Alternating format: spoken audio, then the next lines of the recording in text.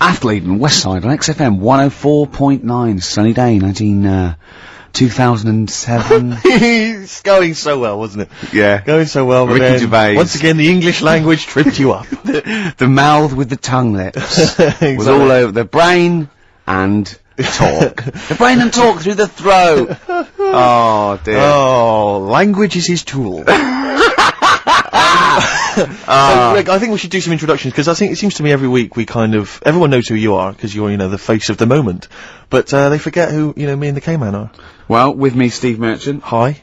And the K-Man, who's our producer and friend. And can I just say that I really look forward to this show. Like, I get, oh great, we're gonna do a show and we're gonna play some tracks we like and have a laugh. But now I'm looking forward to meeting Karl. Of course. Honestly, I come in and I see his face and then I go, alright. And I'm, just great, like just a little friend. Do you know what I mean? You know when a kid comes on to play with a friend, you go, oh, and they're gonna come out to play, and it's like little friends. It's like that with Karl. Yeah. Yeah, because we don't see him in the week, you see. We deliberately stay away from him in the week so that he'll be fresh to us. Yeah, it was, go on. You start off friendly, like you did today, and as soon as Steve turns up, you start getting nasty and saying things about my little bald head.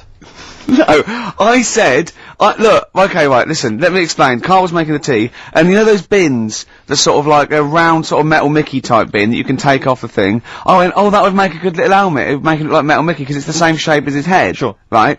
And I put it on, and So far, so good, Rick. No problem there. That's just two mates having a laugh. Right. You're putting a bin on another man's head. Right, right. So I put it on, and the swing bit, through gravity and the angle, swung and hit him in the nose. Sure. Right? He went, ow! And I went, I said something like, it's alright. Yeah, of course, because you were being amused. Yeah, I said, it's alright, don't worry. Yeah. And he went, no, I've just washed my hair. Yeah. That annoyed me. That did annoy you, sure. Because there was lots of, like, shit and coffee and horrible, gunk. In his hair, or? No, in in the inside of the bin. Sure. But what annoyed me was, he's hardly got any hair. Let's be honest, he looks like Moby. Yeah, so I said, I took the bin off. Yeah. And I was having a laugh, and I thought, you ruined my fun, is what do you know what I mean? I said, what's your hair? I said, we could do that now in 30 seconds. Yes. And he looked at me like I was in the wrong. I know. Rick, that annoys me about him. I know. That doesn't annoy me about him. But otherwise he's like childlike. Yeah, in so it's many other great. ways. He doesn't understand that he's hurting your emotions and your feelings. But also, right, we were playing football, so I can't play football, right, and so we were playing Was that football. just in the office, or? Yeah, just in the office before you came, right, as well. And, we were sort of kicking it back and forth, and I started kicking it a bit hard. And, but he was quite good. I said, this is great, right? And, we finished anyway, because we thought we'd break something. And, I went, I bet you were quite good at football, weren't you?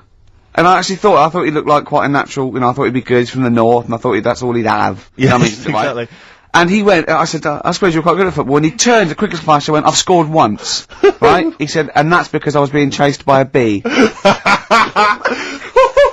I went, save it. Yeah. He went, no, I said, please save it, because I want to tell Steve that. No, you can continue now. Please tell us the rest of the story. You've scored a goal once, Well, because you're being chased by a bee. Yeah, you've done it now, really. I was on the, There must be more to that story, man. I was in the school team. I wasn't that good as a kid at football, to Right. be honest. Mainly down to, I think it's because my dad wasn't into football. Right. And I think that's the way it works, and if your dad's into it, then you could be a footballer when you're older. Sure. Yep. Because you're into it. And, so I was in the school team because I got on with the other lads. They let me in the team. Popular guy, yeah. Sure. And, yeah, I was stood there doing nothing, because I didn't really know what to do. I never knew which way I was meant to be shooting. Yeah. Got all that messed up. Yeah, that is a And I just stood there, right, and with my hands behind my back, and something landed on me, on like this part of my thumb. You can't just point, it's radio. It's this bit here. Right, yeah. The base of fleshy your bit, thumb, the yeah. fleshy bit of the thumb, yeah. And I thought, oh, what's that? And I looked down, and Is there's it a a bee. thumb? Oh, it's a bee, It yeah. was a bee on me. So I start running, Yeah. try to get away from it, and bees, actually something interesting about bees, more chance of getting stung by a bee in windy weather than any other sort of weather. That's incredible. Anyway, so I'm running away. And he said there was no more. Extraordinary. I've already learned many, many things. You're being chased by the bees, So windy. I'm running. It's on your thumb, is it still on your thumb now? It's sort of gripping onto me like a stag beetle. Clever. I love it. Oh, Or a bee. yeah. So I'm running, and I'm running towards, like, the goal. Yeah. Oh, God. And the ball comes to me. Yes. Wallop, get it in. Brilliant. What happened to the bee, though? Did it sting you? They die, don't they? I mean, ultimately it died, sure, but at that particular moment, I did mean, it sting you? this was probably about 20 years ago, so I imagine. No. Once a bee stings So you, did that's it sting Yeah, you? but didn't it sting you? Yeah. Right, that was the question. When did it sting you? when I was playing football. Carl, do you mind me asking, you say you're on the school football team. Was there just 11 boys at your school? Was that how you got in the squad? Listen, Carl. All I mean is, at what point in this story did the bee sting you? Straight away? After or half time. Play a record, man. Oh, he's the best!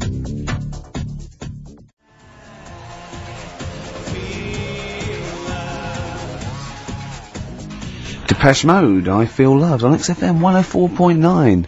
It's about 17 minutes past 1 on this Saturday. Go on. We'll never interrupt me when it's going that well. Sorry, I don't know what I was thinking of. That was my record, that was about 4 or 5 sentences. True. They I don't know had what I was thinking. semantic syntax, there was capital letters, full stops, grammar, You everything. didn't even get the time out, did you? Why? What time was it? Quick, what time was it? I interrupted, 17 sorry, I minutes should know. past. I was so eager. 1. XFM 104.9, I'm Ricky Gervais. With me, Steve Merchant. Smirch. and the K-Man. The K-Man. We're all giving ourselves nicknames now. Yeah. Can I just clear something up? This is only a very, very personal thing. Lots of people who listen to the show that I've spoken to, friends of friends and stuff, they think that I'm the guy that plays Gareth in The Office. Because my voice is obviously very similar. It couldn't be further than the truth. That's so not the case. If anyone's listening, they think be it's further me. than the truth. It I could be don't like want a to take table credit playing for it. Mackenzie's performance. That's a guy called Mackenzie Crook. He's a brilliant actor. Yeah. Everyone's seen his performance. It's not me. Admittedly, he has loosely based his accent for the character on my accent, because obviously it's a comical accent. We all admit that. Yeah. We'll agree with that. But that's it. That's where the similarity ends. Yeah. All Mackenzie's a good-looking fella, isn't he? He's a good-looking lad. I mean, that's not You're not a digging me. I know, because you're saying I'm a good-looking guy as well. You're just saying we're two differently good-looking guys. Yeah, Carl, it's all people are all different looks. I mean, you could say Brad Pitt's good looking, and then you could say George Clooney's good looking, and they're both great looking blokes. They don't look alike. Exactly. So for me to say Steve and Mackenzie aren't alike, Mackenzie's a good looking fella. Exactly. You know, just mean if you that- did just a says I'm Venn a good-looking guy in a diagram different way. there, they weren't mutually exclusive. There would be a crossover of good lookingness. Yeah. and I'm that'd in be that pool with Brad Pitt and George Clooney. Wow. Well, it's quite a big pool, Rick, and I'm in there, certainly with them. Yeah. Not. Yeah. I mean, I'm in one of those Venn diagram circles. You are. Yeah. You're over this one. What See do you what's want? in there? I noticed that's a separate one, floating off from all the others. Yeah. Lizards and parrots. Ah, right. Okay, Right. so it's but- good to be included in something, though. It's good to be part of a gang, Carl. That's very important. Yeah. And if that's cleared up, Depeche Mode Good. there, and I Feel Loved. Who'd have thought Depeche Mode would have been that huge? I think I'm seeing little lads from Basildon with little plinky plonky sound. I thought that'd be it. They'd be like Visage or something. That'd be it. And now they're stadium rock fillers. They're Yeah. huge. They conquered America. He went through some hard times. He came out the other way, and well done. but see, I think what you just said there is a very good example of why they are and why certain other bands aren't. Because if you think about it, for me, you see, whenever I think of a band name, if I see a new band's come along or whatever, I always use a very simple test, which is, can you imagine that you're the announcer at a huge event? Maybe it's like broadcasting around the world, like Live Aid or Nelson something. Mandela Or it's a concert. Nelson Mandela Freedom concert. Yeah. And you can imagine someone He's going- there. He's there. Nelson's there. Yeah, Everyone's with the there. Spice Girls. Oh, they're all there. But you can imagine someone saying, "Ladies and gentlemen, please welcome to the stage, Depeche Mode." Yeah. Ladies and gentlemen, Rolling please- Stones. The Who. Exactly. But you can't imagine someone saying, "Ladies and gentlemen, please welcome to the stage, Visage." Ladies and gentlemen, will you please welcome our headline act?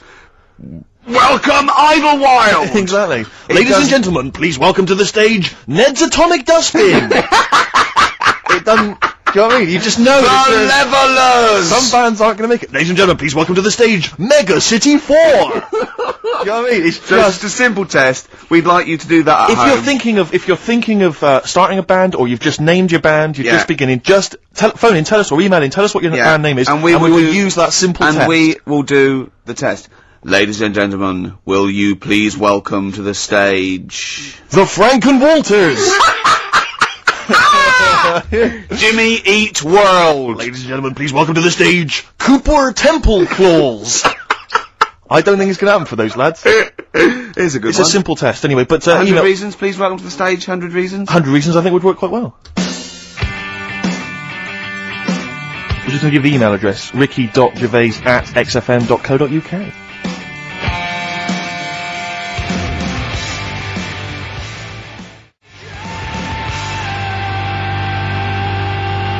Reasons, if I could.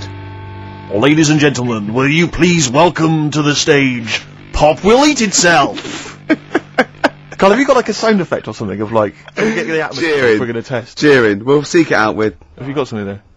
Have a look on there. I'm just looking in the NME, for the kind of forthcoming gigs of the smaller known bands, and it might be a useful place to just begin the.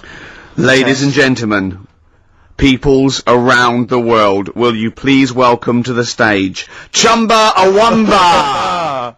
Have you got a sound effect? We got one. Nice, yeah. Ladies and gentlemen, will you please welcome to the stage the Parkinsons? Playing in Leicester this week, so look forward to That's them. a good plug, isn't it? Let me see who else. If anyone wants to pop down to Leicester to see the Parkinsons. Ladies and gentlemen, please welcome to the stage Cyclefly. Okay. Oh, there's a genuine one here. This is someone. Simon's emailed and he says, "Will you just test this name for us, Carl? If you can, there you go. Ladies and gentlemen, will you please welcome to the stage Coach?" Not utterly convinced. No, it's not too I bad. know. It's not. Too I'm worried about the sound effect. We start to sound like Chris Moyles or something. When we play a sound Well, he's a effect. top broadcaster. Everyone loves him. Losing weight as well. He is hilarious. funny man. Just there's one more coming here. I'll just check this one. Ladies and gentlemen. Ladies and gentlemen, will you please welcome, this is Chris in Oxford, ladies and gentlemen, please welcome, meanwhile back in communist Russia. Is that a band? I assume so. I assume it's his band, Yeah, isn't it? yeah. Well, how does he listen to us in, hold on, no, this is only local radio. How does he listen to us in Oxford? Well, if only there was some kind of digital format that he could listen via the web net. What is Carl, it? What is Can do the, that. What is it? What? how does he listen in Oxford? You can listen on Sky Digital, Go on. channel 864, Lovely. 864. Yeah. and On the on the internet? web, Yeah. Okay, what would that web address be? xfm.co.uk. Sure. Click on the audio, Yep. and you get XFM 10 seconds behind it actually happened. Perfect. Just out of interest, what's the point of saying that if they can't sort of get us in London to listen to that because they won't be, and they're either in London, so they won't go through this nonsense, or they're in Leicester, and they can't hear us saying Sky Yeah, Digital. we haven't thought that through at all. And Because you might work in London for a bit, and then have go enough, back and spread the word. and like leave, Yeah. Go back and spread the word. Disciples. move back to Leicester, Yeah. tell your mates. Yeah. Soon, any number of combinations. Soon, XFM is the most listened to radio station in Britain. Yeah. What we need is people on Radio 2 to give it a plug every day. That'd be ideal. Yeah, or Radio 1. Yeah. Yeah. Any of the big rivals. Virgin. Yeah. I mean, we've often plugged Virgin. It's a good station. 105.8 Virgin Radio London. It's a great station. Really good station. Hard 106.2. Lovely. You're listening to Magic 105.4. Are you getting quite a lot of voiceover work now, aren't you? I am. Yeah. That's not. I've stopped all that though. Have you? Yeah. Oh right. Okay. Yeah. No, it's all right. It was You know. good. Well, I'm all right now. I've got a bit of money.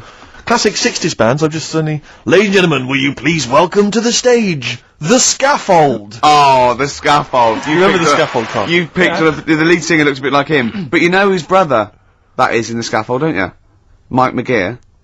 Do you know whose brother that is? What? Do you remember the The Scaffold? They did. Scaffold. Yeah, I remember We'll the drink a drink to Lily the Pink, the And Pink, the didn't they Pink, do that the with Pink, the the Roses human advert as well? Yeah. Thank you very much for the entry. Iron. Do you know whose brother that is? Whose brother? The lead singer? No, the Mike McGear in it. Sort of one of the main men in it. He's one of the songwriters in McGee. No, the I don't. Scaffold. Paul McCartney. You're Is he? joking. Yeah. I didn't realise that. Yeah. That's Paul McCartney's brother. Think of that when they go home for Christmas. So I think Lily the Pink was what, about 1970? Yeah. It was number one, wasn't it? Christmas Yeah, number one. yeah, big number one, yeah. I don't know if it was Christmas number one. Two Little Boys was 1969, last... No, it definitely was number one. Yeah, but I don't know if it The was Scaffold Christmas was. number one. It was, because I remember I did it in Really? Scaffolds, yeah. Yeah. Wow. So they go home at Christmas and Mrs. McCartney goes, alright boys, how are you Paul, how are you doing? "Oh, I'm just starting a new band called Wings." Yeah, oh yeah, so this is Linda. Alright, yeah, sit down. "Mike, what are you doing?" "Just had a number one." Brilliant, round of applause. "How many number ones do you have, Paul?" 19. Still. We know what we like, don't we? We'll drink the That. human race. Paul goes, wow, if you want to. The long and winding... Boring. We'll drink a Wow. drink. Linda, do you want to be in the Scaffold? We're probably going to go on tour and stuff. I know you love it. Well, I quite like it. Yeah. We'll drink a drink. You're not going to be in Wings if you're going to play with him. Well, I got make a tricky decision. I mean, that's a great What song. are you Everyone's doing- loving it. what It's are you- Christmas number one. What are you doing eating his bacon? Well, I love it. You don't eat bacon. Yeah, but I love the music. He's a great Stop guy. it. What are you doing? Well, I just, I love the music. I We'll can't drink a believe drink to Lily the Pink. No. No, you don't. Yesterday, all my troubles seem so... Thank you very much for that. Aintree Iron. Imagine that, because imagine I didn't going, well, you've had 19 number ones. I mean, you know, it can be a matter of time. Yeah. If you stay like this with a scaffold, I'm going to rule the 70s. Yeah, if things that carry on going like they're going now, the scaffold, ladies and gentlemen, will you please welcome to the stage, Beck. Oh, nice one.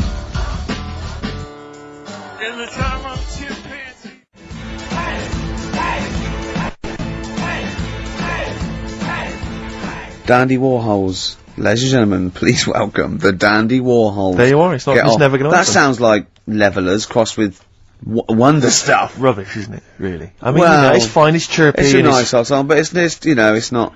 It's that thing of it's just not essential. You just don't really need it in your life. If it never occurred, you wouldn't mind. Yeah. You know? Do you know what Carl just said? Go on. Were you listening? Not really.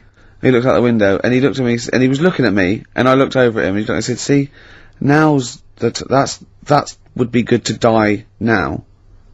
Like, what? He went, that weather, that would be good to die. And I said, of what? He went, old age. Yeah.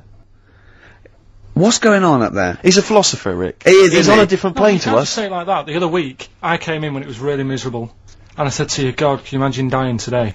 Yeah.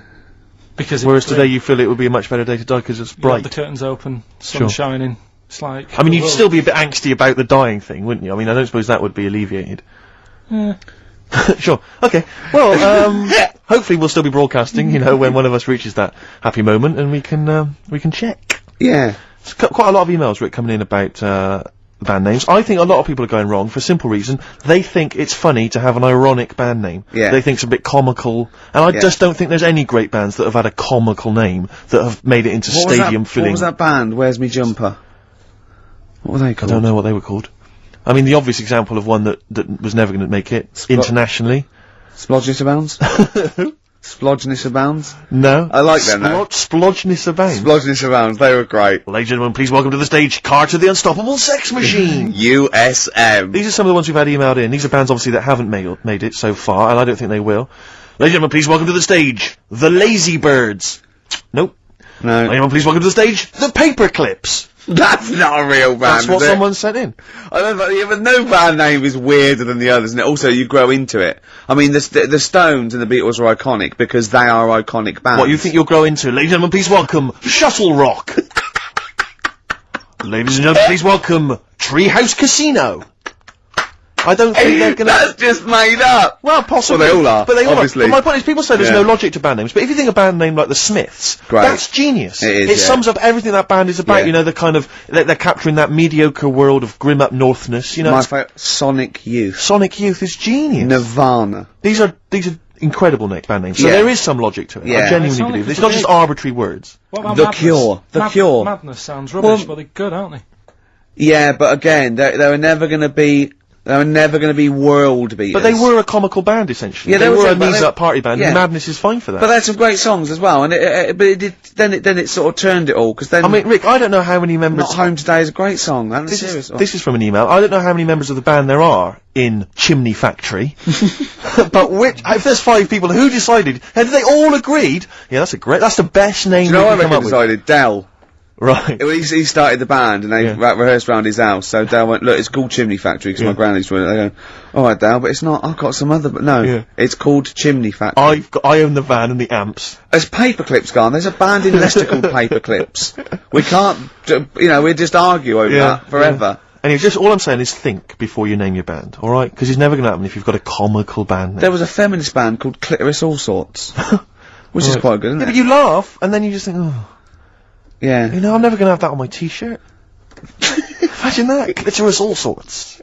It's that time of the day now, talking of that. Yep. Song for the Lovers. Sure, it's beautiful. Now, Steve, I mean, I will play great old tunes till the cows come home. We got to give them a little bit of Dandy Warhols and Air and Athlete, I know that, and they're great, they're good, right? But, I wanted to play a Cat Stevens song, but I thought I'd better not, because you know, play that a little bit. And we quite like resurrecting old reputations, don't we? People like Elton John who had bad faces, or David Bowie. People and, whose names now are largely laughed at in the serious rock or people circles. that people might not have considered. I thought Cat Stevens, oh no, Rod Stewart, I thought. Well, see, Rod Stewart, many people now are thinking of the leopard hot pants and the ludicrous Do you hair. think I'm sexy and all those sort of awful stadium sort of disco things, but he wrote beautiful tracks from Maggie May through, and I thought, hold on, two birds with one stone. What about a Rod Stewart song written by Cat Stevens? Wow. Is there such a thing? The first cut is the deepest. Let's hear it, Rick. On this album as well is The Killing of George.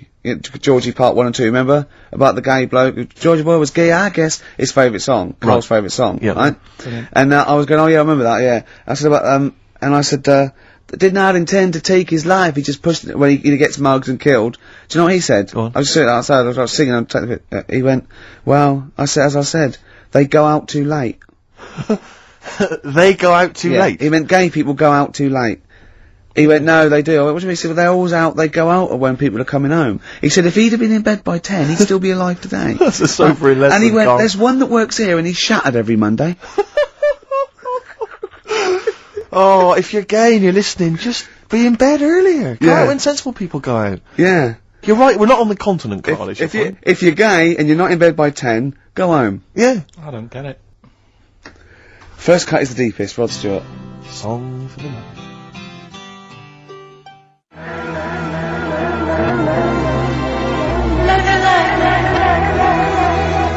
Air, Don't Be Light, XFM, 104.9, 5 to 2. Absolutely. Ricky Gervais. With me, Steve Merchant. Smirch. Smirch. The Smirch. The Smirch. And the K-Man. KP, Karl Pilkington, the K-Man. Pressing the buttons. Yeah. See that in Heat this week? What was it? About the campaign to stop Karl going back to Manchester. You know, because he's a miserable sort of northerner who goes, London's crap and I want to go back up north. Yeah. And I only need 40 quid a week to live up there like king and all that sort of Yes. rubbish. Right, well, Boyd from Heat, well, we met him at the, that award ceremony. Oh, yeah. And, we were saying about, oh yeah, he really enjoys Karl. He's getting a lot of people people love like him, people Karl. love him. And I was going, oh yeah, but he's thinking of leaving. He was going, oh, start a campaign. And he did, and he put it in there. So the campaign, so write in if you like Karl. If you think he's really annoying, then we'll stop talking to him. Yeah. But I mean, I like him. I love him. Yeah. Have you ever read the, White Van Man column in The Sun, Carl? seen it, Are you yeah. familiar with this? This is where every day in The Sun they interview a guy who drives a white van, just, you know, in order to get the kind of voice of the man on the street in the paper. And he has to answer, or just give his opinions, really, on, events that have made the news each week. Just thought we could maybe throw some of these at you, Carl. Go on then. Because we know to see what your views are. Yeah. So, just the first thing that comes into your mind, the sort of, your initial reaction to each It's of just these, top all things, but you don't need to know about them, it's just your philosophy on it, yeah, so. just your views. You know, yeah. I have had a few days off this week, remember, so I don't know what's going on in the world. Yeah, I mean, you stayed in London, though, didn't you? Yeah, You Travelling. didn't bury yourself, did you? I normally see the news, but I didn't this week. Okay. So, what was your view on Will Young beating Gareth Gates in the final of Pop Idol? Don't like him. You know what I was thinking about when I was watching it all the way through? Yeah. How he looks like he's got a wire coat hanger in his gob. That sort of... Right. Again, it's radio, Carl. Radio. It's a great The face. funny face you're pulling doesn't Yeah, translate. and, you know, but, you know, a radio. And is that's a problem for you, is it? And just the way he's from a really rich family. I opened up the paper on the Monday or something, and it had like how he went to a posh school and he's got loads of money already. Yeah. It's just a bit... Okay. Right, now, what's the second All right. question? There have been huge rises in street crime, especially muggings and carjackings. What's your view there? More youth clubs are needed, aren't there? You think more youth clubs? I like that. No? Okay. I like that because it's so 1950s. Yeah, it's sort of like you want a Bobby on the beat that'll clip Yeah. you around the ear. So once they've come Is out of it- national service, Yeah. No, I love that. And if you find someone smoking a wood bomb, you make them smoke 50. yeah, exactly. Oh, this is great. That is great. Did you used to go to youth clubs, Yeah. and they kept you out of trouble? You used to get into a fight afterwards when Sure. you came out. But for the sort of hour and a It half was you were alright. there, You had a bit of pool and some boxing and Yeah. a bit of pop. Yeah. so more youth clubs. That's good. I love him. I love him. If you're at home, just make notes because this is brilliant stuff. Honestly, you won't hear more honest, from the heart Exactly, stuff opinions. than this. This is great. Go on. This is not pre-planned. These are your direct responses now. Oh, as you hear this. I promise you, Carl did not know what we were going to do. He never knows what we're going to do, and he always answers honestly. That is the beauty of Carl. What is it's your not view- an act. What is your view, Carl, on New York's former mayor becoming Sir Rudy Giuliani? Sir Rudy Giuliani. Is he happy with it? He appears to be pleased with it. Let it go ahead. Fair enough. Okay. Oh, he's genius. Okay. Is he happy with it? He's like your nan. Yeah, yeah. What do you make of Michael Greco's character Beppe being axed from EastEnders? Problem for you? The whole soap thing. What's it's back in Coronation Street, isn't she? What's her name? Who? Bet Lynn's. She Yeah. thought she'd go off and be a bigger star. Yeah. All went wrong, and now she's coming back. Yeah. Always happens, doesn't it? Beppe will be back. Yeah. No one really cares. Sure. What And the was final the one. van reply? What was the guy? The White Van Man says, obviously they feel the character has run his course, but I think he's a pretty good actor and I can't understand why. I mean, obviously there's a White Van Man there who's also got an opinion on script development. The through line, yeah. The narrative through line of soap opera. The 12-week narrative, the arc really showed There's itself just up. the two last ones I want your opinion on here. What do you make of a cat that's been cloned in a secret 2.5 million research project? To find out what? If What, they to can clone clone it? cats, yeah. Have they had to hurt it? Sorry? Have they had to sort of hurt it to do that? Have they had to hurt it? Yeah, or is it just scraping its tongue for some stuff? I No. think the cat's fine. The point is that they're cloning another creature which is potentially very dangerous. Have you seen that film where they bring Hitler back? That cat, what if that cat turned out to be a world dictator? Exactly. What do you reckon of No. cloning generally, Carl? You concerned about it? When they're cloning for organs, I you know, don't they grow them for the, you know. Do you know what cloning means? Yeah, it's when you like make something else that's the same, isn't it? Right. Yeah, I mean it's not going to do any harm. Okay. And Great. and finally, When you on the World Council. yeah. Finally, what do you make of some city workers who were caught bonking in the glass lifts of the Lloyd's building? What do I make of it? Yeah. Is that a problem for you? Do you think that's unprofessional? Was it the lunch break or? I think it was lunch break. It was their own. It's all right. It's their own time. I think fair enough. It only takes 45 seconds to go from the bottom to the top. Is that a problem? They moved quickly. They acted, on instinct. Do you think fair enough? If that's their natural instincts and they're both consenting, you think fine? Yeah. Okay. Thanks very much, Carl. Thanks Alright. very much, Carl. Carl, we'll have more of Carl's world-weary opinions next time on the show. Listen, I want to play a track that I love. I can't wait for this track. It's by a great band. Just gonna do, before Steve does this, coming up, we're gonna give away a great game. I'm sort of clearing out my flat with tidying out, and then we've got, a lot of junk there. And, we're gonna give away a great game coming up. You've seen it, Steve. You're excited. I'm looking forward to that. It's Look a board forward to game, that. It's isn't a board game that we're all gonna sign. It's gonna be Brilliant. signed by Gerv, Smirch, KP, the K-Man. So From- you could win that. The classic album Copper Blue by Sugar. Listening to it again recently, reminded how good it was. Yeah. This is the track Hoover Dam. Play it.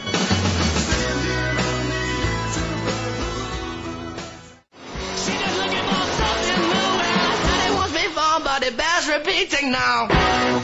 White Stripes, Fell in Love with a Girl on XFM 104.9, it's 2:10. Right, okay, that's the first hour out of the way. Next hour, Steve, I've got a game to give away. As I say, I'm sort of cleaning out my flat a little bit, and we were going to throw away stuff, and I went to say, oh, whoa, don't throw that away. Yeah. I can give that away on the show, because XFM don't give us anything to give away. No. Does anyone care what happens weekends? No. There's people coming here going, oh, he hasn't turned up, fiddling with stuff, fire alarms going off, the library. But we were looking for a track we played a couple of weeks ago on the same album, and it's gone. Yeah, it's been pinched since we last played it. This is I can't believe it. They're moving, that's like a tip out there. And I have to... No, it is a disgrace, Carl. It is. It is absolutely, it's disgusting. How many of the DJs on this station have won multiple awards like Ricky Gervais? Yeah. How many of them are double award winning? To have someone of my caliber. I hurt my ankle, didn't I? Moving a chair. I had to even move my own chair in here, and I hit my ankle. That'll teach me not to wear socks. Yeah. The socks would have just taken out the sting. I think just walking around barefoot generally is a bad idea in London. There's the needles, Rick, there's all sorts I of know, stuff. or that, well, Posh does it in her video, she walks around barefoot. Oh, you love My it. heart's got a mind of its own. Ricky absolutely loves the current Victoria Beckham Yeah, film. I like the sentiment, my heart's got a mind of its own. It's sort of like, doesn't matter what I'm thinking in my head, my heart says something else. Of course, what we did for the last week was change the lyrics. Just walked as you around do. for ages. Does anyone else do that? Just going, things like, my wife's got a cock of her own. It's things like that, and Seriously, hours of amusement doing that. just changing it. Just oh, My knob's got some balls of its own. we're doing that for a week. Meant to be working. Yeah. Yeah. Anyway, you were going to give away this game, Rick. Yeah, it's called Donutters, and it's a game for 4 players, or 2 to 4 Have players. you ever played it yourself? We sort of got it for a party, and I watched some people. Can I try and sell it to punters who may... Yeah, go on. Play the part of a crazy donut-loving elephant in this hilarious game of fun and fast action. Yeah. You put on a little elephant thing, and you have to pull up get up the donuts. Brilliant. Can you be the first elephant to get all your donuts on your trunk? Be the first one... sorry, the first one is... So this isn't a sex game, by the way. There's no euphemisms there. Some of this is a bit slightly damaged, the packaging, that's why I couldn't read that. You're joking? Yeah. But don't worry, because you're not everything in asking there? much for this, are you? We'll start at £5. Bear in mind, it'll be signed by double award-winning Ricky Gervais. No, of course it's free. And, Carl went, you got a question? I went, no. He said, well, something about the Elephant Man. I went, Something about the elephant. yeah, and I went, yeah. You know what, John Merrick? He went, yeah. He went, yeah, something about that. Awful, wasn't it? I went, you know where Michael Jackson actually bid for the skeleton of that? And, he went, what, would the skeleton be affected? I went, without it grows, that's what happens, it's nice. And he went, you don't see any of that about these days, do you? I just said, save it. Although, of course, you have to put on these masks when you play Donutters, so in Yeah. a strange way, that looks kind of Merrick-esque. Yeah. And, the game, Rick, I should just tell people listening, is elephantastic. It is. It says that on the box. It so I'm is assuming that's elephantastic. right. It is elephantastic. I mean, you yourself... Can I say a question, actually? This Go is on. a possible question. Okay. Should we sign it first? We should sign it, but based on the Elephant Man question, obviously, we all know who directed the Elephant Man film. Sure. Don't sure. we? So Yeah. Parker. No. David Lynch. Lynch, of course, yeah. But do you know who one of the people that got that film made was? He's a very famous comedian. It was his production company that got it up and running. He may be an executive producer. I think he was even the producer of it. And he's an famous American comic. Actually, you wouldn't imagine this was the same guy who is also producing a very serious, sober film like The Elephant Man. All right, we want to know who was that man. It's a bit hard for that. Well, yeah, but I mean that'll separate the Bit wheat after from that, the what are chaff. you, hold on, have you seen anything else that's elephantastic? Not even Wellephant was elephantastic. He was Wellefantastic. Rick, have you got any more memorabilia that you want to give to people? Maybe get rid of, yeah. Because I have to say, I've got The council won't take it away. I've got loads of junk in my house. I've got an old fridge freezer in the front garden. Anyone's welcome to come and pick that up anytime. I'll sign it for them. But what about children climbing in it? That's not one of those with the handles, is it? There's several children trapped in there at the moment. Yeah, but that's a sobering lesson. You know for the local what? council who won't come and pick it up. It's a problem though, isn't it? Because you can't just Smash it put up, them you're out right, anymore. no. I don't know what you're meant to do. Well, listen, right, when I was growing up, I remember the council, used to charge £5 or something to take away, like, cookers and fridges, so my dad used to bury them. Down the bottom of my garden, I don't know, there's a cooker, there's a there's a freezer of some sort, there's a dog and a couple of cats, they were dead. I'm to not be saying fair. my father's quite a mean man, as you know, but my dad used to do that with dead relatives. Yeah, because those funeral parlours take the piss. Very expensive. So, a funeral can be, you know, up to 40 quid.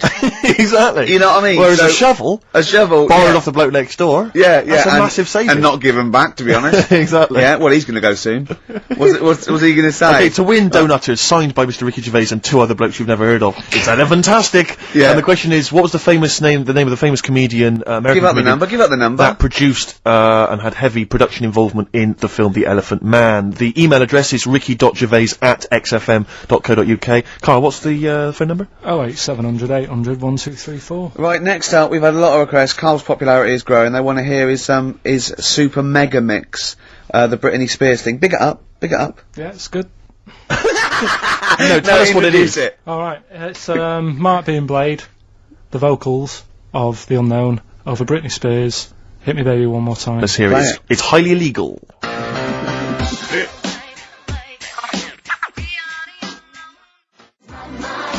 Give me a sign. We're fantastic. Go on then, back announce it, Carl. It's yours. Go on. That's Mark being Blade there with a bootleg. And what's it called? You've called it something, haven't you? You cleverly called it something. What did you call it? Nick this record one more time. Good. Very Like good. that. Carl Pilkington there, breaking all kinds of copyright rules. Now, coming up, we're going to be talking a little bit of Feng Shui. The art of moving things around so it's better. The ancient Oriental art of rearranging your living room. Yeah, the ancient art of don't sit near a window Exactly. because you won't get any money for it. And we've got a book. Well, we've been exploring feng shui for our own amusement. Yeah, and we're going to be reading some great things. This is just good. It's good, solid feng shui advice for us. I mean, what do you need to know? I mean, just keep those questions coming to life. If you've got any question for Karl, don't forget that's an ongoing thing. Anything in the world, any question, personal problems, philosophies, it can be out of the. Just ask Karl if you want. Just ask Karl. Okay. All right, Karl, you're up for that, aren't you? Yeah. And you give your honest opinion, won't you? Always. Yeah. Yeah. Should we give away donuters? Oh, it's been won. Who's won it, Karl? Scott Hammond. Well done. Well done, Scott. He'll be loving that. He's probably going to have a party, especially to play donuters. We've had a number of right answers, but I'm afraid Scott's the winner. And the question, of course, was which famous American comedian was heavily involved in the production of the film The Elephant Man? It was, of course, Mel Brooks. Surprising. And he's got a company called Brooks Films. Our first person that called in, I think he was a bit confused. He said, "Is it testicles?" Yeah. When what? The producer went, testicles. What was that illness years ago? Right, there was a couple of lads at our school Oh, yeah. had really big heads Right. and webbed fingers. And webbed fingers. And Sorry, wait. Hold on, did you find him in a pond? Did they used to be little tadpoles? no, Karl, you're not seriously. confusing your past with an old episode of No, Doctor no. Who, are you? What were they called, these two? Oh, I didn't mix with them. Right. It was just like... Of course not. There was nobody thought anything of it at school, because No, like, sure. you used to it. Yeah, it's the North. There goes the creature from the Black Lagoon again. yeah. He is brilliant at trigonometry. He's late for double maths. Yeah. But, yeah, I didn't think anything of What it. is it called? What is the disease called where two fellas, are they Not even related. rubbish? Not related. Were you near a nuclear power station when you were growing up? Yeah, You weren't really? yeah. God, this explains so much. This has got Well, a bit I don't heavy. think that's it. Hey, talking of enormous heads, Yeah. you were at the Pop Idol final, weren't you, Rick? You went Yeah. down there just because obviously Rick's a huge fan of Pop Idol. He wanted to be there. He wanted to give his support. Quite seriously, there was no irony there. We were Yeah, having he genuinely great is a time. fan of it. And he was. You sort of had photos taken with various people, Yeah, didn't of you? course. Because you were a bit drunk and you wanted to have a Yeah. memento of it. It's obviously Yeah. a picture of you with Fat Man Rick Waller. Yeah. Yeah. But the best one is a picture of Ricky and his girlfriend with Dr. Fox. Yeah. Whose head It's twice the size of mine. of any other head. It's quite remarkable. I He's don't know like how a they make barrel. He's a lovely bloke, and he was really nice to meet him and everything. But he looks like an immaculate tan, and he's always happy, and he's It just looks really on the good. picture, it looks like someone you might see in a carnival who's built a huge papier-mâché head. And it just we're like Frank Sidebottom and just started walking down the road. It's just incredible. Dr. Fox didn't used to go to your school, did he? He used to hang around with a mate. They were great swimmers. They were brilliant swimmers. Oh, God. Have we got another song lined up? Yeah, what are we going to play? Bit of Pheromonche. Bit of who? Pheromonche. Let's hear it.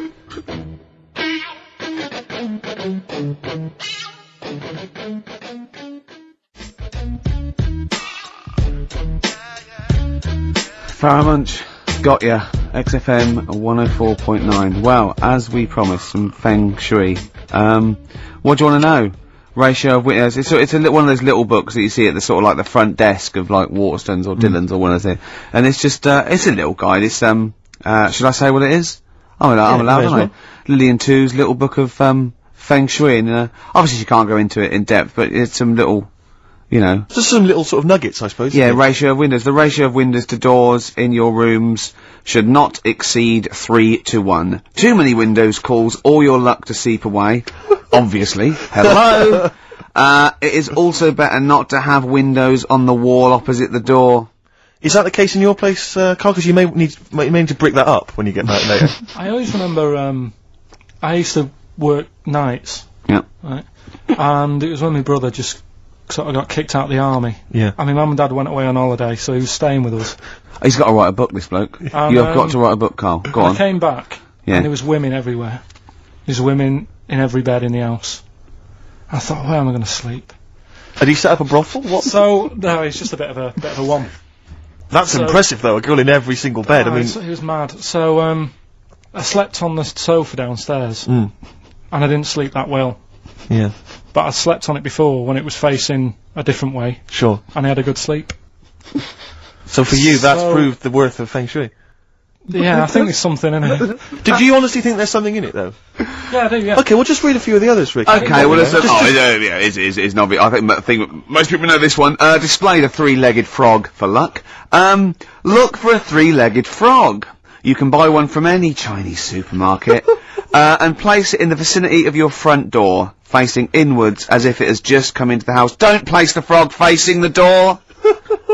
Please. Oh, come on, people. What? Think before you place your frog. I mean, this really is. I mean, but. What's the last page? Because that will be the most important one. Do you reckon? the last one, I The wealth vase. Make a wealth vase and keep it hidden in your cupboard. It can be made of gold, crystal, or glass. Can I just say something? If you've got a vase made of gold, you're probably all right for money anyway. Yeah, sure. Sure. But this is the wealth vase. How to make the wealth vase? Fill it with semi-precious stones and with soil taken from a rich man's garden. So just find the soil of a rich man. Take some soil from This is like bury a piece of steak and the water will go. Yes. I have a tooth of frog. This is. It's the one there with the gods. Can you find that one? Oh, where's that one? Yeah. What do you make of Feng Shui, Carl? Is it think something you it's, believe in? Well, like I said, I didn't sleep well on the sofa when it So was for you, facing the that's other way. proof So positive. yeah, you've got to get it right, haven't you? I'd like Carl to read this out. Okay. Yeah, do you mind? Read it out. Just read it out loud. Which one? Yeah, the gods are here. Right. Okay. Just read that. That's such a good Invite bit. the gods Yeah. of wealth into your home. Yeah. The Chinese have several gods of wealth, Yeah. which they display in their homes to attract what? Prosperity. Prosperity. Oh yeah. Yeah. My personal favourite is T.C. Chi Yi, Yeah. who sits on a tiger. He sits on a tiger. Yeah. Okay. Wait. It's pretty difficult to find this fella. Yep.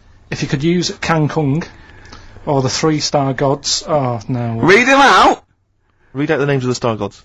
F.U.K. Read it out. Just read he's a that. god. It's a He's a Chinese god. god. You're He's a allowed to Chinese say god. Chinese god on the radio. No. You are allowed to say If you're allowed to Chinese. say it, you say it then. Well, look. You're so immature. Read the three of them out, Rick. Okay. If he is difficult to find, you should use Quan Kung or the 3-star gods, Fuck, Luck, and Sao, all of whom bring wealth and prosperity. Then what were the names of the gods again? Because if I'm making a note at home, Rick, Well, it's a Chinese god. yeah, there's Quan Kun, or you can use Luk Sao. You can't. What? But it's a god. F-U-K. That's how it's pronounced. Yeah, I assume. I don't know if we're pronouncing it wrong. I really apologise. Apologies if we're offending anyone who's of an Oriental persuasion. But that's Quan Kun or Luk Sao or Fuck. And any of those gods are available at a Chinese supermarket. Near you. Yeah. That's Feng Shui. It's an ancient art. You can't give me that look.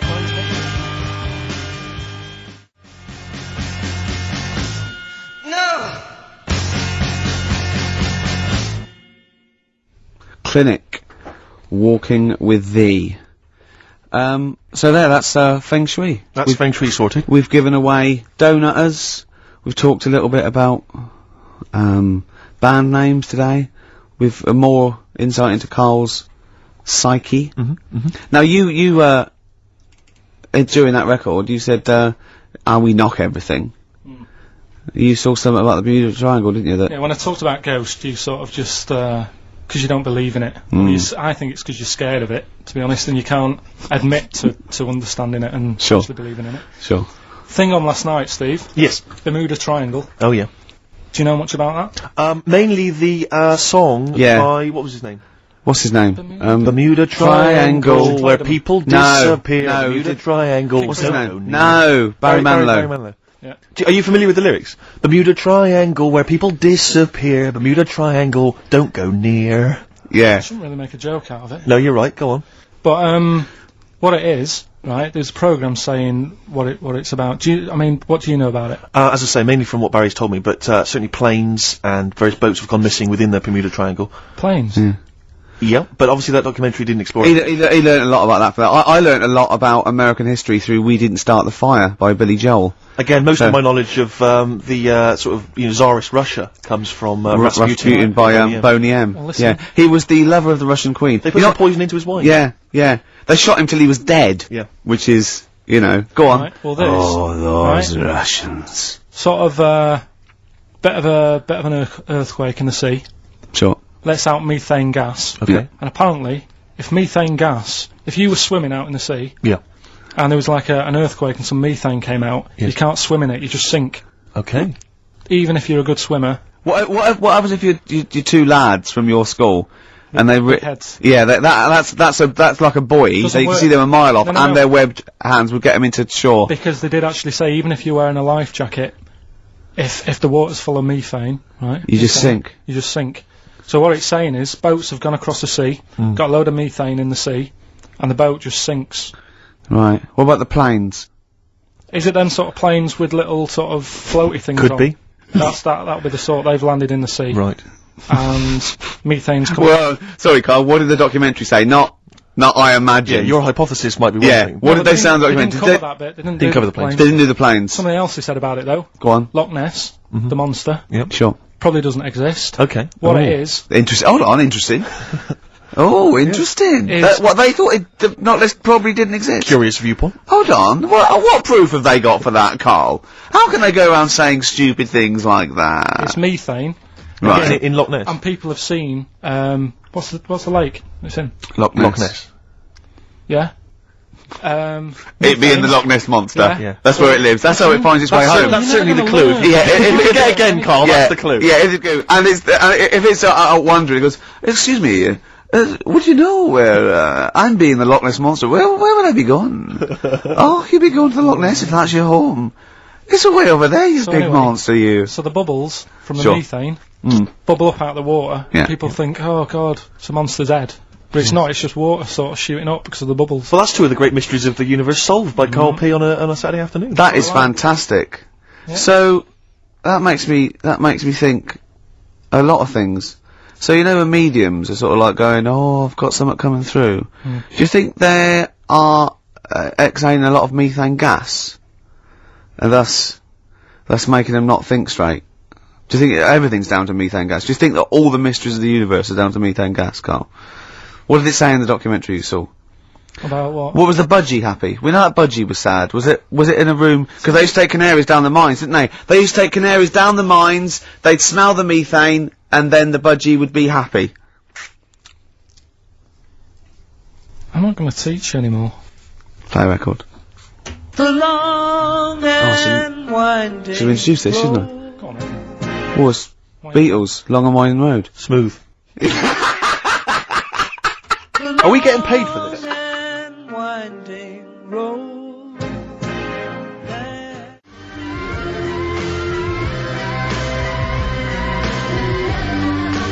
Our Freaks Electric, Richard X and the Sugar Babes on XFM 104.9. Well, nearly through. We've had a few laughs again, a Yep. few tears. Absolutely, as always. Few, oh, excuse me, and don't be alarmed. I look quite frightening, but I'm merely a nice monster.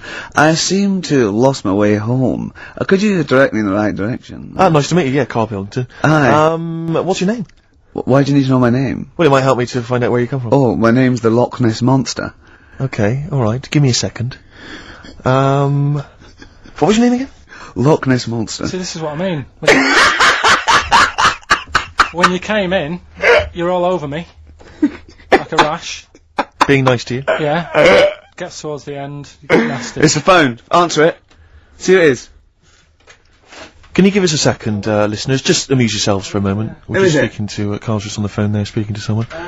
We'll just, keep you abreast of who that is. Current is it? time, it's, There's 10 a to 3. listener wants to know if you're doing a live show somewhere tonight. So, just a private call now, asking Ricky. if I he's am, performing yeah. later. But Ricky, of I course, don't want to has say it appeared now. recently on television. I David don't mind Brent one person. in I the just don't want to hit get sitcom out The on air. Office, and often performs live at different venues around the Yeah. country. Okay. So while those two take care of business, alright guys, have you finished that private call? That was a mess. Jeez, that was outrageous. You know you're a fan of Feng Shui, Carl, and you believe it's all true. I just run this one past you just on the off chance. Yeah. Because it may be that you change your opinion slightly. Yeah. Feng Shui teaches you to use your environment wisely. Sure. If your land and the surrounding area is undulating, it's said to house auspicious dragons. When land is flat and featureless, the dragon is missing and the land is said to be less auspicious. Excuse me, they call me the Brixton Dragon. Sure. I seem to have lost my way. I know it's South London somewhere, but could you help me find my home? What's your name? Well, they call me the Brixton Dragon. Right, where are you from? I see what you mean. I see what you mean. Aye. Oh, okay, man. So does that make you query it at all, the dragon? I'm not into it that much. Right, I'm sure. just saying that if you have your head at one end of the bed rather than the other, it might make a difference to your night's sleep. It's not so much feng shui though, is it, as sort of good advice? Generally. When you went home... Don't sleep on the end of a spike near a cliff. Good I mean, advice. that's good advice, isn't it? You know what I mean? When you went home and the house was full of women, why did you sleep on the sofa? Why did you not pop upstairs and sort of... Into a warm bed. Yeah, with a woman. Were they dressed, or... Is your brother still sort of have those kind of parties, or...? I haven't seen him for years. Sure. Where's he really? living now? I don't know. Okay. What's his name? Mark. He's not known as, like, Moss Side Mark. Because that could be a clue. 10 Dawlish Road Mark. He's never out of prison long enough to get a nickname. Hey, Really? steady on, it's getting a bit heavy, isn't it? God. Is this what's motivated a lot of your anxiety? Yeah. The hair loss, that sort of thing? We always go a little bit too far, don't we? They're a bit dark at the end of the show. I know. Well, it's, well, Do sorry a about request that. then for Pete. Oh, Pete wanted a little bit of Muse. Yeah, if Pete wants it. I mean, I'm not a big fan. I don't mind Muse. I've still not got over them doing that, summertime song. What was it called? Nina Simone cover, wasn't it? Yeah. Anyway, listen, let's not bring the show down. No. Let's play Muse, and then we'll be Pete pretty in much South finished. Kensington. Plug in, baby. Let's enjoy it. Chào mọi người, và đây bên em lại về một chiếc Hyundai Accent xe sản xuất 2018 số tự động, và rất tiếc khi con xe này thì cũng bị đâm vào hết phần cốp rồi. Nói chung là cốp thì phải làm lại hết đấy. Tuy nhiên là trước khi báo giá thì em sẽ quay tổng thể chiếc xe phiên bản màu đen. Accent là một trong những dòng mà phân khúc hạng B, cạnh tranh trực tiếp với Vios hoặc là City. Tuy nhiên là Accent thì giá cả rất là phải chăng.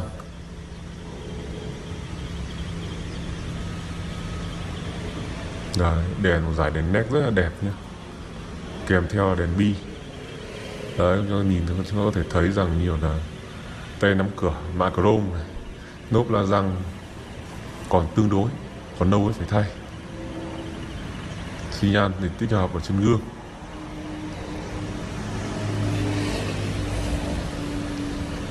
Em sẽ quay rất là chi tiết thôi.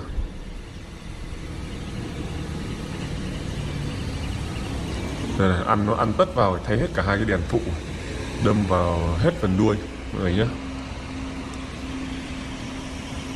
Xe tải hút vào hết cái phần đuôi này luôn, phải làm lại hết. Vì vậy có một mức giá rất là phải chăng. Bạn nào nếu mà tại vì là khi vào phần đuôi này không ảnh hưởng gì đến máy móc cả, vì vậy là nếu bạn nào mà không kiêng đen thì có thể mua những dòng này rất là hợp lý rồi. Đấy.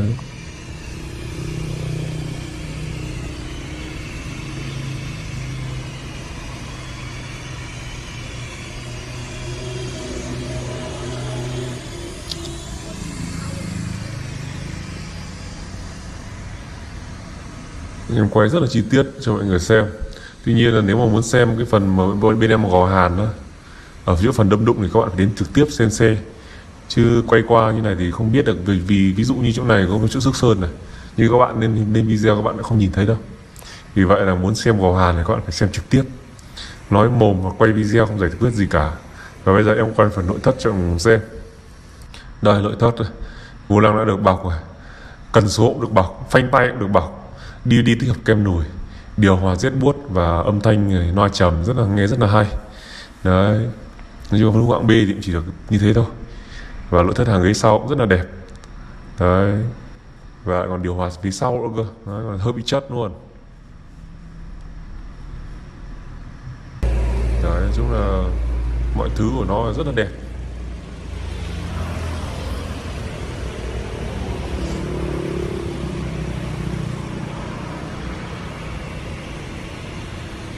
Accent. Đấy, vì vậy các bạn ai mua phải liên hệ sớm.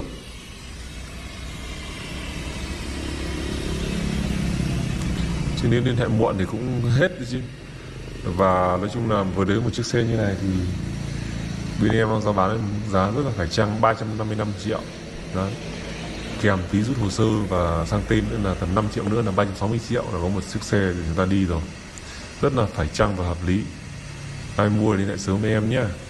xe thì nhìn qua rất là đẹp, chẳng qua trời bẩn nên là không rửa thôi, chứ nếu mà rửa thì xe này mới cứng các bạn nhé, rất là đẹp ấy.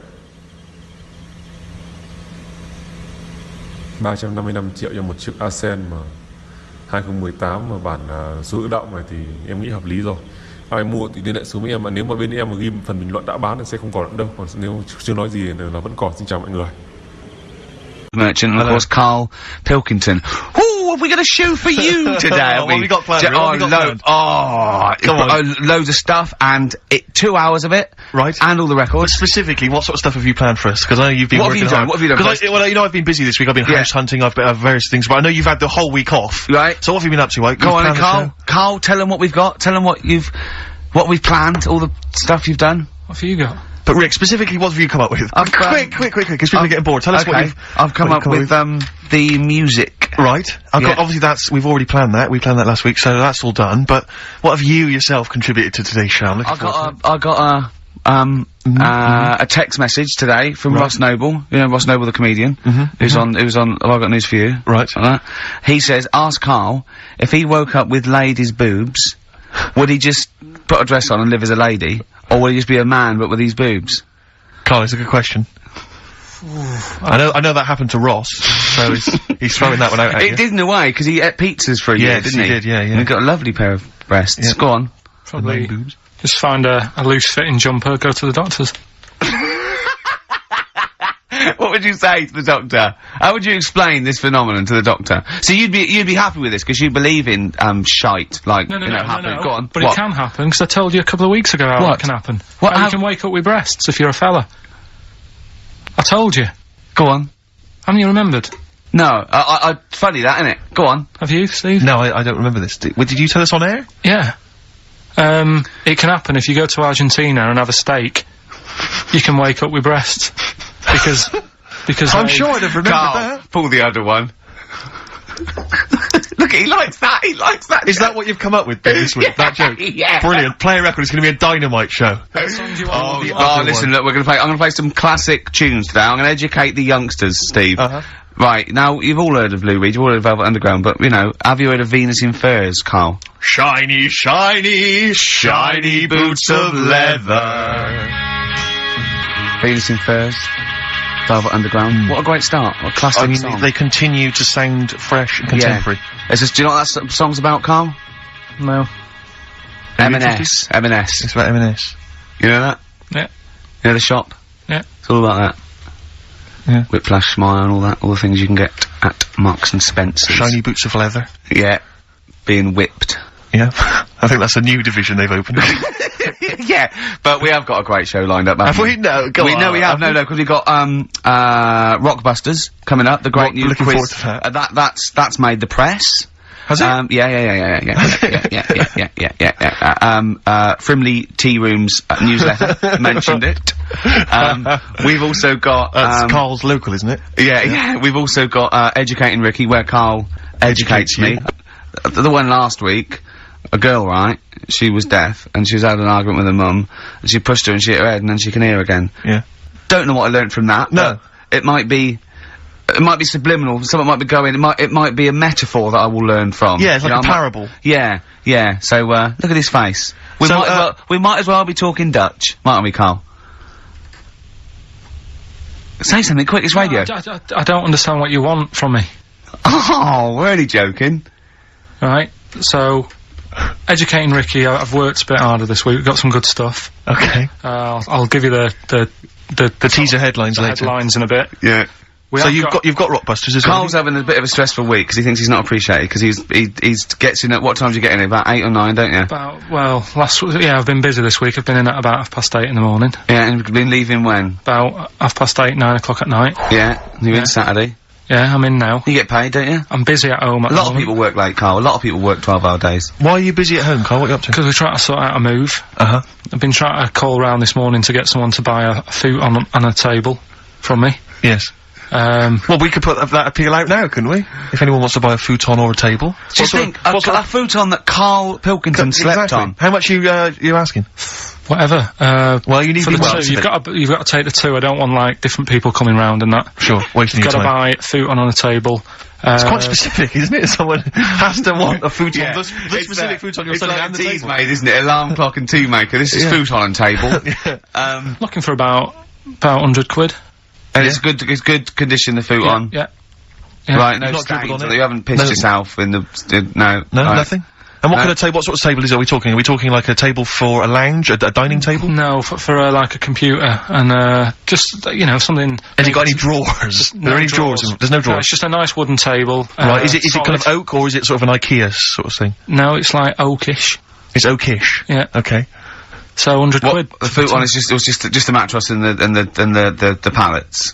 Yeah. Yeah, Just but it's right. not. You see, you get cheap futons, don't This you? is But a good one, this is is it? a good one. It's How much would that have retailed for when you purchased I think I it? paid about $2.50 for it. Right, so it's a bargain Well, for people. if you look at it, if you And how long have you had it? How old This is is it? a whole new strand. Well, isn't I'm it? thinking I this don't is a think great- it's legal. I don't think we should I'll use. tell you what I'm interested in Rick, is just finding out a little bit about the sort of thing that Carl's got in his home, you know. I'm interested in if people will phone up to spend £100 just to go round Carl's house, No, yeah. no, I won't be. No. What? No, they'll come here. I'll bring it to work, and they can pick it up here. Don't I'm worry going to about bring it. a So they can meet you. futon and a table to work. Don't you ride a bike So hold to on, work? we need someone with a van now. Yeah. So we need. Is anyone who wants to? But they're not allowed around your house. Can they meet you next door? Someone with a van.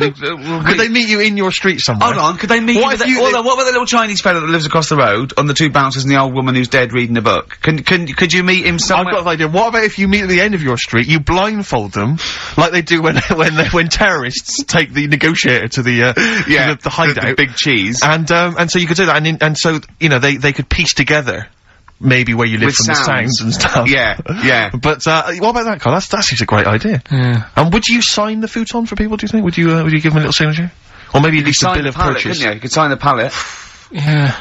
Or I could try and get work to buy it off me, and then we give it away for Rockbusters. Do you think they do that? Do you think they do that? I think they'd probably do it for Foxy with his big. Well, imagine hog. how big that would Imagine be. if he wanted to sell his hog. Yeah. That is a motorbike, isn't it? yeah. He's been selling his hog for money for years, hasn't he? Oh dear. So right. well, we'll see about that. See if we So, get any if interest. people are interested, maybe email, ricky.gervais@xfm.co.uk if you're interested in Buy, futon. buy Carl's and- futon and a competition. £100 ONO. Exactly. Yeah? Yeah? What gear have we got anyway? I never knew what that meant. Oh, I know. I thought it went sort of Oh, on no. the nose. Oh, no. On the On the nose. Oh, that's Oh, good, yeah. Well, tell me what we got to give away, Steve. So quick. actually, I have to say, you've excelled yourself We've this got the week. Irish and Ashcroft's single coming up soon after this. Go on. Since when have you taken to talking like that? It does amuse me. Go on. This is a nice little collection here. This is a 3 DVD set. David Attenborough's, The Life of Birds, Trials of Life, and Life in the Freezer. That's a good one, isn't it? That's a Go on. selection of, animal-based documentaries. Yeah. We've got, and now this What is he's actually best at. Well, absolutely. This I hate is, when he goes off the ball and does, like, fast cars. this is, very, very good indeed. This is a best of David Bowie compilation. It is a very good, Just, it's a in proper time for one, Christmas. not the rubbish ones that no one else wanted. This is a brilliant Yeah, it's got compilation an of excellent Bowie. selection on there. We've got this. Now, this looks like a Madness. Oh, no. It's far worse than we could possibly have imagined. It seems to be some kind Is it Our of House tie-in with the Our House Madness musical. And it's I can't- a cast of 20 people who wanted to be singers. It's tricky to find out. I can't figure out if it's the originals or not, but needless to say, if you're a Madness fan, I'm sure that'd be an Yeah, absolute you love treat. that, you love that, you love that. Now, I know that, Steve, I wouldn't mind that DVD collection myself, but I can't. That's It's true the enough. giveaways that, no, we can't. I'm talking of great compilations. What about this? It's Country Legends. I'm Oh, seeing that's on the front all there right. Glenn Campbell, we've got Dolly Parton, we've got, whatchamacallit? On the card. What do we call it? He's a From- a great performer. Yeah. Jake, whatchamacallit? Oh, Some excellent. great yeah. hits from him. So, that's there as well, well. that- Country what a Legends. collection. That's same XFM compilation, again, easy to get hold of if But you the are big in one, the building. big one, the film that Carl This is picks it. every week. The big DVD one. movie this week. Don't go Carl. out tonight if you've got a DVD player and a television set, because No. you'll be staying in and watching this fantastic film. It will tear your soul apart. It's Hellraiser. The original Hellraiser. Bear in mind, it has been on Channel 4 and Channel 5 and on most cable channels since it came out. But if you haven't seen it, if you're one of the only people who has not seen it, and of course you have to be over 18 to play, then you can win Hellraiser. That is fantastic. Well, play a song, Carl. We'll come back to that. More great stuff. Indeed. The competition coming up later. Email only, isn't it, Carl? Yeah. Absolutely. Futon. Futon's still available. Richard Ashcroft. Check the meaning. Well, Carl, you're chuffed, aren't you? What's happened? What's just happened? Tell the listeners what's happened. This has sparked you up a bit. Steve's just called up. He's putting an offer for the futon and the table. Yeah. I think he definitely wanted it, but I said, look, you know, think about it over the weekend. Yeah. Give us You're a not a call. hustler. No, well, I'm not going to rush him into it, because once he's got it, he can't bring it back. I'm not messing about. No. The So bloke said, what sort of wood is it? Carl said, sort of like a light brown colour. He went, what, beach coloured? Carl went, depends what beach you're on. Which was nice. You do understand there's a wood that's called beach. well, he's happy. He likes the sound of it. Nice plum cover. He's going to be. Yeah. Is Carl going, that'll go with Magnolia? He walks my, he's just going, I'll tell you what, look nice in your spare bedroom. It was like an episode of Changing Rooms. It was like listening to an episode of Carl. He did the deal in under 3 minutes, wasn't it? It's pretty good, isn't he? He phoned it about halfway through in that song, so you worked pretty quick, Carl, I gotta say. Yeah. It's your Manx scally way. I'm sure we're not allowed to do this, though. No, I think it's highly criminal. Yeah. Have you got anything that you get? Well, I'll tell you, I am moving shortly, so I mean, I might come in next week. I could have a couple of I things, threw away a desk the other day. I gotta get rid of a bed, a chair, because you know I'm pretty tall. This is so pathetic. when I moved up to London, my dad said, well, you want to be careful, because I mean the seating in a lot of these London pads, it's bad seating, very low backs, fashionable, isn't it? Fashionable chairs and stuff. You're a big guy, 6'7", you need like a decent chair.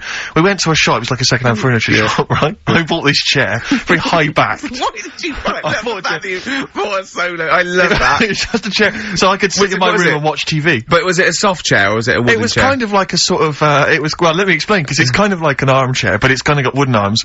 So I get this chair, I bring it up to London, I'm thinking, this is a great chair, this is a wonderful chair. I'm gonna be watching TV, everyone else is in agony. You know, but I've got this lovely chair, right? And I brought it up, and someone went, they looked at it, they went, isn't that an orthopaedic chair? And I looked at it again, right, and I realised, it's kind of white cleanable.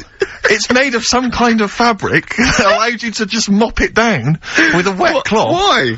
Because I think it came from an old people's home.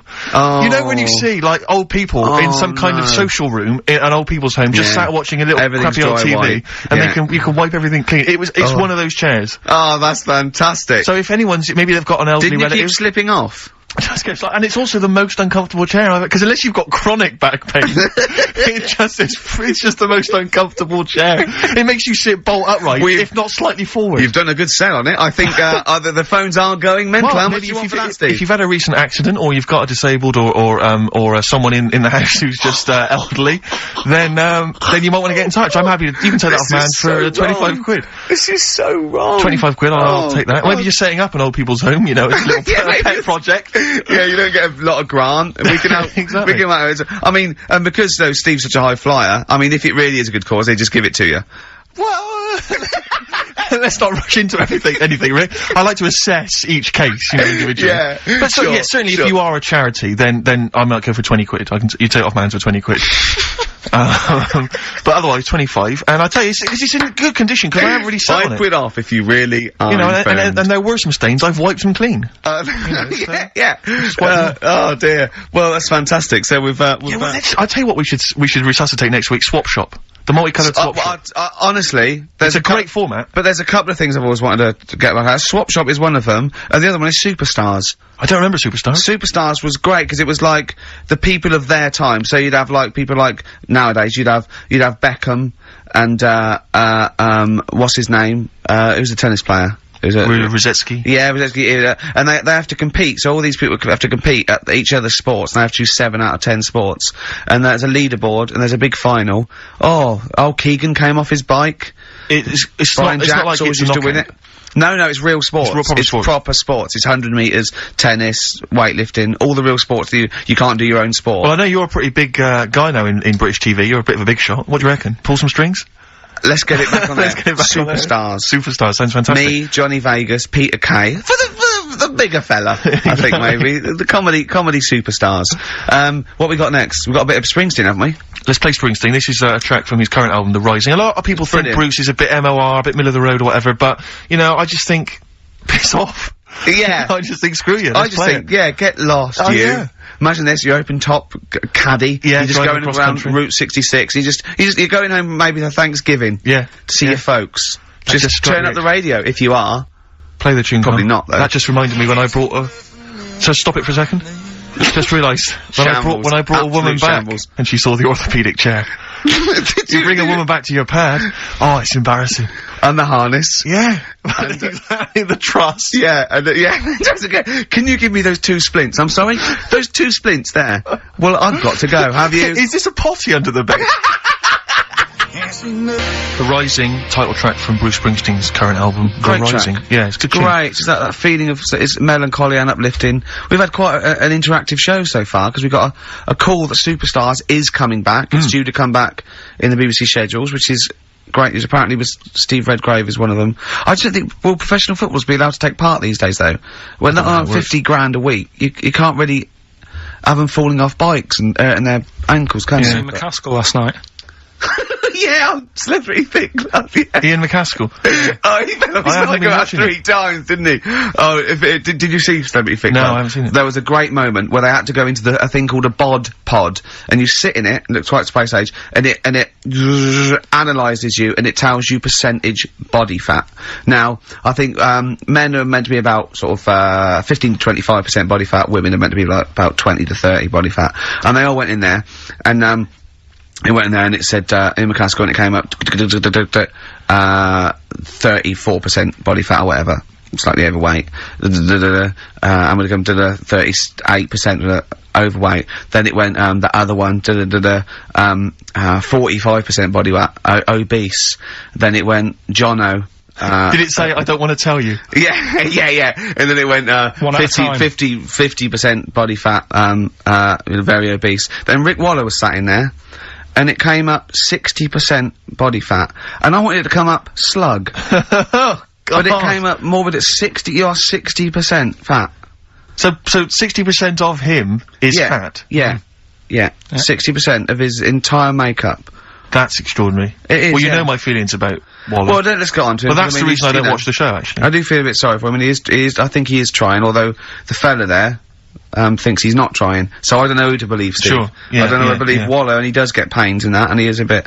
The problem is, right, he does like his food.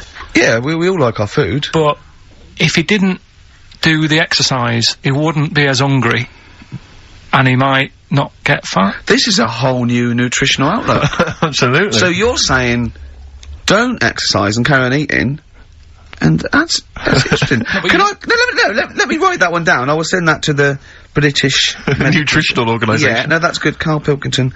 Okay, well, no, that's a good... I'm no doctor or anything. Yo, come off it. Stop being so bloody modest. Please. You are a doctor. You're not a doctor, seriously. You didn't qualify. That's interesting. You dropped out early, or? That's mad. That is mad. I mean, you're as good as doctor, you just didn't get the paperwork or whatever. You just didn't turn up for the exam. He was just saying that Bruce Springsteen, depressed him a little bit. Yeah. Because it reminds him of when he worked in the supermarket. And, I said, it's funny how a song can do that, take you right back there. He went, yeah, nothing else can do that. I said, well, actually, smell is the most evocative sense, because smell is linked to memory in the brain. And he went, yeah, they probably said that before music, though.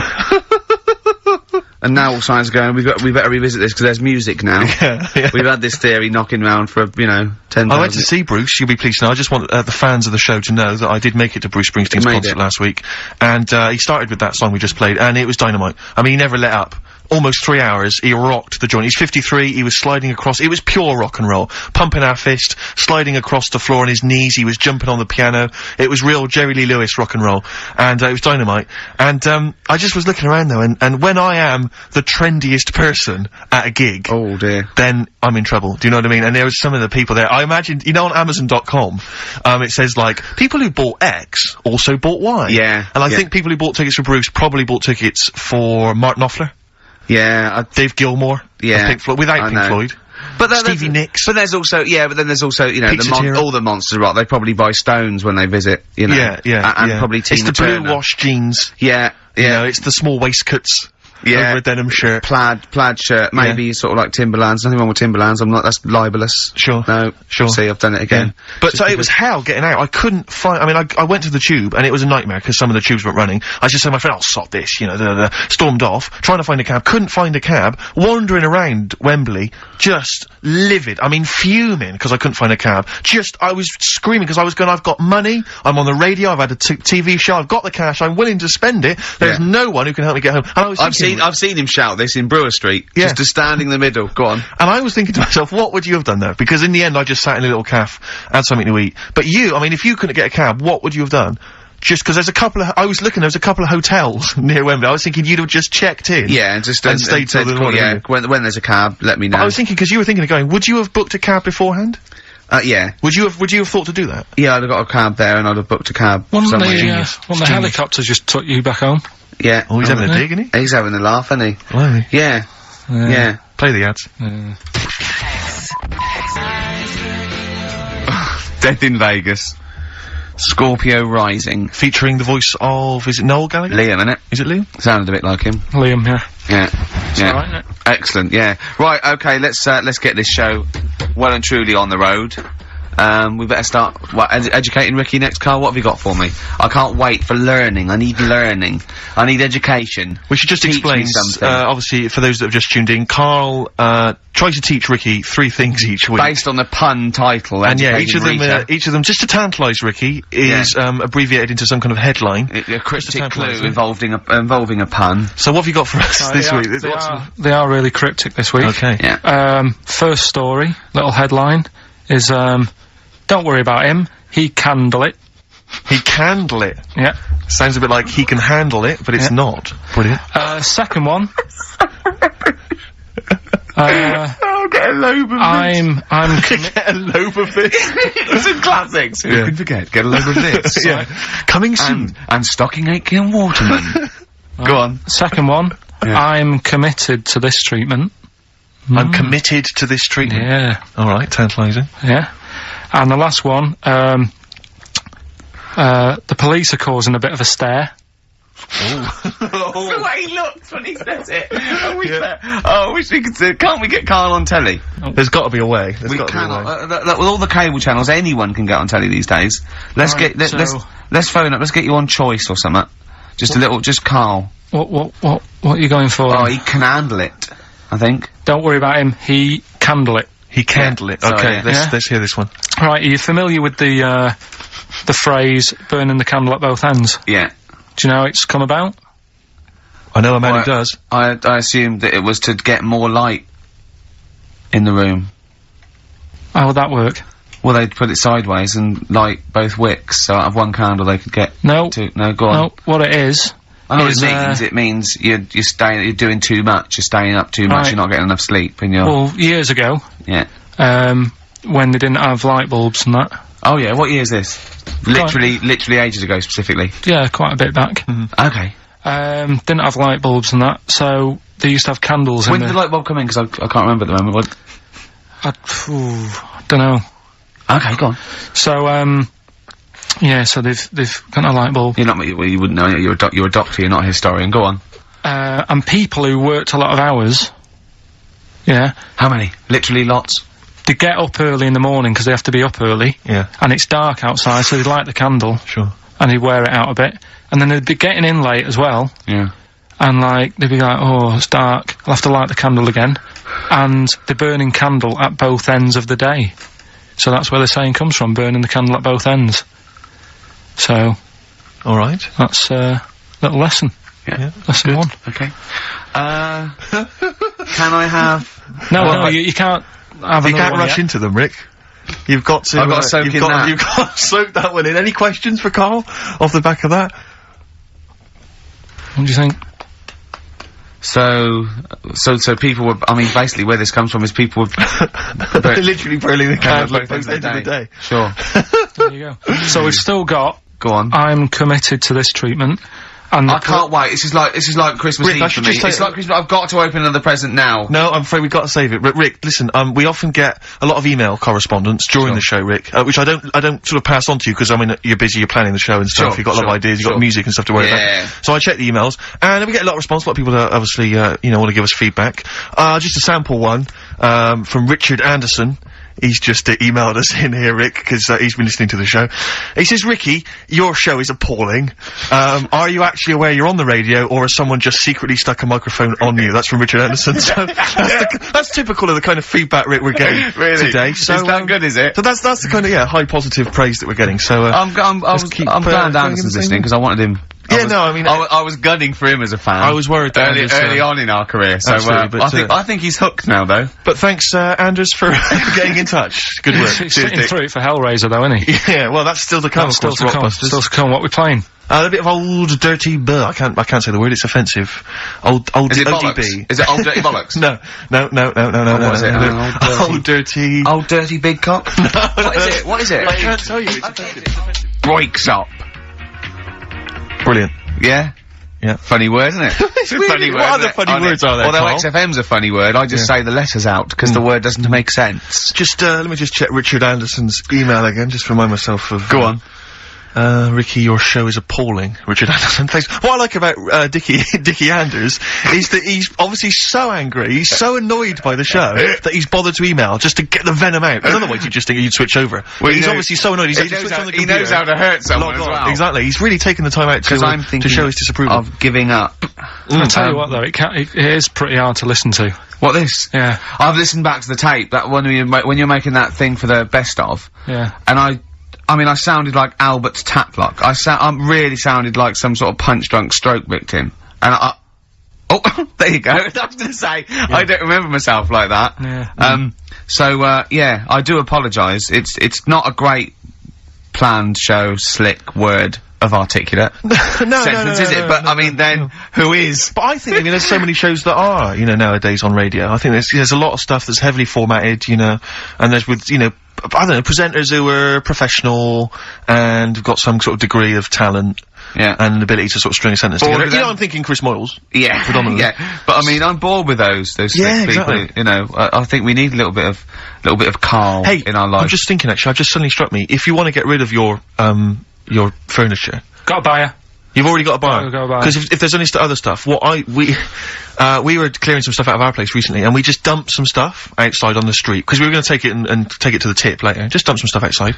And I have never seen so many people come out of the woodwork scavenging through our garbage. It was incredible. They were like zombies. Well, that's what I was saying. They were like flies around shit. But when I said to Carl, that's what you should just do. Just dump it outside, because it'll get taken. When he went, he said, do you think I asked enough, 100? I went, yes, definitely. He went, oh, I could ask. I said, no, don't do that. I said, because you'll end up having to pay the council to take it away. He said, I wouldn't. He said, I'd rather just dump it and let a little homeless fella have it. And then he went, imagine the little homeless fella sitting at the desk. Can you imagine, right? I walk past, he's sat outside Hearts, right? The little 24-hour shop. He's sat outside there and he goes, have you got any change? And I go, I can do better than that. Yeah, here's a chair and table. Here's a futon. Yeah. A futon, no less. Not your boring bed, but a trendy... Yeah. Well, but the thing is, amazing the number of people that would stop to look at our junk. There was a car driving by with a family and kids, perfectly respectable, just driving past, on their way to somewhere, stopped, got out, got the kids out of the car, come on kids, let's just look through this junk. But I like the idea. You said we were going to Alton Towers, Dad. No, sorry, no time. We're not going to the zoo, let's look through this rubbish. We're not going looking through people's rubbish Put again, these gloves on, look through this shit. Ow! That's a needle. That's a needle. It was, who does that? It was like a Saturday afternoon. Kids were just gonna go and look through some rubbish. And one guy, this is the most incredible one, one guy, I caught him going through the bins as I came in. I said, alright, what are you doing? He was one of those homeless guys who likes to remain dignified. Why did you say, what are you doing? Well, because it was my house. I had to go I had to squeeze past him. He wasn't in your kitchen. He was in our front garden. Oh, was he? Yeah, going through rubbish. He'd torn the bags open. He was going through it. I said to him, what you up to? He went, oh yeah, just looking at the stuff. Don't worry, I'll clean it all up afterwards. Just looking for a few odds and ends, blah, blah, blah, blah. I said, oh well, you can take what you want, it's all going away. Yeah, thanks very much, thanks. Yeah. So he went off, right, I didn't think anything of it. I was walking past the shops the following day. There's a little sort of, kind of 7-Eleven, right? I was walking past. I thought, oh, that's interesting. A Gil Scott Heron album for sale. And I looked, afterwards, I thought, wait a minute, this is all our rubbish. And the guy had set up, like, a little car boot sale outside the 7-Eleven on the pavement. He'd taken our junk, he'd marked on prices. There's, like, an old RAC book from 1976 that had been lying in the house, a Yellow Pages, you know, and he'd marked up the How much prices. is Yellow Pages? I'm glad you asked. What year was that 50p, I snapped it up. I thought that's a bargain. And, it was incredible, the cheek of just selling our junk outside. Enterprise, Carl. You did that. What did you used to do? You used to sell flowers. I sold flowers. I sold fizzy drinks at school. Did you? Yeah. What that you made? It was Soda Stream, yeah. Made some, Well, of course, when you were doing your Pilkies Making Music, your disco, you used to go into Mum's bedroom and find a pair of tights and a cigar. Yeah, they'd be prizes. Did your dad used to smoke cigars in tights, or your mum? No, which one of them? He's just... Go on. Right, look, let's, Yeah, we're educating Ricky. No. We're teasing that. Rockbusters. Well, I think we should play a tune and come back with Rockbusters. Oh, the show's fallen down. We were going so well. No, it's just the energy, isn't it? The first hour we got through. I'm still in good spirits. Is this still good, is it, this I'm show? enjoying it, yeah. Yeah? I'm having a good It's time. still good, is it? Let me just check, just check what Richard Anderson thinks of it. Good evening, man, again. No, he thinks it's appalling. The Dixter thinks it's appalling, so, we should play a tune. Because he prefers the music. Bit of Aqualung. Aqualung. Rockbusters next. I like that. That's great, isn't it? Aqualung. Good time's gonna come. Well, Carl, we've got loads of ideas. We've got emails coming left, right and centre. I think you've caused quite a stir. I think you've turned this show around, to be honest. I'm being, honestly. Yeah, no, you've done really well. You're actually acting a bit like a producer, isn't he? And, you're coming through in your own right. Yeah. We've had a great suggestion. We've had a great email here. Let me just check. Let me just check. Listen to this. This is from Jeff Dunn. He's a big fan of the show, and he's just had a genius idea. He's saying, "You're moving house, Carl. Why don't Ricky and I come round? We can do a live outside broadcast from your flat. We can observe from your kitchen those weirdos that live opposite. Yeah. We can maybe just wander around, just see the kind of place that you've got. You know, maybe check out your record collection, your clothes, what you got in the bathroom. It'd be amazing. Your futon. It'd be like Louis Theroux, wouldn't it? We'd be Louis Theroux. Come on, Carl. This is a dynamite idea. Nah. Why?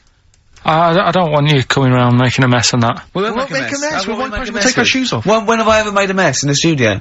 Yeah, exactly. No. But do you know what I mean? We're not going to make a mess. We're not going to have anything with us. But what's in it for anyone? Well, it's just a fascinating insight into you. Yeah, but, right, when I see that little Chinese kid across the road who's dancing about in his underpants, that's in the evening, right? He's not going to be doing that on a Saturday, so you'll be disappointed there. Sure. That old woman... But you could at least show us the room in which he dances. Yeah, when you say little Chinese kid, he's a 35-year-old man, isn't he? Yeah, well... yeah, you don't... But anyway, that's beside the point, you know, we'll find our own amusement. No, I don't, and the woman downstairs has got a baby, and if we make loads of noise, and that gets stressed out. We're not gonna make noise, are we? Just gonna have a conversation in your flat. Have a cup of tea. Yeah, but if we're doing OB, we need to get, like, a car outside with a big aerial on it, and the parking's bad round our way. What do you mean you have to do what do you mean? To do an outside broadcast. Can't they put in an ISDN line just for the dance? No, because it'll make a mess of the wall, and I won't get my deposit back. So, we'll leave that. Thanks for the idea. You know he's going around painting all the little holes, to get his deposit back in the wall. He wants to get his deposit back. It's probably cost him about 400 quid redecorating. Let's remind people, Carl, of the prizes for Rockbusters this week. It's dynamite stuff. We've got the David Attenborough DVD Nature Collection. We've got a number of CDs, the best of David Bowie. We've got a Madness CD, not quite sure whether that's songs from the musical or their original tunes. Country Legends, 2 CDs there of great country music. Brilliant. And the remix to XFM compilation. Plus, of course, the big movie prize this week. Hellraiser! If you haven't seen it already, then I assume you have never seen a film before. Because I don't know if there's anyone who hasn't seen Hellraiser. But obviously you have to be above 18 to join, to play the competition. So, how long would you want to be around for? Is this just for the... Just for the show. A couple of hours. 2 hours. You just get the desk in there.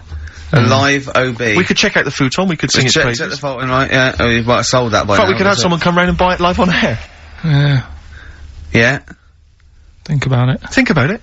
Think about it. It's great. How did Graceland start? Because that was his normal house, and then he took over. Right, anyway, Rockbusters. Yeah, go on. I give a cryptic clue. Yeah. And a letter, and it makes up a band, He right? never said the word cryptic a few months ago. I love it. Do you know what I mean? I feel it's like our own little Eliza Doolittle. Yes. Right, even Richard will like this one. Here we go then. First one. There's 3 of them, go on. and you email in. If this doesn't turn Dickie round, nothing will. This is an email-only competition. Email only. Right, here's the first one. Initial is B, so it's B. a band starting with B. Okay. And the cryptic clue is, I don't like them birds, they shouldn't be allowed in this area. I don't like them birds. They shouldn't be allowed in this area. Next one. Right, the next one. He doesn't like women, yet he's got a couple of kids. That's a bit weird. Is that a cryptic clue, or is that just... Is that just a thought just a you've general had? point? Is that it? That's the cryptic clue. Okay. And the initials there are PD. Okay. And, the last one, that I've got that one. That's terrible. That's terrible. Okay, quickly. Oh, God. and the last one is, that bloke who does... Come on! It's making me laugh. Come on, Carl. Be professional. Right, the last one. Right. I can't do it, it's making me laugh. Oh, come on, I'll come and read them then. No, hang on, Come on, Carl. Right, here we go. They don't do this on Blockbusters on TV, do they? No, come on. Right. That bloke who does sport on telly. He's got a little kid, right? Initials DC. What? Is that, I'm was that the completely clue? confused by that. Was that the clue? Yeah, that bloke who does sport on telly, Yeah. he's got a little kid. Initials DC. Okay, is that a band? Or an artist? It's, well, I'm not A gonna tell you. cheese. I'm This not is gonna not tell a you. well-known sandwich. Is it, what is it? Is it a Fine. band or an Right, artist? so just quickly recap. That's, Okay. it's a Come B. on, Carl. Right, Come on. quick recap. The first one is B. I don't think them birds should be around in this area. Right, that's B. Right? Second one, he doesn't like women, yet he's got a few kids. It's a bit weird. That's PD. And the final one, that bloke who does sport on the telly, he's got a little kid. Right? DC. Alright, and it's ricky.gervais@xfm.co.uk if you want to enter for Hellraiser. Oh, I'll tell you what, continue to do that little theme of like some old stuff people haven't heard of. If you're under 30, you probably never heard of this band. It's also a new thing I'm going to introduce. It's Show Up Camfield. Camfield talks the talk, he doesn't walk the walk, he doesn't play some rock classics on his show, because he's scared. I'm going to play the tracks that Camfield's too scared to play. This is Kansas and Carry On Your Wayward Son, alright? Raw, Nirvana. Amazing. We were just talking, we were getting excited about that, Yeah, aren't he's we? got an incredible Brilliant. voice he has. And Grohl, drumming, it's brilliant. You Know You're Right, the new one from Nirvana. Well, it's time for Educating Ricky Part 2, isn't it? I'm excited, Carl. I'm gonna learn so much from this. What's the choices again? What's Right, you've got left. Still keep phoning your answers to, Email. Email, sorry, yeah. The answers to Rockbusters. Yeah. Right, okay, Educating Ricky, Part 2. Right. I'm committed to this treatment. Yeah. Is one. Oh, I've gotta go for that one. Yeah? Yeah. Or the other one is the police are causing a bit of a stir. He still says it like it's the best thing he's ever come up with, which in a way it is. It could be. Right, go on then. I'm committed to this treatment. Right. Do you know the saying? Is it just sayings now? Are they all sayings this week? No, they're not. Okay. No, the other one isn't. Frog in your throat? The saying, there's a frog in your throat? Yeah. I assume it's, when you, croak a little bit. You sound like a frog. No. Right. Might seem a bit weird, this one, right? But years ago, Oh, yeah. Sorry, what is that clue? Committed to this treatment? it's about frogs Kermitted. Kermit. Probably works better with a K and an ER written down. Well, also, if you'd pronounced it Kermitted, yeah. but not committed. Committed to this treatment! Right, go on then. That's Right, genius. So yeah. For what? You go to the doctors and you go with throat hurting a bit. Right. And what they did ages ago, Ages ago, what year was this approximately? we are going back quite a bit with this one. Oh, okay, go on. And the doctor would say, He did history.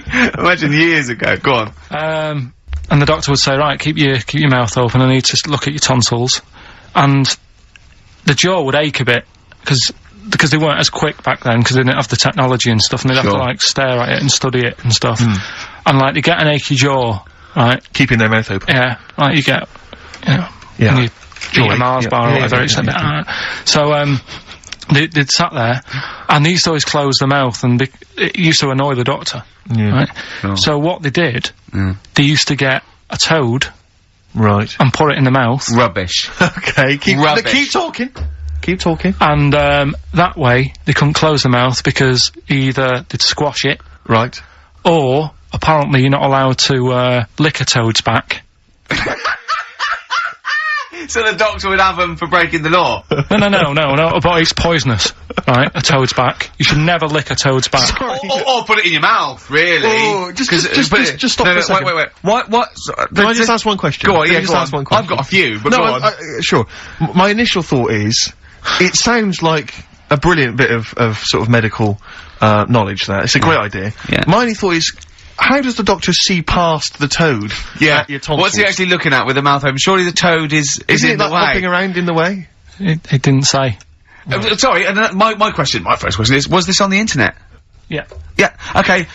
Carl, that is bollocks. That is, I mean, Well, alright then. Let's turn this round. Where does the saying, you got a frog in your throat come from? probably because you sound a bit croaky. Probably that. Probably because you sound a little bit like a frog when you've got a sore throat. Carl, did you not question it just for a moment when you read it? Just for a second, didn't you think, that seems an odd approach? Firstly, why a frog, of all the different Because species? it's poisonous. A toad. So it's a toad as well.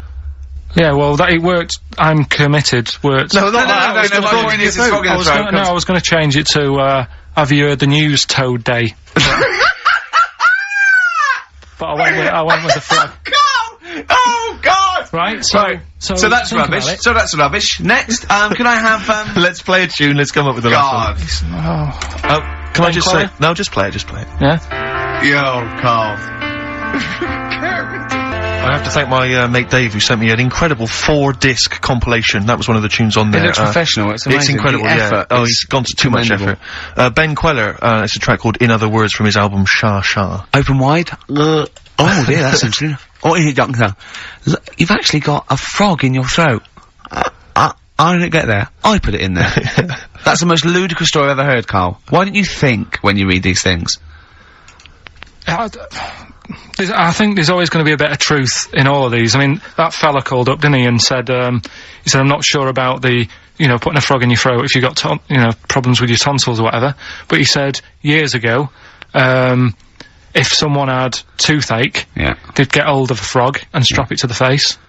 Yeah. Sure. So, maybe, down the line, maybe they did. Yeah. Maybe they Hang didn't do on, it guys, once. I think Caligula made his emperor, a horse and emperor as well, but I mean, it doesn't, go on. Dick Anderson's been back in touch. Excellent. I think, so he's obviously... We've turned him round now, Well, he loves it now, he's been doesn't tuning in, he says, loves it now. He says, Ricky, thanks for a really forgettable 2 hours of radio. I think I'll spend the time next week counting my feet. That's from Richard Anderson. So, we've turned him round. No, do you know where the phrase counting my feet comes from? Well, in the olden days, right, and I'm talking ages ago, when you really loved something, Yeah. you used to, as a sign of respect, like, say, a radio show, you'd count your feet. And that's where that comes from, Carl. Well, what about the frog thing with It's nonsense. with a poisonous back? It's rubbish. That's true. No, the toads have, the secretions in the Why? But they didn't put it in people's mouths. No, so, Why? well, I'll tell you why. When a badger or a heron tastes the toad, it's horrible. Ugh.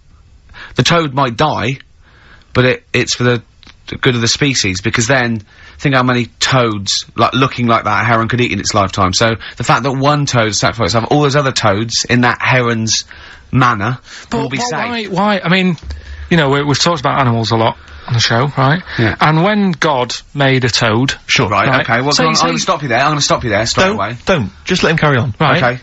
Like, there's annoying things out there, jellyfish is a big problem with me. I don't understand what they do in the sea and stuff. Right.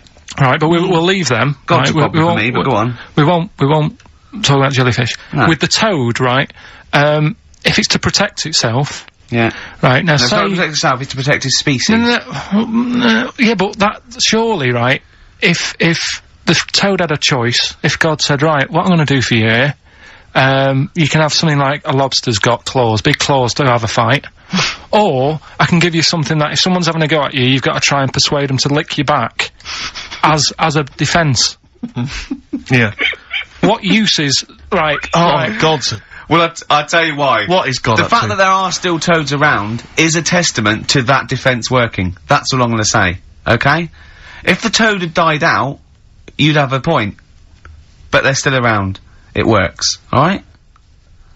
And don't start slagging God off. He's got a lot on his plate. Basically, I think he took on too much. Particularly in 1 week. Exactly, it was crazy. Danger High Voltage, Electric 6, XFM 104.9, I'm Ricky Gervais, with me Steve Merchant. Carl's getting all flustered because I put an elastic band round his head. And we've had a definition of, well, hang on a sec, frog in the throat. because there's an update to that, Rick. Go on. We did just have, one definition here of a frog in the throat. Apparently this has come from some internet site, so who knows how convincing it is, but it says frog in the throat, meaning suffering from temporary hoarseness, needing to clear the throat. Origin from the Old English frogger, meaning hoarseness. That's from Chris. Now that sounds slightly suspect to me. Why? But frogger? I mean, it seems odd that it would derive from that when it so clearly appears to be you sound like a frog when you have a sore throat. Yeah, but the word frog could come from Frogger, because it sounds like it's I think wasn't Frogger a game you could play on the on the Spectrum? That's a great game. But listen, hang on, there's an update to that, because just to common frog, of course, Rana temporara, that's the Latin name. Well, your toad is Buffo.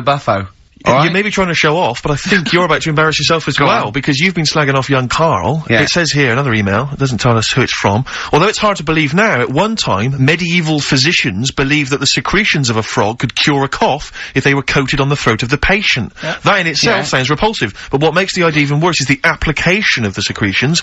Instead of painting the treatment on, something which may also have seemed rational, a live frog was placed into the mouth of the sufferer, where it remained until the physician decided that the treatment was complete.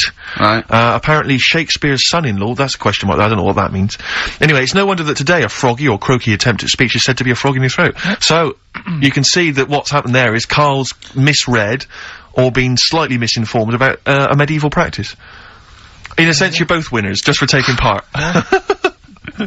What's your final one, Karl? Right, the final story is, the police are causing a bit of a stir. I can't wait. It's about this fella, I think it's in England somewhere. Yeah. Don't know when it happened, but, literally ages ago, or? well, I think it's when they were trying to crack down on, like, drunken people walking about in the street. Oh, yeah. And they found this Saturday that way. And, found this fella, and, all the local people were saying, oh, look at him wandering around, he's drunk and what have you. That's not right, get the police in. He got arrested and that, and they got him in the court, and, the judge was there, and he says, so, you know, what's all this? What's going on? What are you doing wandering about when you've had a drink? You know the rules. You shouldn't be doing that. You had a glazed expression on your face. Blah, blah, blah. What do you have to say for yourself? He only had a glass eye. So he had 2 glass eyes? No, he had 1. But that was, they were about to sort of lock him up. Was he a bit pissed up as well? Well, he was pretty livid. But was he also drunk with a glass eye? No, that's the weird thing. He wasn't even, he hadn't even had a drink. So they just thought, because he had a weird stare. Because his eyes were all glazed. Yeah. Where'd you get this from? Why are you telling me this? No, but why are you telling me this? I mean, thank you, because it's, you know, killed a couple of minutes, but why is this educating me? What are you telling me here? Because there's a bit of a thing there, a bit of a fable, that don't always judge a book by its cover. Yeah? So, the guy, he hadn't even had a drink. He'd probably just been shopping. Yeah. Walking down the street, and everyone's, like, getting involved. Like, what's he doing? Hang on, I don't understand. He's walking down the street, happens to have a glass eye. He was doing nothing else to suggest he was drunk. You don't pick people up just because their eye looks like that. But even if it happened, why are you telling me? With no particular detail. I know this, that we're gonna get It's not enough information. I know, yeah. No, there's a bit of a lesson there, educating Ricky. Just, you know, just watch what you say. Don't always jump to conclusions. The only education I can take from that is that, if I ever do become a policeman, I shouldn't just arrest people because they look a bit drunk. I should just tap their eye with a pen and goes, oh, okay, on you go. Well, on you go, yeah. Guys, can I just stop you there? I'm just gonna email Richard Anderson and tell him I agree. right, listen, we're running out of time and we've got the where answers. does the phrase frog in the throat come from? We've got it here. It's been told. Well, there's 3. Can we play a tune and come back with that? Have we got anything lined up? Yeah, we've got the song with a story in it. Come on, Carl, let's do something. Quick, play a record. Song with a story in it. But never mind that, just, they're listening. We discussed this off air, come on. Play a record. Right, it's song Kings. Kings. It's a song with a good story in it. You gotta listen to the words. Carl, what was that? That was your little song with a story, that's another little feature that we do every Saturday. Little So song. make sure you tune in. It's a song that's got a good story in it. There's a lot of music about these What's that days. story about then? What's that story You about? don't know what they're going on about. Whereas that, classic from the Kinks, called Lola, Yeah, what's it about? I'd listened to it for the first time properly this morning. Yeah.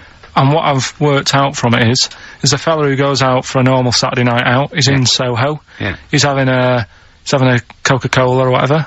And Cherry Cola, yeah. he sees this woman, and he thinks, yeah, she's alright. Won't mind a bit of that.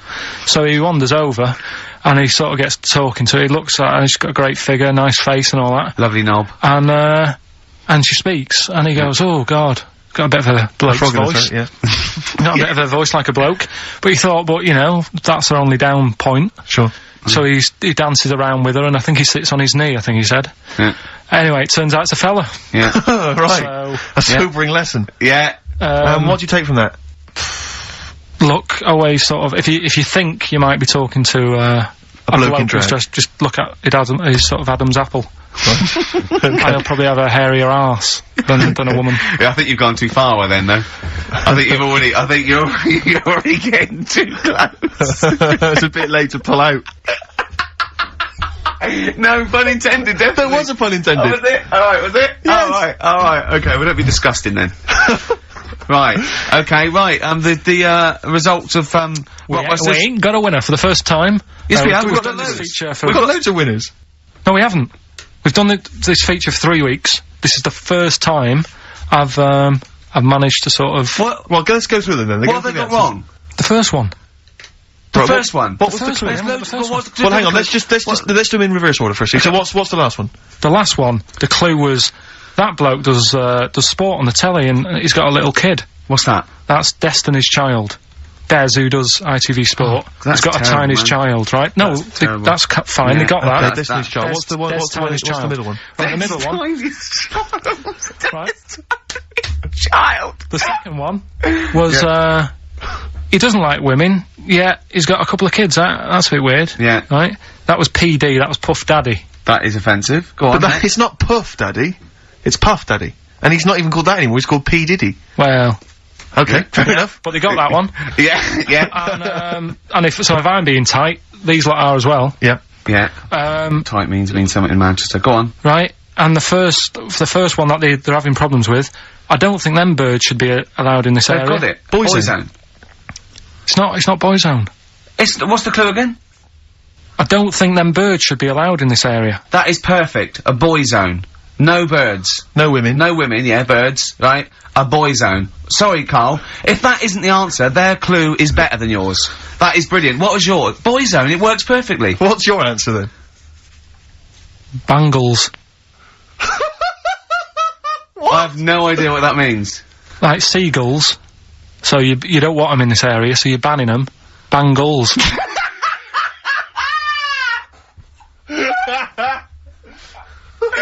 Oh! Well, give it to boy zone, because boy zone's better. Don't use birds Bangles. being loud in this area, it's a boy I think zone. we should have a rollover. Carl beat them. Carl beat them. You have to use his logic, surely. But theirs works. You can't do what am I thinking. No, that's not what I'm thinking. It perfectly. It works perfectly. I think you've got to give it to the ones that got the boy zone. Well, how about, right, because they didn't actually get into my head. And my way Well, of thinking, heaven right? forbid. How about we just keep back the David Attenborough, and they can have, I'll chuck in the Hellraiser, right? Okay. and Blondie album and the Madness Yeah, one. okay. Pick a winner at random. Pick Steve. a winner, Steve. I'm going to give it to Paul Sloman, who got those answers, and he also says, P.S. Carl, you're a moron. So, I'm Brilliant. giving that to Paul, and good luck to him. Right, well, He's got a crazy night tonight. If we can rush these over to him, he's got a cracking yeah. Saturday night. well, if I'm a moron, I might get your address wrong when I send them to you. Oh, Coming right back at you, Paul. Yes. Right.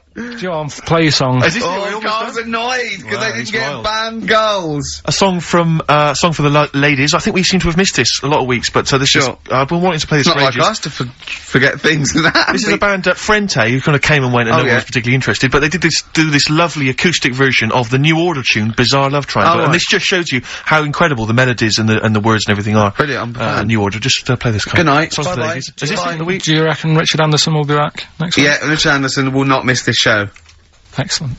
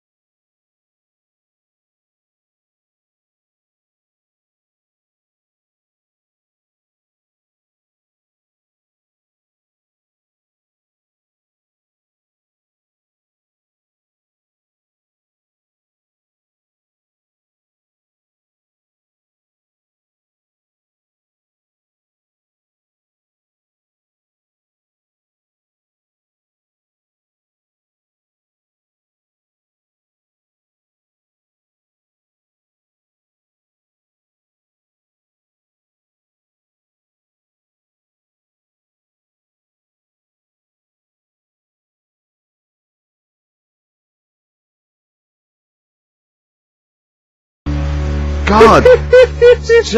I don't believe this. He's got one day. He's got it. Carl's really grumpy and all stressed because he didn't have the record. We didn't want to play so we won't say it. We didn't want to play a certain record he had lined up because it's rubbish. I know, but you do this every week. Because most of them are rubbish. So that's why we choose up. No, but 30 seconds to go on the track and you're saying don't want to play that. And you're going, oh, it's stressing me out. You're meant to be at our beck and call. We've made you. We've made you. We got you out the gutter, and now you're getting greatest mind in the world and all that. That doesn't mean you can mess me about.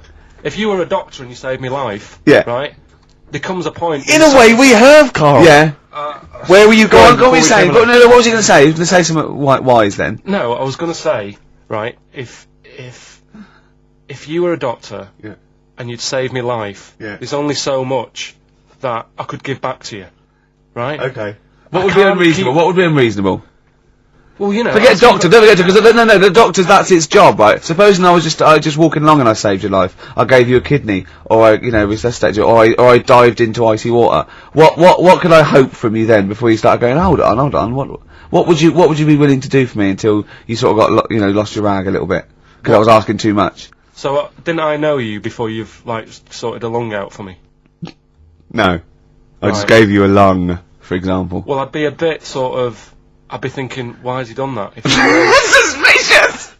But what I love though, Rick, is the idea of you jumping in icy water to save someone, giving them a lung. I can guarantee if someone was lying on the floor screaming they needed your help, you'd affect a foreign accent and go, I know, understand, and run off. Do you know what I did once, right? We went out a few weeks ago, right? And some woman had her handbag nicked, and she was all distressed. He said, chase the fella, Carl. You stop Let's be honest. Imagine Ricky chasing a criminal. Look at his little legs. He'd never get anywhere. He started to run, and then he passed Starbucks or something and nicked him for a short. How did this turn on me? Oh, I'm a bad man because I don't give lungs away. No, because no one would want my kidneys or my lungs for a start. Did you chase the criminal then? I did for a bit. He walked. No, you didn't, did you? No, I did a little bit. We sort of spread out. We missed him. Where was it, and what was the situation? It was. Did you see a bag get snatched? It was. No, she was sort of crying, and she was running. Some blokes came in, sat next to her, and then just ran off with her purse. And you walked after them. No, they'd gone, Steve. They'd actually gone, but it was just a bit distressing because she was devastated. I know how she feels as well because I had a jacket, and you think, I've just got to find them now. Yeah. Where are they? Who are they? So she was really off her head with sort of she was angry and sort of crying. Yeah. And it was horrible. It was horrible, wasn't it? Wasn't it, Carl? He's broken his mic now. Oh, right. Play record, this is Carl, what are you doing, mate? I don't believe this. There's only 2 weeks to go. These should be special. Carl, play the record. We've asked you to play the record. Like you. Play live.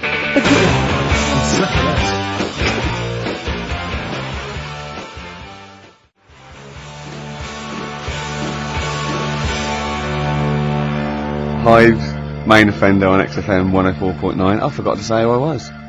Go on, who are you? Gervais, who are you? Steve Merchant. And who's that little fella over there, little round fella? Tiny little Karl Pilkington. The funny little thing from the Smash adverts. Say, they smash them with their metal knives. Oh. Yeah, you're right, he does. He does, doesn't he? Yeah. I was asking if I'd seen a rounder head than him, and that's the only one someone come up with. That's the only thing they got with. Oh look, you're actually a little bit stressed today, aren't you? Because you had to drink last night, didn't you? I had a couple of drinks. Yeah. I was down at Steve's night. He was doing a bit of DJ. Yeah. Went down the store. And that's why you're all grumpy.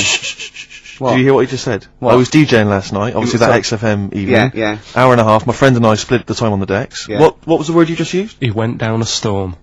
We went down a storm. Right, 3 girls, I was walking to the toilets during my set. 3 girls went, you are a genius.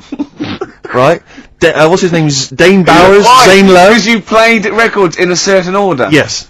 Sorry Rick, if you can't deal with that. Sorry if you're a little bit jealous, because this time you can't share the award. Alright. Dear. But it was my credit this time. You can tell he hasn't been a DJ. Because it's not just about... It's not just about that the songs you play, it's the way you play them.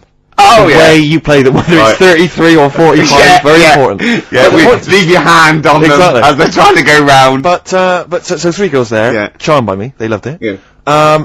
Zane Lowe, XFM DJ and MTV presenter, probably one of the coolest blokes alive. He came up, gave us massive respect. He said, I'm loving your set. He actually used those words, right? There were people coming up, they couldn't believe their luck. It was roaring. We'd stick on a track, people would cheer as it came on, right? My particular favourite, Carl, I think you'll agree, my particular triumvirate, LL Cool J, Mama Said Knock You Out, leading straight into House of Pain, Jump Around, then straight into that current Elvis track that's been re-released, remixed by Junkie XL. I played the original, which I'd already played on XFM before. I'm already there, cutting edge. Yeah. Right? Three old tracks, you mean? 3 old tracks. In a row? Yep. And, well, I think the words that would best sum it up are, I kicked ass. Great. Rick. Alright? Well, I'm going to be kicking some ass today, because I look forward to it. I'm going to be shamelessly self-indulgent. And, we've only got 2 shows to go, so I'm playing some of the most beauteous tunes in the world. And I was just telling Carl, lined up a Simon and Garfunkel track, Only Living Boy in New York. He went, why is he the only living boy in New York? I went, what? He went, what does that mean then? I went, I don't know. He went, well, what's it about? I said, I don't care. I said, it's a lovely song. He went, no, but what's it? I said, I don't go into that. I said, he went, I like a story. I said, like what? I said, killing of Georgie, no trickery. Killing of Georgie. I think we should play that at the last. It's good, I heard it the other day on Radio 2, it was cracking. It sounds like well. It's really good. Tell them what it's about again. It's about, little gay fella. A little what? A little gay fella? Yeah. Right. Who, I haven't heard it for a bit, so it's all off memory, this. But, gay bloke, is he from Scotland? I have no idea. But he's from somewhere where gays aren't liked. Okay. Right? No. Well, he is, kind Georgie of. Boy was gay, I guess, nothing more than the kindest guy I ever knew, right? Now, all he did was, right, his father said, how can my son not be straight, kicked him out, right? Goes to America. Yeah, but you can handle all that. You can handle your dad not getting on with you if other people around you are into the same scene. Yeah. But he was left on his own, he didn't know what to do. Yeah. He was getting stressed out. Yeah. So he goes... And this was before, I mean, this is, when did this record come out? Must have been 77? 77 yeah. years, something like that. Right. And, he's... During punk. Right, I see, yeah. So, you know, the village people had come along and made gay cool. Yeah. That had already happened, Yeah, but it go wasn't on. respected. But he was watching the telly or something, and he saw that New York had loads of them over there, and they're all having a good time. Sure. No, sorry. At no point in the song does Rod Stewart say little gay Georgie was watching telly and saw loads of gays in New York. At no point in that song. No, but this is what I like about that song. You sort of picture what's going on. You make it up. Yeah. Okay, so the little gay fella was watching telly, and there was presumably the and now from New York, the gay show. Yeah. Or whatever, because it was a big scene over there, wasn't he, in the 70s? Yeah. Okay. Right. Go on. So he goes over there, and he's having a great time and that. He's meeting... Went to New York Town, meeting- very quickly settled down, soon meeting became the loads toast of the Great White Way. Yeah, they loved him. Went All down. the old queens blew a fuse. Yeah. Yeah. And then, I don't know, he was out late one night, Yeah. and he's walking home, Yeah. and gets attacked, gets killed, Yeah. and he's lying in the They gutter. didn't intend to take his life, they just pushed their luck a little too far that night. Yeah, you see? So... Yeah. But what's good there? Is it good that he had a bit of a good life and was able to be himself? Yeah. Or should he have stayed in Scotland? He didn't come from Scotland. Again, I really... Well, I think, is there any way we can get this song before the end of the show and play it? Because I've heard it recently. A lot of people listening will have never heard this song. They wouldn't have any idea what we're talking Can about. I say what you said when we were talking about that song once before? Is it bad? It might be. Because we were talking about, you know, Georgie Boy, and he, you know, got a... I don't know. What? It's when you said... Well, it's a fact. I don't think if Well, any- he said, so it's for King of Georgie, he gets out, dies, right? He goes, well, they do go out late. I know All the gay people I go know out a few late. gay people and they start to party late on. That's Yeah. what, in Soho, right? Yeah. Girlfriend got in a cab, right? Suzanne was in a cab, and the cab driver was taking her to an early start, right? She works at the BBC. Yeah. Early start, 4 in the morning. It was going down, it was mental in Soho at 4 in the morning. Yeah. They were all still, like, starting the night out. How do you know Whereas- how do you know they're gay? It's Soho, innit? Fair enough. Play a track. I'd love to be able to try and dig this out. Yeah, we will. This is Simon and Garfunkel, The Only Living Boy in New York. It's lovely.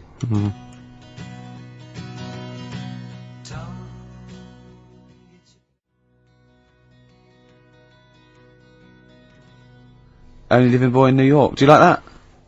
It's got a nice feel to it. Simon and Garfunkel. Yeah. Lovely.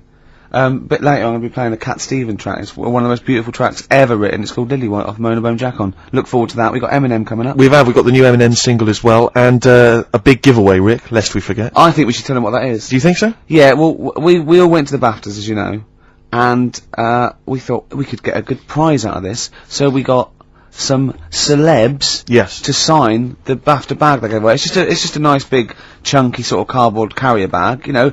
It's not the value that counts, this is what values it. Read out the sort of names we got, These are the Steve. kind of celebrity names that have signed that bag. Obviously us three, plus Graham Norton. Yeah. Angus Staten signed it, Alan Davis, Jonathan Creek, Jamie Theakston, Paul Whitehouse, a lot of comedians you'll notice, Helen Baxendale from Cold Feet, who's also been in Friends, right? I don't know why that's so exciting. Steve Phil Mitchell McFadden. Yeah. It's an eclectic bag. I noticed actually that Steve's signature is also mentioned, I think he says Steve, aka Phil Mitchell. Which is very nice of him. Yeah. Peter Davison, former Doctor Who. I noticed also that when you gave him the pen to sign it, he put the pen away. Yeah, he pocketed We had to it. say, oh, Yeah. whoa, whoa, whoa, whoa, whoa, whoa. Just his wily Cockney ways. You're not Phil Mitchell now, mate. Exactly. Give us the pen back. Exactly. Yeah. Simon Pegg, and of course, one of broadcasting's biggest legends, Steve Wright. Oh, Steve Yeah, Wright, got him yeah. to sign it as well. Yeah, yeah. But that's, you know, you're not going to find that. That's quite an eclectic and kooky mixture of celebrity names. Yeah. You know, autographs on one bag. And we maybe photocopy it and it's just, you can't We make can out explain who signatures, they we are. can explain who they are. But we can give that away. And there's, you know, it's a little commemorative thing of the BAFTA. It's got a big BAFTA logo on there and everything. It's pretty Yeah. classy. Did I mention this? That our agent, who was there, he ran around getting a few of these autographs, and I think Helen Baxter, he went up to them and told him it was for charity, and that was why they signed it. Which I think's, you know, a little bit cheeky, but that's what agents are like, Carl. You've got to But then again, he didn't understand get anything from it. It's not like he said, give us £1. that. No, he just got. They just got their well, he said that as signature. well. Then he made 42 quid. Yeah, exactly. So anyway, we're going to give that away. Is that a good prize? I think that's a nice prize, isn't it? It's a little commemorative thing. Carl, you're turning your nose up on it. No, What? no, it's alright, I wouldn't want it. Doesn't he? Do people get you to sort of do campaigns on the radio, like drink Fosters? I wouldn't, but you know, you can. Yeah, but look, I noticed on the big board here, it tells us that you can win signed and framed Chemical Brothers album covers on Sunday. Well, that's just 2 geeks who've signed that. We've got like We've got 3 alone in this room. Exactly. Plus, we've got some of you know, the cream of Britain's light entertainment who've signed that bag. No, I'm appalled by you that you're just so disrespectful of us. No, but it's like how when I went to the BAFTAs with you, and I wasn't really enjoying it. You were I like, can't. He's what? No, You you didn't are tell such us an this. ungrateful. You There are are so many You're people. like a little charity case. You're like, oh, I had God. chicks queuing up Yeah. around the block. You'd wanting to usually come. have to. I know, but I Someone told like you you. would have to write to Jim or Fix It or Esther Ranson to get them to meet us sort of people. And now it's on your doorstep. I'm amazed that you didn't enjoy it. Why didn't you God. enjoy it? You got to walk down the red carpet. You went in. There was George Best, one of your footballing heroes, was there. A load of was other good. big names. You sat there, you had prime position. You came backstage with a load of other big names. Hey, you had a lovely bit of You were grub. filming this thing for the DVD we're making. That's you, a cameraman on our DVD. And yet you think, oh, and now you look grumpy because you had a couple of pints and I can't believe So it. tell us why you didn't enjoy it, because the ceremony, what didn't you enjoy about that? It was interminable, wasn't it? far too long. Wasn't it awful? 3 boring. hours. I thought you were going to say something. Really? Sorry. 3 hours. Yeah. I mean, I suppose for you two, at least, you know, you were going to get something. Sure. Yeah. But with me, it's like, I mean, I've never graduated or anything, so Have you not? I'm trying to think of, sort of a situation. Basically, I sat there for 3 hours knowing that I'm not going to get anything out of the night. Yeah. Right? Now, Did you, sorry, when we invited you and you said yes, did you think you were up for an award? I thought we were going to be sat round tables, having a nice bit of food, Yeah. whilst people are going up there winning awards. Yeah. But 3 hours of the same thing over and over again. I mean, if a film's 3 hours in the cinema, Yeah. you go, well, it's long, but, you know, I wonder how it's going to end. Yeah. But this was just like the same thing over and over again. Some guy going up, thanks a lot, cheers for the bit of brass. And then going down, sitting down, the same thing over and over again. Honestly, right, I'd say it was one of the worst things I've ever had to do. I enjoyed the night afterwards when we did have a bit of lamb and a nice bit of veg and that. That was Yeah. alright, and I went home and I was happy, and I got the little freebie bag that you're talking about that we're giving away. Yeah. Which wasn't much good stuff in it. Oh, Right. No, What would you have done on that Saturday night? Suzanne What said would you have done or the Sunday night rather? What would you have done had you been at home? I would have stayed in with Suzanne, right, watching telly, having a nice bit of pate on toast or something, cup of tea, watching 24, But instead, I had to buy an expensive suit so I didn't show you up. Right? Jesus, Yeah. How much did you spend on your suit? Well, in total, right, because you know the shoes and the suit and the shirt and the tie, it was about 600 quid. That's the most expensive evening ever. And that's what I'm saying to you. And the daft thing is, it's dark in there. I don't know why you've got to wear a nice suit. You can't wear a tracksuit, for goodness sake. It's dark in there! No, just the shirt and that. It doesn't make you a better person wearing a suit. No, doesn't make you a what I better mean? person, no. We're not claiming it made you a better person. No, well, that annoyed me. Yeah. I mean, it was an experience, innit? That's why I went, because you think, if I didn't go, if I would have said to you when you invited me, no, Steve, I don't want to go, then I would have never known, right? Yeah.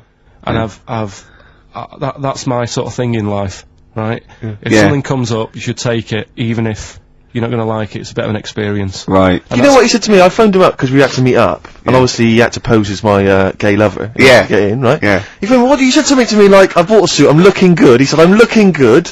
People will think, how on earth did he end up with that good-looking guy? So he got into the role. That was what he said to me. He started getting into it. Such an insight. Play a record. I just must say that we've had an email from Darryl Foster. Lots of people have emailed in and said, well done on the BAFTAs and well done on your Room 101. They really liked that. Thank you. There's one guy, and it's Darryl says, Ricky, has your dad only got one D-Mob suit? Because I know you noticed that Ricky wears the same suit every single time he appears on TV, because he spent a fortune on it getting it tailor-made. I've only got one. It's a good suit, and I they wear it know. all the time. And it's winter as well, it's like a pure wall, so I'm sweating everywhere I go. Anyway, usually it's too much cheese. I won't be buying another. Huh? I won't be buying another one. Ever. Yeah, that's it. Yeah. Suzanne told me today, right, because I've handed it in today to have the trousers turned up a bit. Why? Because it was a bit of a bodge job for the night. Yeah. Right. It was just some pins sort of holding it up the other night, but you didn't notice, and I didn't tell you because I thought you'd be getting on the stage and saying, "Look at that freak over there with his pants hemmed up." But I took it to the place to get it done. Suzanne tells me that I'm going to start shrinking now and getting to that age where you start going small. I know that must have been a revelation to you and a worry. Like, how small do you get? How small do you get? Oh, What are we playing now? I thought we'd have a bit of Marley music. Marley music. Oh, Okay. Go on.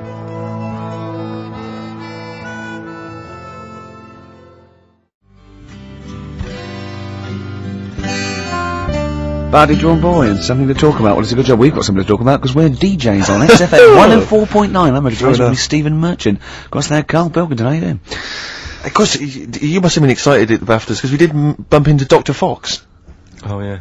Pleased with that. Yeah. What was the challenge again? I think the challenge was you had to shout Foxy. Yeah, the challenge was, it's sort of like Jackass, but wimpy Jackass. Karl was our cameraman for the night, because we're doing the making of sort of series 2, where we've filmed ourselves sort of writing it and doing bits and pieces and going to awards on it.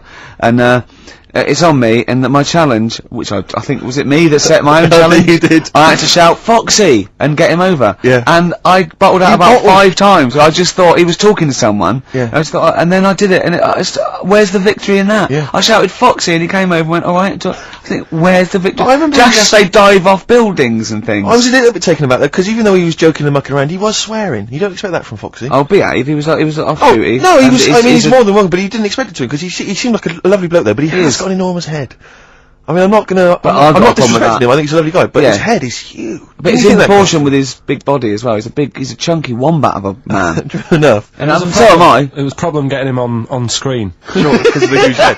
Yeah. I was struggling. No. I know, well, I know that Popeye people have worries about that. They had to get special lenses. Yeah, yeah. I love the fact that us 3 freaks can take this out of anyone. Stop there though, Rick, because I was on TV briefly. There was a thing about The Office on Top 10 TV Bastards on Channel 4, and I appeared on there briefly talking about the show. And there's this girl who's a girlfriend of a friend of mine, and she's like, I saw you on TV last night. I went, yeah. She went, I'll tell you this, you're better looking on TV than you are in real life, and that's good for you. And I was like, oh, I don't know if that was a compliment, because it's like... Definitely not. Well, I'm not on TV, so it's not Yeah. beneficial in any way. Yeah, But that's like... too right. You have to step out of the TV. That's like saying, I normally find you pretty repulsive. Yeah. My opinion changed slightly last night because you were on the box. Yeah. And I didn't know, it sounded like it was a Through compliment. the aid of a different... Through the aid of lighting and appearing like for 12 seconds on screen in small doses. Oh, God. You thought I wasn't as bad looking as I am in real A lot life. of people have phoned in and wondered if you are morph grown up, because they've seen a picture of you on the website. Do you mean me or Carl? Karl? Right. Yeah. What do you mean?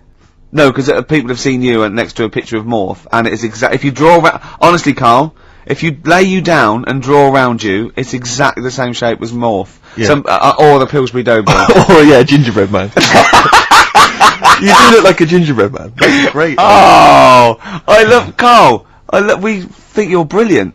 We like looking at you, talking to you, hearing what you've got to say. We think of you, don't we, in the week sometimes? Rick, I had a bit of good news this morning. Go on. And I don't mean this in any way. I'm sure it's an emotional thing for her. But in the Sun it says that Dido, her wedding's off. Right. Just thinking, ding dong. Because for some reason, I don't know what it is, I was having a chat with my mates, I've always been under the assumption I could pull Dido. Because she's quite ordinary. Do you know what I mean? She looks a bit ordinary. She's quite an attractive one, but like... Would that be your opening chat-up line? You look quite ordinary. Dido, I don't think you could probably get anything better than me, because you're not too hot yourself. Exactly. My name's Steve Merchant. Actually, what I'd do is I'd go, right, I'm not going to meet you in the flesh, but I'm going to send a picture of you on video. Yeah, this is me on Top TV Masters. What do you think? See what you think. Yeah, and if you think it's good, well, I'm certainly no worse without the lighting and makeup, so don't worry about that. Exactly. Oh, Dido. Have a little bit Bowie. What was your thing about Dido? That she's like a kind of... She's a bit like a receptionist. Who got up and sang once, because she's At at karaoke. and a bloke came up, hi, I'm Gridlin Records, I'm thinking of releasing a CD, and it just goes mental. Exactly. Everyone buys it. Yeah. It's good though, isn't it? But she should be doing photocopying or filing, do you not think? Just the way she looks, she's got that very kind of suburban the whole look. look thing annoys me. Do you know there's another pop stars thing starting? Yeah. Like, it's going on in Ireland. Apparently it's Ireland's version of it. Okay. And today it was like, you saw all these kids rushing in, there was fat ones there and ugly kids, and you're thinking, it's sad and everything, they might have a good voice, but they've no chance, right? And there was a woman there who looked a bit like Britney, and the bloke, straight away, before even hearing the voice, Britney looking like over there, go and get her in, give her a ticket, she's through to the next phase. And it's just annoying. Dido isn't beautiful, but she's nice enough. Do you know what I mean? Well, yeah, that's why she's fine for me. I mean, I you know, I mean, my standards are quite low. So, do you think Steve should go out with her then? I mean, that's what we're asking you. Do you think he should? Yeah. Okay, so a little bit of Bowie. Thanks, Carl. Try and fix that for next week.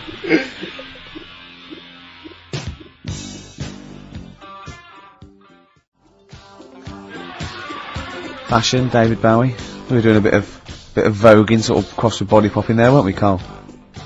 Yeah. Played that last night, Rick, during the set. Yeah. That was described by Zane Lowe as one of the best sets he's ever seen. Well, he didn't say those No, but I think Zane just sent an email and said he's giving up because there's no point. Yeah, exactly. When he hears stuff like that, he said, I thought I was a DJ. Yeah. After seeing Steve Merchant, I'm obviously not. Exactly. Yeah, exactly. no, so, yeah, Big Boy Jim was down there. Yeah, he, Big he got Boy very Jim was going, wow, you know. I don't know what I'm thinking. Yeah. But I like the idea, because you know, Fatboy Slim did Brighton Beach, didn't he? And he had like 20,000 people in Brighton Beach. Yeah. And everyone was loving it. Just the idea of me down in Western-super-Mare doing the same. With the donkeys 86 people. Have you ever seen, have you ever seen that thing, Karaoke Challenge on Challenge TV? Yeah. It's great, they're all doing it, and it's sort of like, Jonathan, what's his name, from Jonathan Bread, Morris, and all those sort of, people there. And the camera pulls out, and there's like 8 people there. Yeah, but what I love about Karaoke Challenge is it's not even night fever. Do you imagine that? I mean, talk about... Wow. Oh dear. We tried to get on that once, didn't we? On Karaoke Challenge? Yeah, we were doing that comedy we were lab. gonna I was do- going to we do it in were character, Yeah, wasn't you I? were doing it, yeah, it's David And Bowie. So we'd have a little bit of footage, but Yeah, that'd be great. Yeah, They wouldn't even let that you was on. terrible. That was how minor a celebrity you were at the I time. remember once, right, this is how sad we were. We tried for about an hour to get on the Chris Moyle show. They were doing a competition. He was doing this competition. It was about golf, wasn't it? So it was like things with, It was, you had to think of a song title, but you Yeah. had to make it into a golfing pun. and people were calling up and going, now what about Drive by the Cars? He was going Drive by the Cars, very good. And it was like, things like, you know what I mean? Things like something T and that. And I wanted to phone up and go, hello, Chris Miles. Yeah, what about, Spandau Valley Golfy? Just me. And I was just like, we tried. I was just about 30 quid just to get on and do something stupid. How pathetic. And they was wouldn't that? even let us on. What were the others? It's a good game, that. What? Oh, God. Phone in if you've got any amusing puns on songs and golf. Yeah, please. What did you say? What was it? A Spandau Valley Golfy. Yeah, do you like that one? It's a good game, good little game. Yeah, you're thinking else? of what you're doing, Carl. You're thinking on the radio. That's what you're doing. It's a first. You're actually broadcasting thinking. Can we just be quiet and just listen to Carl think? Yeah. Oh. Anything? Got anything there? Any golfing puns? at You all? know, some people say, Carl, it's impossible to catch yourself not thinking. Now, I reckon if there's one man in the world... Hole in my shoe. That fella in the young ones. Hole. And there's one on a golf course. He's got a little... Has he got a little cold as well? Because you're... Yeah, well, I was telling, Steve before I went on the tube last Saturday night. Yeah. It kills me. There's every time I go on the tube, I just get full of a cold and everything. I'm full of flu, and it's down to going on the tube. Is it? Someone told me that every time you go on the tube, it's the equivalent of smoking 2 cigarettes. Really? Because of the sort of gunk and pollution down there. And have you heard the other one? And I always smoke 2 cigarettes on the tube. Yeah. Yeah. Because of my nerves. Yeah. What's the name one about the, Oh, there you go. all like the hairballs that are in the tubes? Oh, Because yeah. of, like, people stood on the platform, trains go whizzing past at high speeds, Yeah. right? Takes a bit of your hair off. Don't say anything. What, you mean don't question the science of that? No, he means... Because of my It doesn't head. affect him. Oh, I see, yeah. Right, and apparently they all get caught up in the tunnels, and they have to like clean it out now and again because there's big hairballs on the lines. It's On the lines? on the train lines. Right. Yeah, it's a terrible place. So that's why I'm all bunged up, and that's when you came in today. I was like looking on the websites to see how much badness there is down in the tubes. Yeah. How much badness is there? Oh, loads. Is there a lot of badness?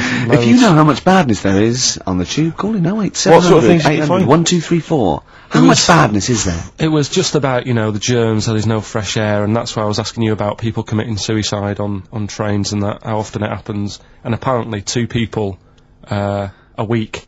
Was it two a week or 2 a day? It's $2, 2 cigarettes. How many people is it?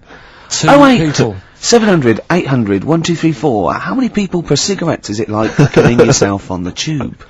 Call in. 2 people a week try and kill themselves or something Right. on the tubes. Really? Bad, that, Yeah, it is. Terrible. Should we play a record? If you want. Have we got the big new Eminem single? No, I was gonna, We'll tease them with that. We'll play that a bit later. We are going to play it though. We're going to play the new Eminem single. We will. Plus, of course, obviously, we got this big celebrity bag to give away as well. Oh, Bag of yeah, let me celebrity just do a images. quick... Well, no, let's no, play a record. explain We'll explain the, what the competition after that. Doves. Doves would be good.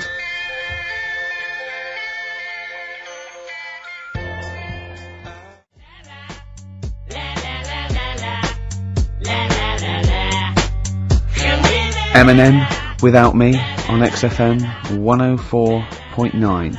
I'm Ricky Gervais, with me Steve Merchant. Hello there. Little Karl Pilkington. Into the last hour, 3 hours of broadcasting to go, Karl, for us. 3. Yeah? What are you Three going to be amigos, doing while 3 we're away? musketeers. Because you'll obviously still be working here. You have a day job, don't you? What is it you do exactly? I make stuff. You make stuff. What, like furniture? Promos and stuff. Oh, right. Sort of bit of in talk there, but basically like little trails for the station. Yeah. Yeah, That's what I do all week. yeah. So you'll be back to doing that when we're off? You don't talk to anyone, do you, in the week? You just hide in your little sound booth thing, and you really don't talk to anyone, do you? Much? Not really. No. No, I mean you know, you might call up. Yeah, But no, I keep myself to myself. yeah, Then you don't get bogged down in the office politics and stuff. yeah. Is there a lot of office politics here? I don't know. I don't get involved in it. Oh, yeah. Proved your point. So when we're away and we're like out of action, who other than Suzanne, who will you talk to of the day? How will you get a sort of feedback from the world? How will you get sort of like input and... I always, if ever I've got like a question on anything, the internet's out there and I can just go online and find out. The internet is good, It's brilliant. but it's not all verified. What do you mean? It's not all verified. It's not all necessarily factually accurate. Anyone can put things onto the internet. It's that, you know, that it's freaks and things that put on Well, here's things one, right? like... Here's one that I read in the week, right? Go on. About this woman. Yeah. She was a bit of a punk, and to get her hair done like she wanted it, Super glue. right? No, she got lard. Apparently, it's a popular thing. You might know. Put lard on your head, Yeah. and you put it in the oven. Now, apparently, the heat that you get from the oven is different from the sort of heat you get from an hairdryer, right? And she had to do that to get the style that she wanted. But anyway, she comes into money or whatever, treats herself to a microwave, right? It's not true. Opens the Oh. door, jams the things, you know, like the little catch, so the microwave works. She jams it with a screwdriver or a knife or something. Yeah. Puts the microwave on, sticks her head in, boils a brain. Don't be ridiculous. Right? Well, why is that ridiculous? Boils her brain. She boiled a brain.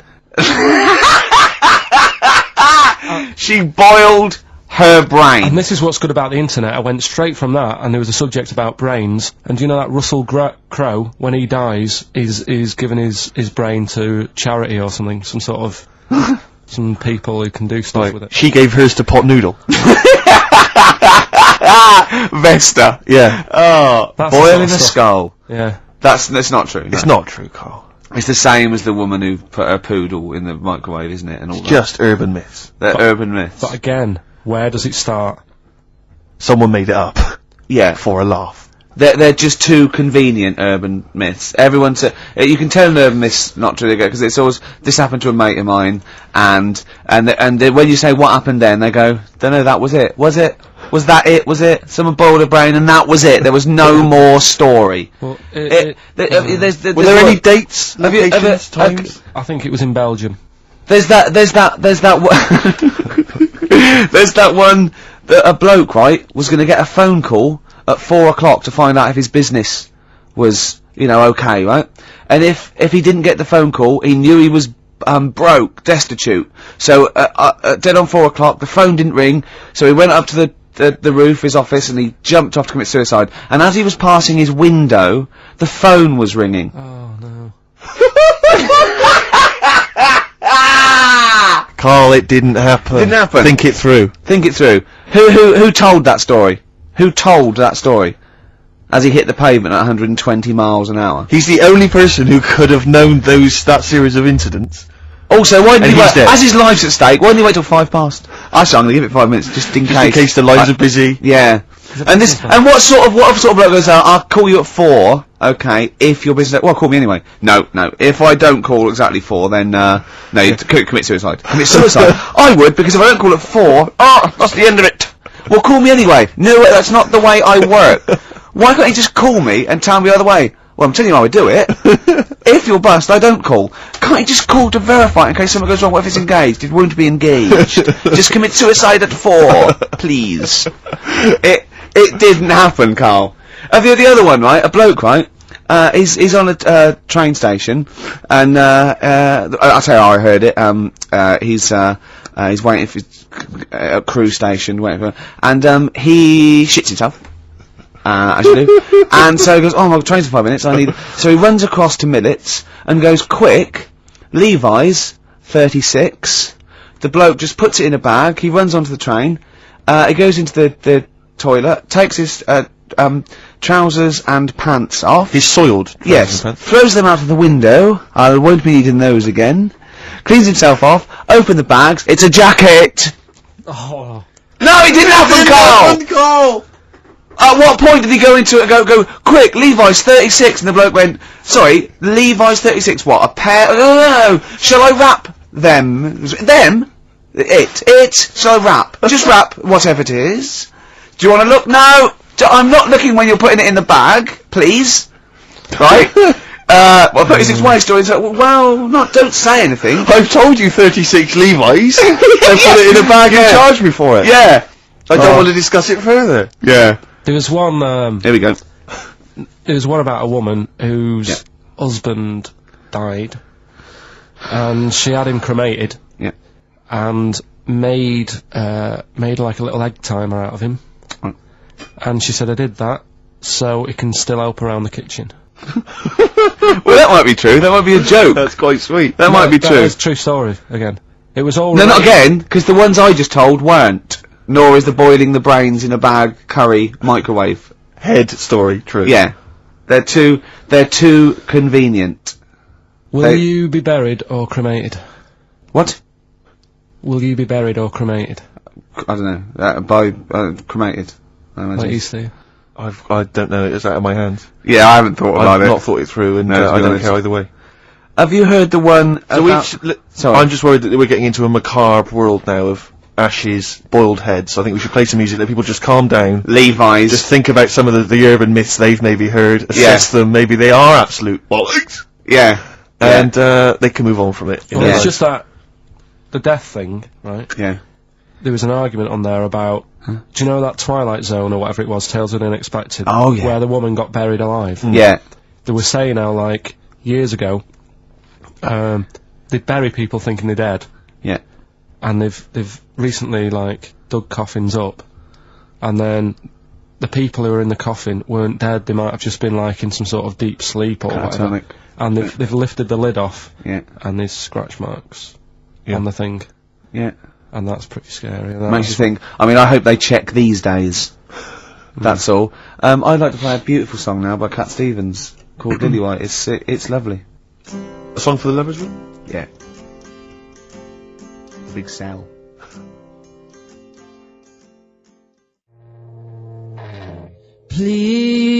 Please. Cooper Temple Clause there. Who needs enemies on XFM 104.9? Well, it's competition time. If you want that celebrity endorsed bag from the BAFTAs, Jane had a good idea. Go on. She thinks we should revive sort of swap shop because a I love competition. Swap Shop, I think it's a great game. It's great. It was great, right? But a competition or just saying why you need it, right? This way, you know, it's how much you can give, and I think it should be right. What will endorse Karl's life? A theme of the season, I suppose. We're ending a season now of this show, aren't we? And one of the big themes is really develop Karl, enhance Karl. Rejuvenate him in some way. What do you think Karl would want? Have you got something he'd love? It can be battling tops, you know, and you've got to say why he'd love your old battling tops. It can be a book. Sorry, what's a battling top? Was this something you used to take to school, like, with your hoop and stick? No, it was a little and your game. baked potato? It was in the wrist action. And Go on. it was like little tops, right? You'd have 4 players, right? You'd wind it around like with cotton, right? And hold a little, I'm getting excited thinking about it. I don't know what you're talking about. No, I know, I'm getting overexcited. It was just battling. Was this something like... And you pull it, yeah. I've had And it one. goes mad. Don't yeah. send one of them. I've had one. Don't give any clues. It can be some educational, it can be some personal to you that you think you might enhance. So, the competition is, basically, if you want that bag... So let's just explain what the bag is. It's one of these sort of cardboard giveaway bags that we got at the BAFTAs. It's got a nice big picture of the BAFTA logo. We got it signed by Graham Norton, Angus Dayton, Alan Davis, Jamie Theakston, Paul Whitehouse, Helen Baxendale, Steve, Phil Mitchell, McFadden, Simon Pegg, Steve Wright, obviously the three of us. And, you know, it's just a nice little sort of, you know, if you like kind of autographs, or if you're an autograph hunter or whatever else, or you just like the bag. Or you like the show, you know, or you then, want a little piece of Karl. or you want to give Karl something, a bit of yourself, or to enhance his life. So let's get it straight. So it's something that you have, it doesn't have to be very expensive, it doesn't have to be necessarily a worthy thing. Could be something you've made. Karl has to go, I want that. Something that enhances Karl's life in some way. Something that will make his life a little bit more, special, a little bit better. Yeah. And this is a write or email only. We don't want your phone calls on this because we're just too lazy. So what can make Karl's life a little bit more special? And we'll give it away next week. So you've got a week to email or write in with your suggestions about what it is that you'd want to swap for this this celebrity band. Is it karl@xfm.co.uk? Yeah. Or you can write XFM, PO Box 1049, London, WC2, H7XX. Yeah.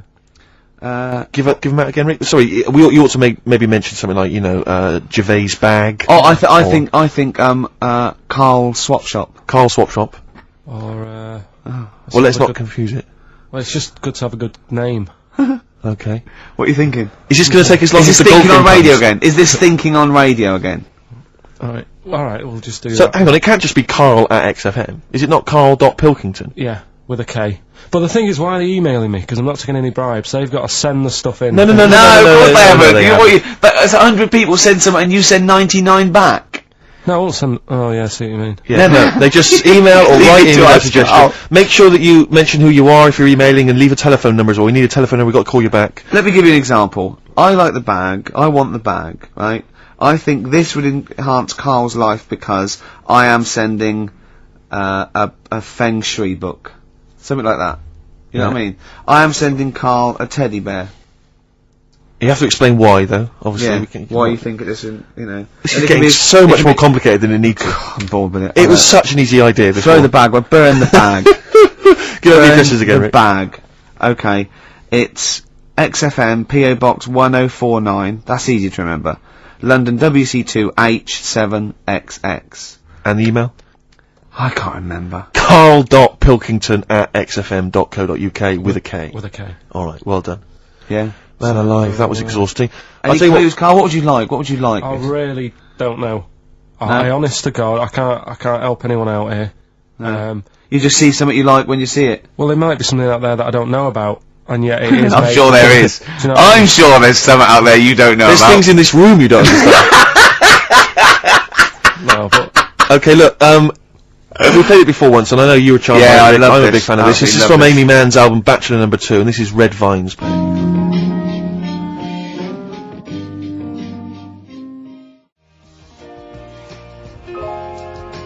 It's beautiful. I know Carl's not impressed, as ever. I don't know what your criteria for music appreciation is at all, Carl. it's just like you build them up as being something really good, and then I hear it, and it's like. Oh, But I don't know what it is that you're expecting to hear. What we meant to say? Really good. What we meant to say? Oh, this is This is all a mediocre track. This is all right. Listen, Go on. when you played Simon and Garfunkel, Yeah. right, they've got their own unique sound. You know Yeah. it's them when they sing. Yeah. That could have been loads of women who I know. It could have been loads of women who you know. You only know your girlfriend. What I mean, Sheryl Crow sounded like Sheryl Crow to me. Yeah, but Well, only superficially. But Man's been around longer than Crow. Who knows what, influences she may have had. That sounds like a fable, doesn't it? Man's been around longer than Crow. Eh? But, see, no, I mean, that's just, there's a number, let's be honest, Rick, I mean, there's not that many great female artists, are there? Oh, hey, be careful there, Steve. Some of the sisters out there will be disagreeing with I'm you. not saying that they can't sing a beautiful song, I'm just worried they can't write the material. I'm thinking of Bush.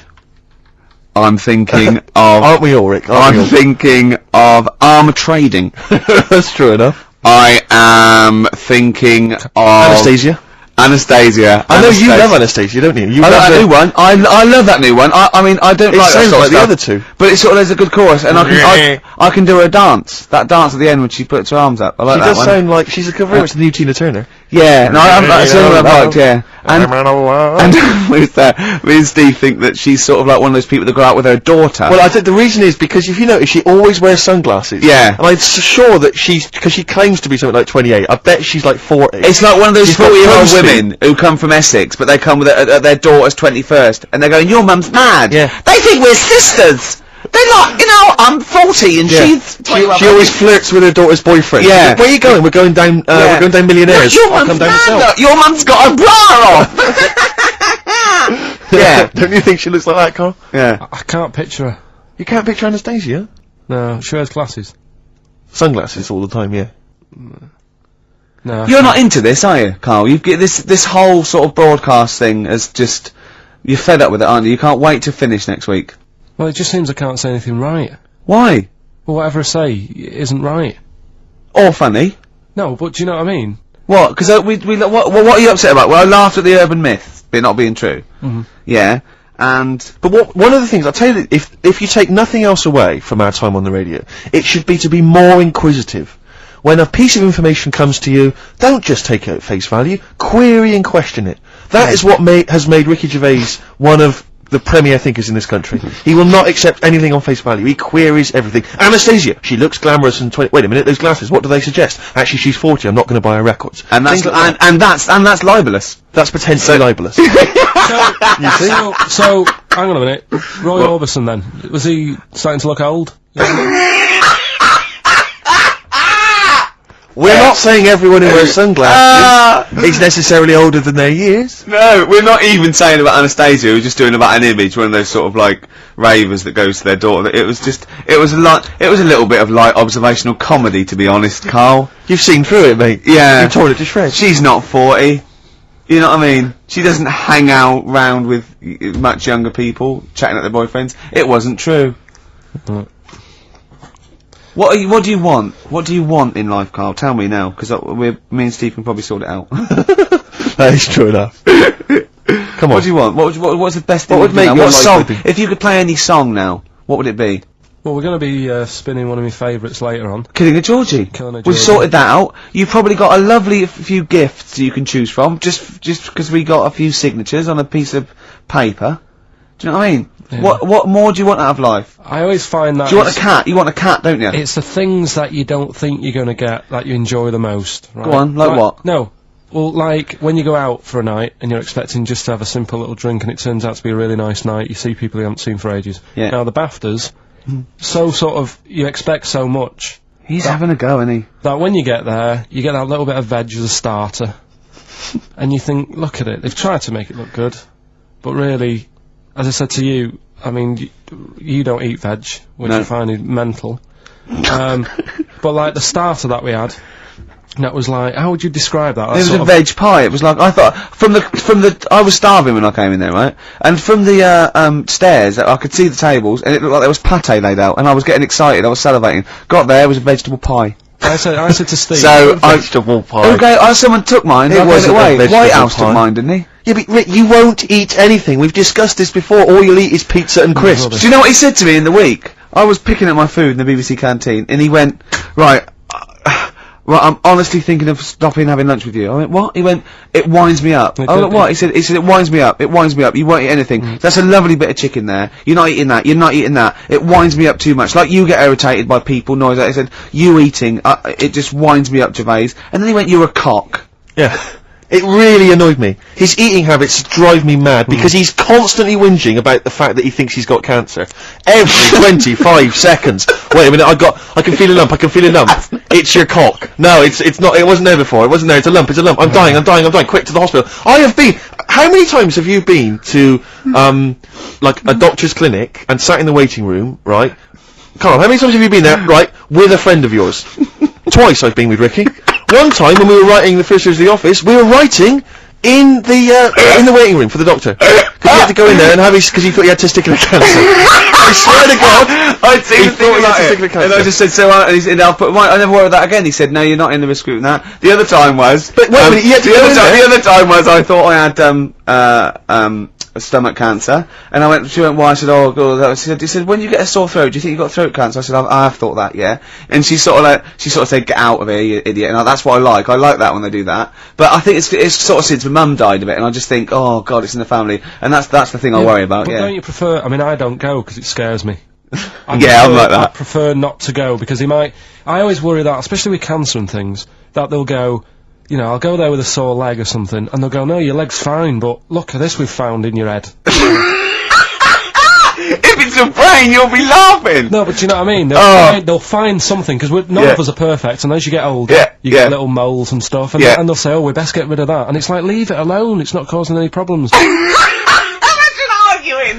That shouldn't be there. Leave it alone, it's not good. It is, it's getting bigger and it's strangling your lungs. But Rick's sort of like, but my point was, this is what upsets me. He constantly worries about his health. He's constantly obsessed. I found some buboes. I think I've got plague. Every 10 minutes he's got something. I started choking once because I thought it was some dust, didn't I? Yeah, he swallowed some dust. He started choking like he'd swallowed a fishbone, right? It was literally, I thought he was going to die. And he from panicked, dust. and he shouted, right, I'm choking, I'm going blue, and I'm trying to hit me, and he's hitting me on the back, and he shouted, I don't know the Heimlich manoeuvre. And I was choking and dying, but then I wanted to laugh. Because he panicked, going, it's like, if he's gonna die, I want him to know that I didn't know the Heimlich manoeuvre. I did everything I could, but I didn't know the Heimlich manoeuvre, so that was why I couldn't have saved Oh, it. dear. But my point is this, he worries about his health, and yet he eats like a child. He eats crisps, constantly, Coke, he keeps going, oh, I've got a headache, drink some water. Yeah. No, boring, hate it. I did say that, yeah. Chips, pizza, sausages, beans and chips. I have never seen someone eat so much. Sausage. I don't know how he's not bored of it yet. Sausage, chips and beans. Everything that's got to have cheese on it. Parmesan cheese, please. On anything. Why don't they leave it in a restaurant as well? Seriously, why don't they leave the Parmesan cheese? It's like it's gold dust or something. The salt, as much salt as you want, but they come along, and I found myself sneaking. I've said to Jane, look out, is the waiter looking? And I've leant over and did some more Parmesan. I feel really guilty. Just leave it. It was on a trifle. You don't need cheese on dessert. I've explained it to you. Oh dear. So this is why I get angry, and that's why I got, and this is, I'll tell you this, what, if I had to be on, I mean, Ricky was on Room 101, if I had to be on there, I'll tell you this, Ricky Gervais would be the first person in there.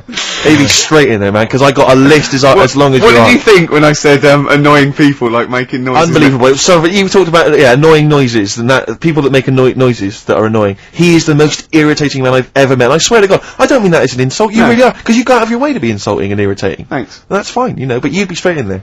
Yeah. In fact, we should do this next week for Carl. We should draw up a list of Carl's hates, what he'd put in Room 101. Oh, Think about that next week, That Carl. is genius. Next week, so we got the competition, we've got Carl, I'll tell you what, let's play a record and do White Van Carl. Yeah.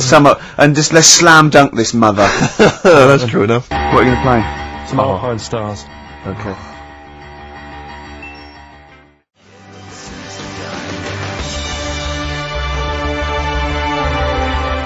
Alpine Stars, Carbon Kid, featuring little Brian from Placebo. Oh yeah. Thought I recognised him. Yeah, so like that. Right, White Van Carl. White Van Carl.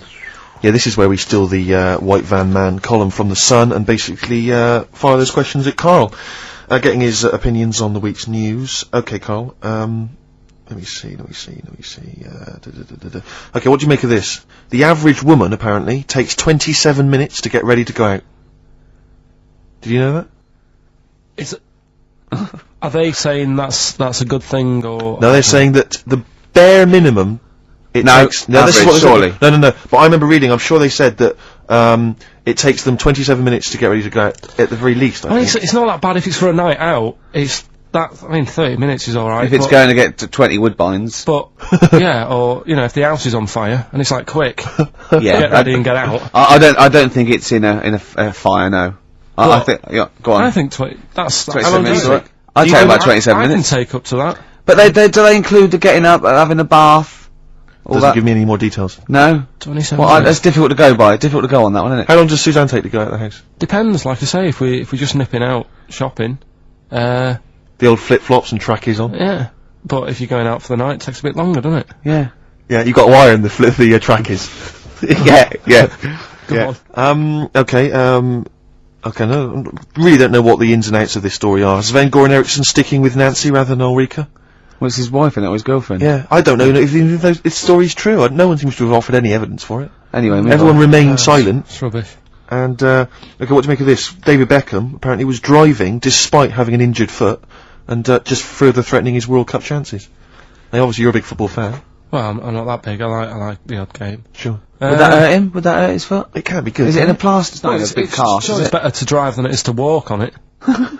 Good point. Fair enough, yeah. Go on. Can't argue with Can't that. get the bus, can he? Okay, and what do you make of this fascist leader who's having a lot of success in the French presidential elections? What's he doing? Have you not come across this story? No. Right, this is one of the big political So stories. he's got far right that got nearly 20%. He's a far-right fascist leader and he's having considerable success in the French elections. I don't think we should be asking Carl questions like this. Not a something lot- you've got an opinion on? I'm getting scared. There's all sorts of bad stuff going on in the world that we don't know about. You know Yeah. what I mean? But we know about this. Yeah, but you're better off not knowing because there's nothing I can do about it. You're absolutely right, Carl. I can't argue with that. Oh, God, man alive. fantastic. That is brilliant. Have we got it lined up? Bit of Rolling It's the Stones. one song I've been wanting to play since we've been on XFM, really. And Yeah. it took me a while to track it down, obviously, in the XFM library. But here it is, Give Me Shelter from the Rolling Stones. It's an amazing track.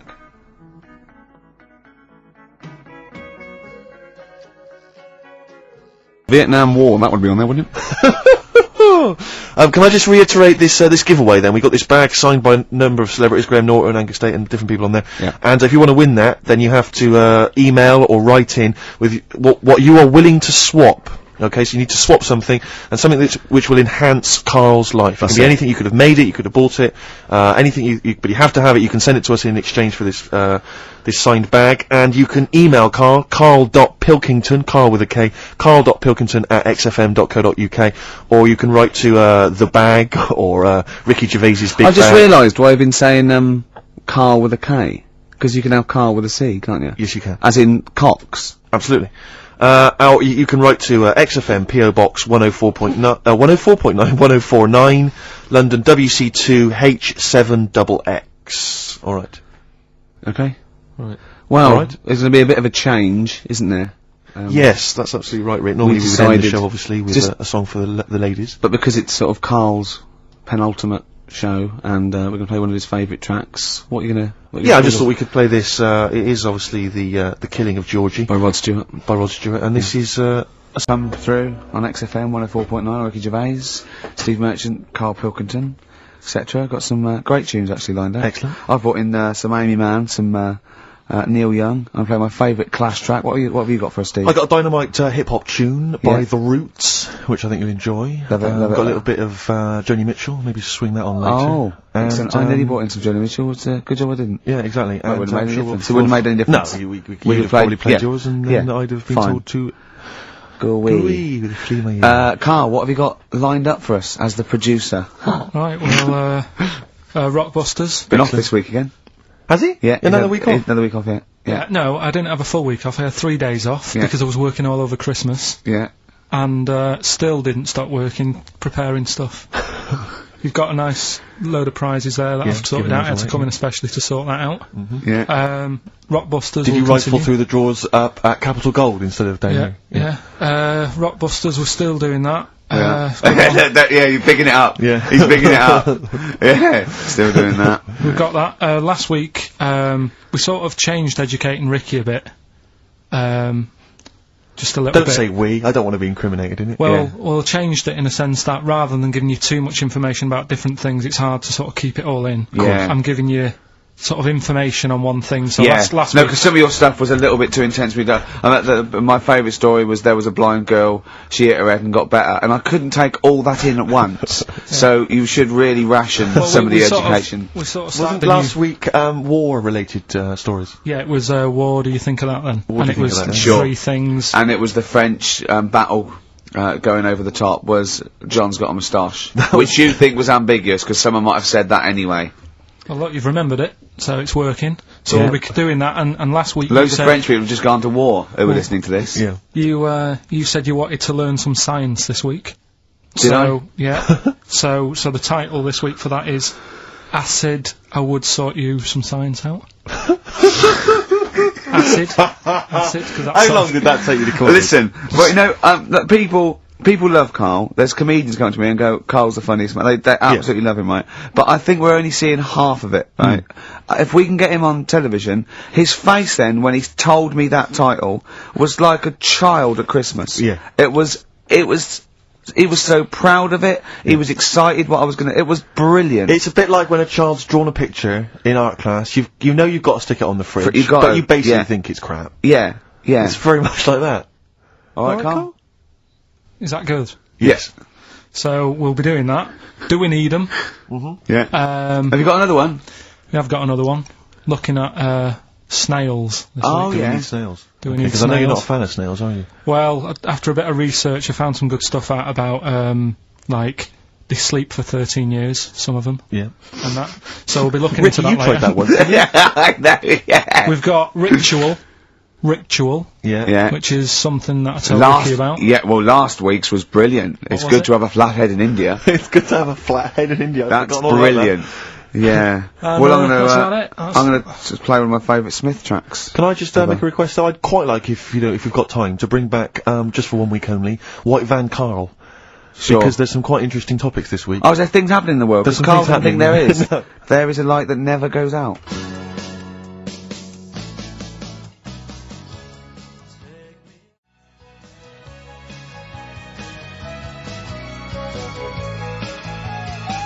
What?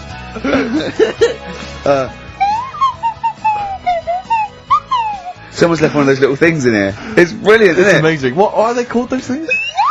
I imagine that just then I was thinking of being in the front row at a Morrissey concert and going, can I just play along? They are brilliant. I don't know what kind of sound that is. I don't know. It's only used for when Kenneth Williams Yeah, exactly. sees someone undressing. Yeah. That's the only time that is used, that noise. That is But brilliant. it's like it was specially created for the Carry On films. Yeah, we need, I don't know what it is, but we need something when I walk in and see someone changing. Well, what about this? There is a light that never goes out by the Smiths. I phoned Carl up in the week, yeah, and I said, what are you doing? He went, well, even though it's one of my days off, I'm just doing some research on the web. Found anything that said, yeah, I'm doing science. And then he said, you can get wigs for dogs in Tokyo. That's his scientific fact. And I went, what do you mean, dogs, if they need a wig? I said, if they need a wig, what, dogs going bald? And he went, like, this is fine to him, he went, it's a stressful city, Tokyo. The world's alright with Carl. He's always got an explanation. I've only ever seen him confused once.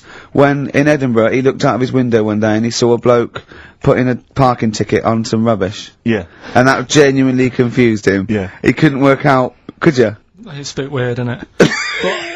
And the woman breastfeeding her 8-year-old child. You didn't like, did you? I don't like that. But, the what's the name? Animals with wigs. I kind of thought, after I put the phone down to you, I kind of thought about it, thought, Yeah, it's a bit daft, that. Are you sure it's not the ageing pop group? No, The Animals? But when you think, have you ever seen, like, a bald pet? No. It's weird. What do you mean? Because my mum, we had a cat, we used to get through loads of cats because we lived there. Oh God! It's starting early today, isn't it? What do you mean? It's only 10 past one. What are you doing? No, Running a restaurant? We lived on. Oh God! What do you mean? No, we lived on like a main road. Oh yeah. Right? So Yeah. we used to get through a lot of them. My dad It was kept their saying, risk. you know, stop wasting money. You know, it's not Stop good. wasting money, not wasting cats. Right. So anyway, we had this cat that was ill all the time, and It's just bag of nerves, probably. Yeah, malingerer. Yeah, I'm terrified. I'm going to which house? Rome. Oh God, bloody hell. Rome. Don't let me go to the Pilkingtons. and for some reason it kept being sick all the time. Right? Yeah, that is nerves. That's definitely nerves. So my mum kind of thought, I've had enough of this, and she shaved it. What? Whoa! Whoa! Whoa! Whoa! Now I know you're not vets in your family, but what correlation did your mum think there was between it being sick and shaving it? Because it kept being sick, and it was a pain to wash, because it kept getting So caught she up. wanted a dry wipe cat. So, Why didn't you just varnish it? What? it's weird, it's weird though. So now he's cold and sick. No, but not all of it. She left sort of the back half, but sort of from its waist, sort of. I love that! Shave it because it's sick on itself! And That is it was genius. the weirdest looking thing. I mean, normally I like cats. I'm always like giving yours a stroke on the head and that. Yeah. As soon as she did that, it was like, oh, Yeah. can't touch it. And then So now it's sick, cold, and hated. Yeah. I love. Carl. It must have, I mean, the other cats must have been taking the mick out of it constantly. It's just making things worse. Did it get, I'm hoping that it got run over and was put out of its misery. no, I think it got all right, that one. Or is that the? Yeah, it did get run over. It did. Oh God. Oh. Oh dear. How many cats do you say you've got through? I'd say whilst I was living at home, I mean, it's still on the increase even though I'm not there. So whilst I was there, probably 5. God. Wow. Oh. Yeah. And were you upset each time, or you just got used to it? It's one of them things, isn't it? Like I've said before, when you first see something, it's a bit of a shock. Do you know what I mean? It's like the Elephant Man or whatever. Yeah. First time you see him, it's that sort of, oh, look at that. Do you remember the first time you saw Steve? No, I'm not being funny. Do you remember the first? Yeah, but I've said this before. It's always then you get used to how people look, and you don't. No. I'm gonna burst. You have to play a record. No, but Because I just see Steve's face. no, but I've got used to it. Shut up. Shut up.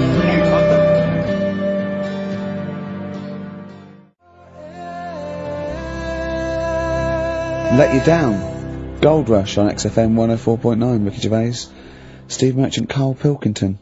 Brilliant. Rick, So- I was in, I don't know whether I should tell you this because it might rock you to the very core, Go on. but I was in an Indian restaurant the other night, and you've not seen the film, have you seen the film Notting Hill? I haven't, no. Right, in the film Notting Hill, have you seen that, Carl? Yeah. Do you remember the bit, Julia Roberts plays a movie star, rather like She's Julia the Roberts. most famous. Yeah, I know and she's her. in a restaurant having dinner with Hugh Grant, and she overhears some people in the restaurant slagging her off, and saying, Oh, you know, yeah. she's a slapper, probably all actresses are. And she's sort of stewing on it, and Hugh Grant wants to say something, and she says, "No, I won't let you." And then as she's walking out, she goes and says something to them, and of course their faces drop. They can't believe it's her. Anyway, I was in an Indian restaurant the other night, and they were slagging you off, Rick. Well, they were what they were saying is they were going, "Oh, Ricky Gervais. The thing about Ricky Gervais is he's just like the character he plays. Right. He's just like David Brent in real life." And I was listening in, and I was thinking, well, I want to say something. I want to go over and have a word and say, you know, you're partially right, but I couldn't. I didn't know what to do. I didn't know what to say. I couldn't. What could I do? I couldn't really go over there and get into a rumble. I want to say, what do you mean that I'm Yeah. like him? I use his face and his vocal cords, but I mean, I can't help that. But it's that thing as well of I don't know where they've got this information from. But no. Because you're that- not, It's so they're received. wrong, Well, so- it's yeah, they've received it from somewhere, or they've read it, or something. It's just, but I don't know. I mean, I can't really be annoyed that they're just wrong. But it was very weird. It's like being annoyed at a vicar believing in God. I can't get annoyed with him. I just don't believe. But because obviously they didn't recognise me, it's rather like, you know, when they talk about that idea that if you could go to your funeral, what would people be saying about you? It's the closest you could get to that. Well, that you can hear what people are saying about your friends. But why don't you, to get him round to that, you go, he is, yeah. What do you think of the other fella that's sometimes with him? That tall fella, he's good, isn't he? Yeah. I know, It's a shame, actually, because, on the occasions I do get recognised from minor appearances, I'd never get any cool fans. I just get the nerds. I get the real nerdlingers. I don't get, you know, beautiful women coming out. You're putting them off, though. Putting them off. You've got to take what you can. Well... But you'll have nothing. No, I know, but this girl came up the other day, and she said, hey, are you that guy who's involved with The Office? I went, oh, yes, I am. She went, my boyfriend loves you, he's over here. And she pointed him out. I was devastated. I thought, I'm in here. Yeah. There was nothing going on. But there was a guy who was in HMV, and he was working with been working on the till, and he saw me, he said, would you sign this DVD? I went, no problem. I said, and I was trying to make conversation, I was trying to be frothy, and I said to him, oh, selling well, is it? And he went, it is. Although we've had quite a lot of returns.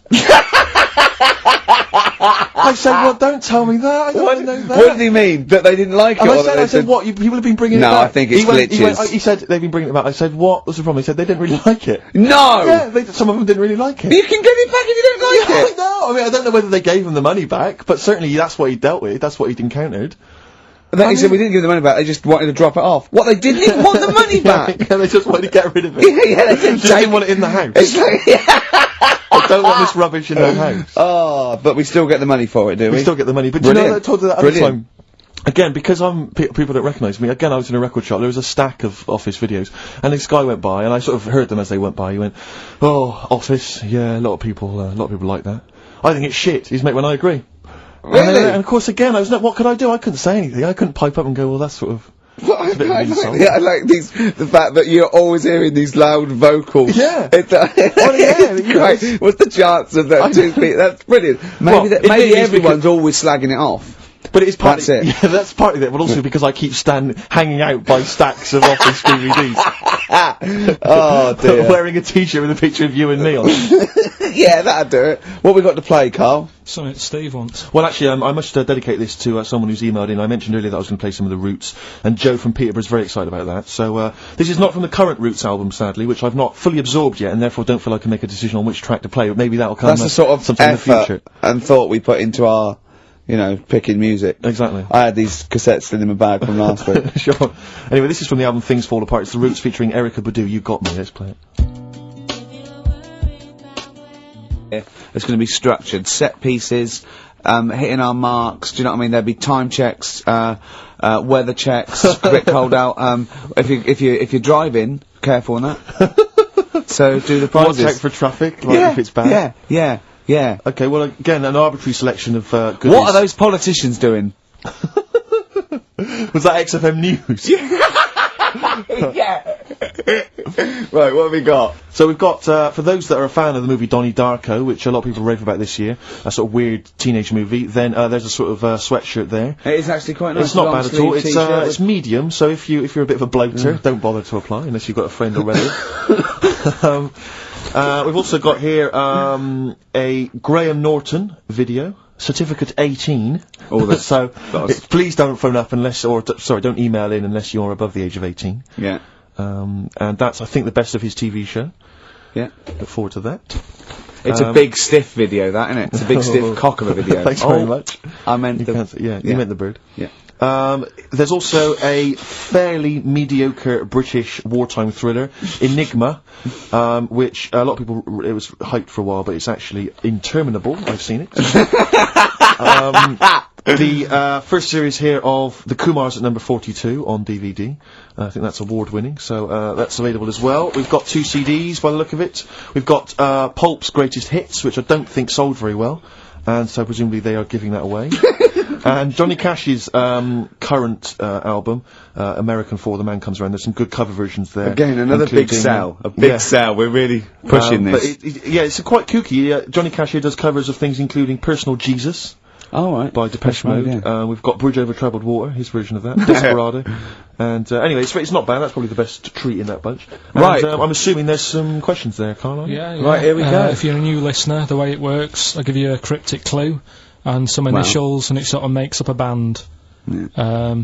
makes more sense when you hear it, I reckon. Not particularly. Wow, not really. Although So- people do get it. I just worry about the state of our listeners. Go on. Right, so there's 3 of them. You email in ricky.gervais@xfm.co.uk. It's email only. I Email repeat, only. it is email only. We Can I are have that too email? lazy to answer the phone. Yeah. Okay, Right. here we go then. Number 1. There's normally 2 easy ones and a difficult one. Sure. So here we go. Number 1. Don't argue with him, he ain't gonna change his mind. Don't argue with him, he ain't gonna change his mind. Yeah, that's AA. AA. That's, yeah. So that's the Don't argue first with him, one. He's not gonna change his mind. What do you mean, Presumably you've got them written out, haven't yeah, you? I'm just thinking about what the answer is, so I didn't write the answer down. To Oh, this one. don't worry, they get it. Yeah, don't worry. Well, Well, you can't remember it, you came up with it, there's only 3. I know, it's weird, isn't it? No, it's not weird. It's incompetent. Right, the second one anyway, I hope you get this. I hope you get this. Email in and tell us the answer. This is a shambles, isn't Hang it? on a Come on, minute. keep going. Go on. He always gets what he wants and doesn't worry about anyone else. P. And you don't know You don't know that is? I'm sure he'll come to me once to see it on email. What do you mean? Once they get it, you'll agree with them. I'll know if it's the one I had down as the answer. This is brilliant. Come on, Imagine it's a- Jeremy Paxman doing that, going, Yeah, University "What's- Challenge." Is that right? Go on. Right, so that's that one. Give us that one again. He always gets what he wants and doesn't worry about anyone else. P. But you're confused. I don't understand how you can be confused. Yeah. Alright, what's the final one? The third one, I'll have to put that woman in the oven. And that's AB. Alright, quickly give us them again. Right, so the first one, don't argue with him, he ain't gonna change his mind. That's AA. He always gets what he wants and doesn't worry about anyone else. That's P. And, I'll have to put that woman in the oven. AB. Alright. Okay. Ricky.gervais@xfm.co.uk. I'm going to play a classic track now by unfortunately. Neil Young, Alabama. It's Oh, beautiful. Beautiful.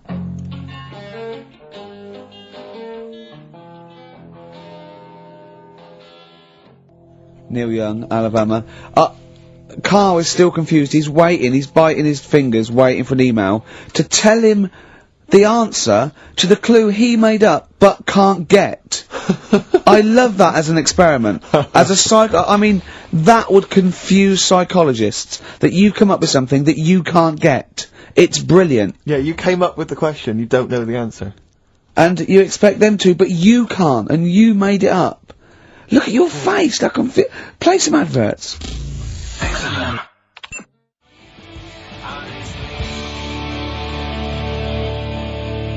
Honestly, Juan, by Billy Corgan's new band there, ex-Smashing Pumpkins. Sounds a bit like them, but I like it. It's alright, not bad. I like it. You would seem to know, Rick, incidentally, that someone's got the right answer, so Carl now relieved. knows the answer, yeah. Brilliant. Well done, Carl. You're a fool. Right. Well, talking of which, it's a long time since we've had any White Van Carl. For those that don't remember this particular hot feature, we basically ask Carl some of the questions that are asked of a white van driver in the Sun. They always have this on Saturday afternoons. Anyway, here's the first one. They're not fascinating, Carl, but I'm just interested on your take, really. Yeah.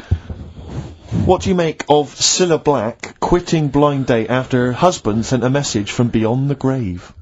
Are you familiar with this story? I didn't know that. What's that? She went to see a medium, and supposedly her husband passed on information through the medium, which was incredibly vague, but persuaded her to quit live on air. Well, it's about time, isn't it? If even dead people are saying, enough's enough. But I'll tell you what though, talking about ghosts and that, do you know how I'm into them? Yeah. Right? How weird do you think this is, right? Well, it's not true. Before you say it, play a record. No, go on. Go on. Right, it's this woman, I don't even know if it's ghost really, it's just a bit weird. Sure. Yeah, sure. There's this woman, Yeah. and she's not a woman, she's a kid. Sure. Okay. Sure. She's walking down like a street in her area, it's a nice day and everything's normal. She's walking down, and a woman comes up, cycling past, right? The woman on the bike looks at the kid, absolutely terrified, right? Got a really scary face on her. Yeah. The kid's thinking, why is she doing that, Yeah. right? So anyway, she thinks nothing of it, goes, I think she was playing in the park or whatever, goes and has a nice day. About 15 years later, Oh, right, yeah. she's I don't know, I think she was going to work, right, on a bike, She was riding her own bike. riding Okay. her own bike, cycling down the road, Oh, yeah. looks at the kid. That's the thing that happened, like, 15, 20 years ago. Right. It's her on the bike looking at her as a kid. Right. What do you Not, think? not another child. No. So Right. it's her, she's seen Well, herself. what, Carl? I mean, I don't know where to start. Firstly, where's this information come from? But I mean, why do you ever? I mean, I don't know what part of that you think can be true. I'm honest. I'm speechless. I don't know what to say. What are you talking about? Bit weird, though, isn't it? But it's not It true. didn't happen. Nothing happened like that. She said it did. Well, Who? then she's Who? wrong. She said she saw herself. She saw herself as a kid, didn't she?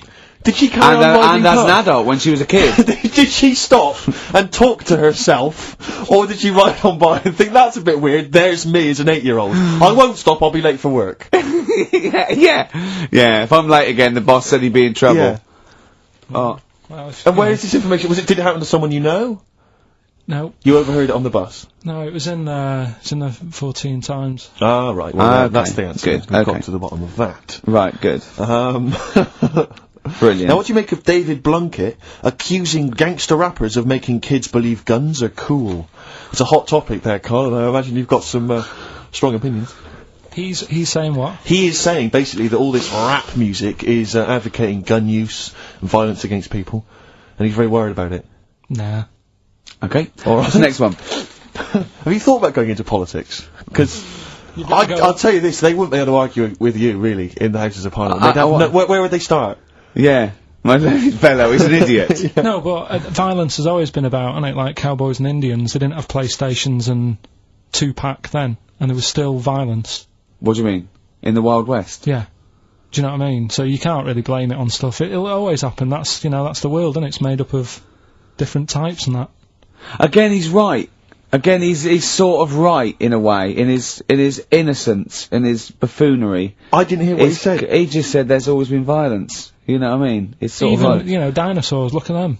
They caused a lot. and of then he trouble. went too far and made himself Yeah. sound No, like a but- fool again. But I'm just saying, it's always happened. It always will. Yeah. Don't try and change it. Yeah. Yeah. Just chill out is what you're saying. Do you know what we should do? We should all get on our bike, go and find ourselves when we're little, and go. Be careful what you do in life.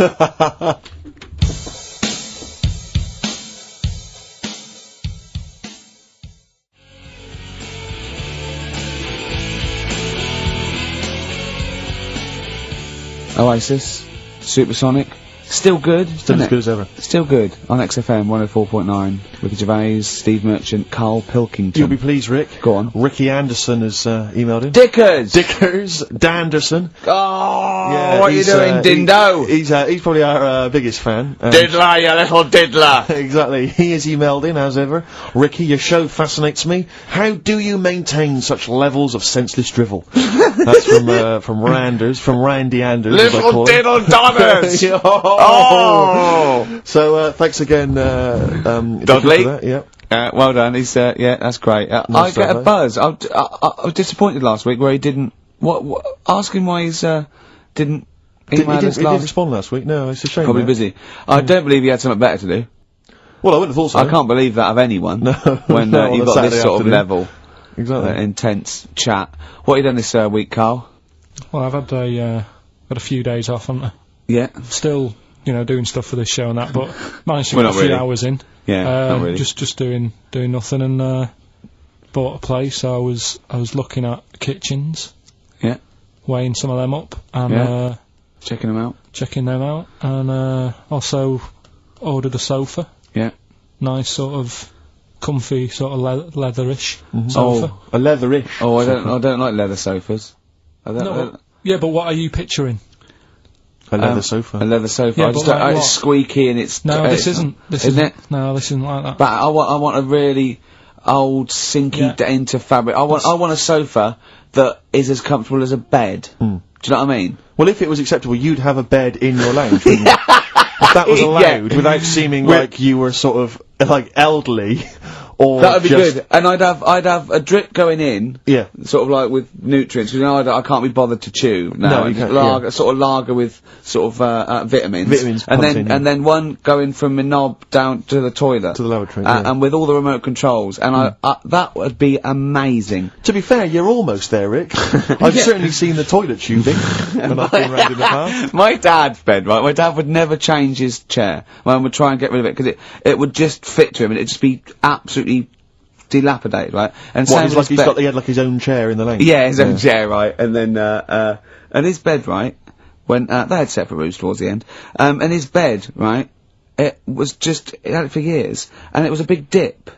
It was just Really? like a spoon in the middle where it was concave. Where it said it. And my mum used to just vacuum it out. Oh! Well, the little bits are like, he'd have a fag in bed or he'd do his roll-ups in bed. Yeah. And, Oh, he that's said to grotesque. him, why do you like that bed? It's curved, he goes, it means I can't fall out. The idea, it was like in a hammock. That's great. That can't have been good for his back. Well, I don't think it mattered towards the end of it. A hammock would be, I really would love a hammock. I think a big beanbag would be good, wouldn't it? With a telly. A beanbag as big as a bed would be amazing. Yeah, but this is still the telly thing, because do you prop yourself up a little bit to watch it? Do you watch it on the side, which is annoying? Do you turn the telly on the side? I've always wondered about that. The weird thing is, right, you know, I've mentioned before about certain things that are just right, like your hand, 5 fingers is just enough, right? One more, The sex tips. it ruins stuff. Yeah, one less. One less and you know, I was saying about drying your pots and that, it'd be really slippery and that. Yeah. Right? And the weird thing is, right, I think that's what nature had in mind. no, Yeah. but like, my mum and dad, right, they moved to this little house, right? And, they had loads of furniture that they've collected over the years without chucking out, and they've moved to this small house. So they just had too much furniture, right? And, they had this double bed. And that was for, like, you know, when friends come round and that, they can stay there. But the problem was he wanted to sort of put these wardrobes in the bedroom, right? Right. That went on either side of the bed. Sort of wrapped around because, the bed. yeah, but because the room was so small, he thought, I can sort that out, Yeah. right? And he sawed the bed. He sawed the bed. He sawed the whole thing, so you've got, like, your mattress, your bed, and everything. And What, he sort just sliced some off? Like a big sandwich, just cut a bit off just the edge. cut the crust off. About how much is that, would you say? About 8 inches, 6 About inches. 8 inches. But hold on, but that Well, he won't cut work. Because it'll all fall out the side, and then what happened to the springs and all the supports and stuff? He It'll just sorted it collapse. out. It didn't all come out and that. I mean, it's not the comfiest bed. but the weird thing is, he did it, and even though it's only like that 8 inches or whatever, it totally ruined it. It's Yeah. like, Well, of course it would. no, but what do you think I mean? I don't mean it ruined it as in, it looks a mess. No, it would have been uncomfortable. Not even that though, just the fact it's that little bit shorter. It's like, God, for 2 people, this is hard work now. This is like, you haven't got enough room, even though it's only 8 inches. Why did he build the wardrobes first, without putting the... I think he did all that and then thought, oh, it'll easily fit in there, and it didn't, so he had to sort of saw a bit off the bed. But it's just weird how only 8 Did inches... he use one of those electric saws? Yeah. And there That's was just, amazing. presumably there was just kind of What sort of did it- material and wood just flying everywhere. What did he do with the legs? Did he have to move the legs in a bit? He moved the legs. Looking at it, right, once it's got like the quilt on it and everything, you wouldn't know. I was like, Sure. yeah, that's alright, you've done a good job. Yeah. And I went to bed at night, he's like, you know, sleep well. Got up in the morning after having about 45 minutes sleep and said, something not right with that. Yeah. And he You goes, "What do really are mean?" your father's son, aren't you? I said, There's something not I said, right it's with not that. right. And he said, oh, well, I said, what have you done? It doesn't seem the same. And he said, oh, I had to shorten it, sort of thing, you know, to fit in the gap. I said, well, I can't sleep in it. I said, and there was a big kerfuffle. My mum was saying, look, you have our bed then, and we'll sleep in that one. And my dad was like, sod that, Yeah. Yeah, it's ruined. you know. Some idiot cut it. So, there was a big debate going on about where we should sleep, and I was saying, look, you know, I only come and see you, like, every couple of, you know, probably once every 6 months. I'm not being funny, but next time we go home, can I film it? Just for, do you know what I mean, Channel 4 or something? Well, you know, I mean, the Osbournes is not on at the moment. The Yeah, I know. Pilkingtons. It'd Now that would be extraordinary. oh, can we film it? That's brilliant. Is anyone from Channel 5 listening to this show? Or Bravo. Yeah. The Pilkingtons. Weird, though. Weird. Play a record? What do you want to play? Do you want to play, do you fancy playing something of yours? What, have we got I anything? don't know, something that was sent in to you, maybe? Oh yeah, no, I'll tell you, yeah, I'd like to play this. Yeah, Bronze Age Fox, band from Bristol, my neck of the woods. Always play working, the tune, Carl, play the tune. always working, he's Play the always tune. working, he's on the ball, he's on the ball, he's on the Bobby ball.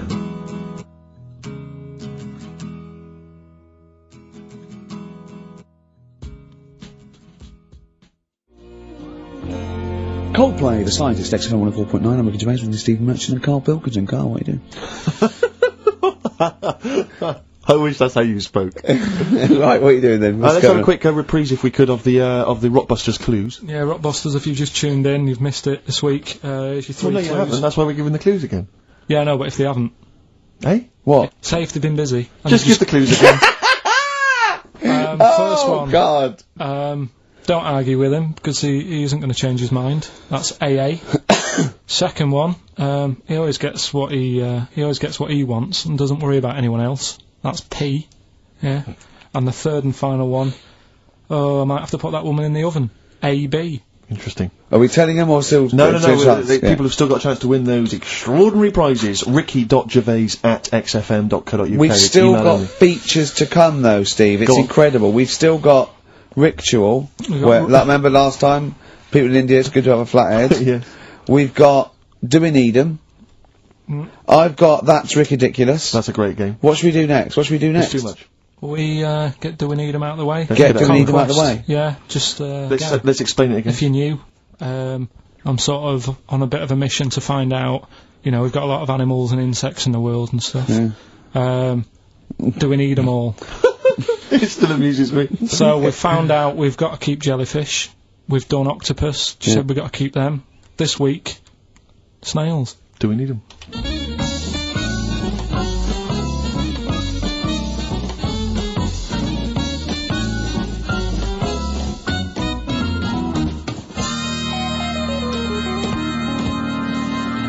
Just doing some research, right? I'm sort of working my way through different creatures and insects and stuff that's on the planet, Yeah, right? And finding out if we need them or not, right? yeah. Do you know much about snails? Sea snails, Well, yeah. snails in general. Don't know much about snails, land snails. Know a bit about sea snails, like whelks, top shells, that sort of thing. Would you say they're important? What sort of sense do you mean by important? Say if we had to sort of get rid of some animals and insects and that because we're running out of room. Right.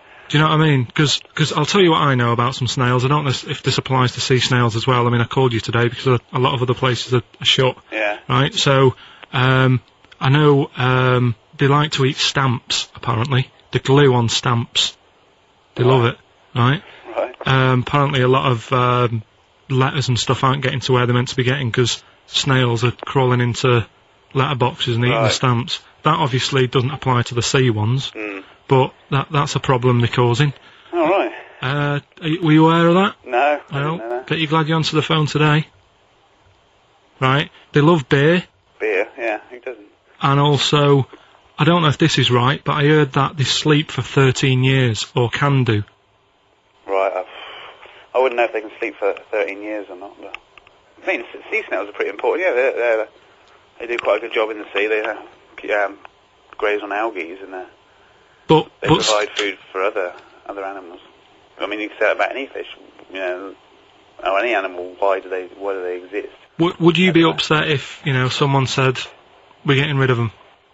Oh yeah. You would be? They're an animal, you know. I wouldn't. Forget being like favouritism and all that I get for them, right? There'll be other things knocking around you can sort of spend your time looking after. You'll still have a job, don't be worrying about that, because I'm not going to get rid of all the fish. Jellyfish need looking after, so you're safe. Yeah. But do we need them? Come on, there's loads of people saying, come on, we've got to move on through the animals, and you're holding them up saying, well, I want to keep them. Well, who's saying we need to? That just sounds a bit crazy to me. Just imagine. Do you know what I mean? And they would come to you because you work in an aquarium, so they'd be asking for your advice. Right. And you're slowing it down. Well, they asked for my advice, and I'm giving it to them. So you know, that's what I think, anyway. Yeah, but snails, you know, I mean, like I say, they drink beer and that, you know. What did they do apart from some food for a whelk? They were around. Their descendants were around a lot longer than we have been. Yeah, they've been around a long time, but what have they done? Well, they've survived that long, so they must be doing something pretty good. Well, apparently they sleep for 13 years, so really, even though they've been around for ages... I think that sounds a bit... I don't think they sleep for 13 years. Not all of them, just the tired ones. So, snails, do we need them? Well, yeah, I just think they've got to, just as, it's not for us to say, do we need them or not, we can't. So you think we should keep them? Yeah, definitely.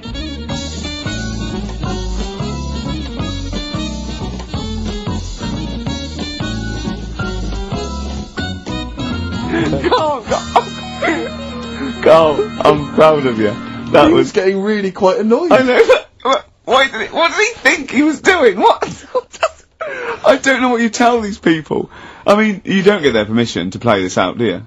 You just don't tell the them. thing is, right, I sort of told him what it was about, but we won't say who he is or where he works, because it doesn't matter. I just needed to speak to someone who knows.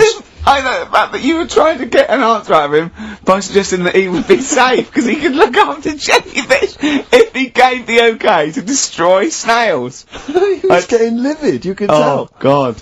Brilliant. So he's been around a long time, but what have they done? Well, that was great, Carl. Play a record. Well done. Bit of Amy Man. Oh, I'm obsessed with this song, Red Vines. It's brilliant.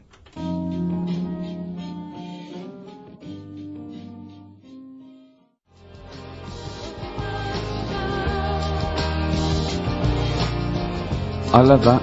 Amy Man, Red Vines. XFM 104.9, Ricky Gervais, Steve Merchant, Karl Pilkington. You mentioned earlier when we had our regular email from Dickie Anderson. Yeah. Randers, as I call him. Dandy son. Yeah. You mentioned it because we didn't get anything from him last week. We didn't get anything from him last week. Anyway, he's obviously listening. Rich, because he's emailed in to explain his absence. Dear Ricky, sorry for not tuning in last week. Only I was in HMV returning the 14 copies of The Office I got for Christmas. That's from Randers. So, he's explained himself. Oh, he's dear. excused himself. Oh, Anders, we should get him on one day. Yeah. Right, okay, Carl. That's ridiculous. 3 amazing scientific facts, one of which is spurious. Okay? Yeah. Okay, 1. Girls can't throw because the part of their brain that allow men to throw properly in a girl is used up in emotion. 2. Gravity isn't instantaneous, it works at the speed of light. The force of gravity. 3. Statistically, you're more likely to be trampled by a donkey than dying in a plane crash. No, even though the last one sounds daft, I think I've read that. About the donkey thing. Okay. So, girls... What's the first one? Girls can't throw properly because the part of the brain that allow men to throw is used up in emotion in a woman. Yeah. Gravity isn't instantaneous, it works at the speed of light. So when you drop something, the force kicks in at the speed of light. What do you reckon, Steve? Well, it's not for me to say. Is this a trick one where none of them are ridiculous? Or one of those three. One of those three is not true. Right, well, it's definitely not the donkey, right? So, I reckon the girl one, throwing stuff. Is ridiculous. Yeah. Correct. Well done. Well Very done. well done indeed. Yeah. Very well done indeed. That's 2 out of 2 he's got so far. Well, there you go. Well, I'll teach you some stuff now. Right. I've always been fascinated by the donkey fact, because it is an extraordinary fact that more people are killed apparently by donkeys. Yeah. Than they are by airplane crashes. Well, I suppose in countries where they're used and used a lot, that they go a bit mad and squash it. But my concern is that when you go on a plane, there's so many checks. I mean, it takes 40 minutes to go through all the checks: the air pressure, the cabin pressure, the fuel, checking the flights, the takeoff, all the rest of it. Our checks for donkeys. Nothing. Did someone close the gate? I think so. Exactly. That's our donkey checks. Is he annoyed or not? You're not working him too hard, are you? Yeah. He's got his hand. Is there two holes for the ears? Yes. Well, I think that's what's happening. I don't think it's accident. I think they're picking us off. I think they're so annoyed that a nickname for them is ass. Yeah. And they've got to wear the little hat. You know, they've got to ride give kids rides on the beach and that. I think they're just sort of annoyed. Yeah. Maybe they're sort of just picking us off one by one. Yeah. Teaching us a lesson. If we had the same stringent checks Exactly. on donkeys as we do on international flights, maybe there'd be a little less there. Exactly. Wise words. Cheers. Wise, if slightly incoherent words. Go on, Carl. Got that right. So, Acid. I would sort you out with some science. Brilliant. I forgot the puns in mind, didn't I? I forgot the puns. Yeah. Go on. Right, so, yeah, you asked to sort of be taught some science and that last week after being taught about war, so, did some research. And, there's a few things, I think we'll just cover one of them now. Go on. We've talked a lot about hairy kids. We have I discussed that a love lot. the fact that Simon Sharma has never started a programme like that. The Jacobites. We've talked a lot about hairy kids. Go on. It's a little bit, I mean, it's not your traditional science stuff, but it's still More left interesting field. and it's a little bit, you know, it's still Yeah, we talk about hairy science. kids. We have disproportionately, honestly. I think this show's talked about hairy kids more than any other radio show. Well, it's one that... Sorry, I noticed both of you there dropped the H, or the H, or however it's I pronounced. had to, 'cause So it- airy, airy obviously kids, mean yeah. hairy. Yeah. Hairy children, not Yeah, sort of airy, kind of light-headed or... Yeah. Well, there was the case of the one who lived in China. Yeah. And, Which was weird for two reasons, wasn't it? yeah. Well, go on. One was like, he was covered in hair, That's already weird. and the doctor sort of checked him over and said, well, yeah, he is hairy, but he's quite healthy apart from he had a little bit of eczema and a boil. That was the main bit of the story, wasn't it? Yeah. But this one, right, we have sort of talked about it, and you weren't having any of it at the time. What? This next bit of science I'm telling you about. Go on then. Right? Remember when I told you about a lad who was living at home with his mum and dad, right? Everything's, you know, normal life, go to school, that sort of thing. Yeah. Then, I think his mum and dad had an argument, and it kicked off a bit, and he thought, I'm sick of this. It's happening all the time now. They kept having arguments, so the kid ran off into the woods, Mm-hmm. Oh, Yeah. right? God. Now, he left, he went and ran in the woods, and he ended up living with some monkeys, Right. right? And he thought, this isn't a bad life, you know, there's no arguments going on. Sure. He was getting on with them. And the He weird loved thing bananas. is, this is where the science bit comes in. Oh, Sure. He grew a load of hair on his body. That's not true. It's not true. It is true. It's an acquired characteristic. It's the, I bet someone will back me up on this.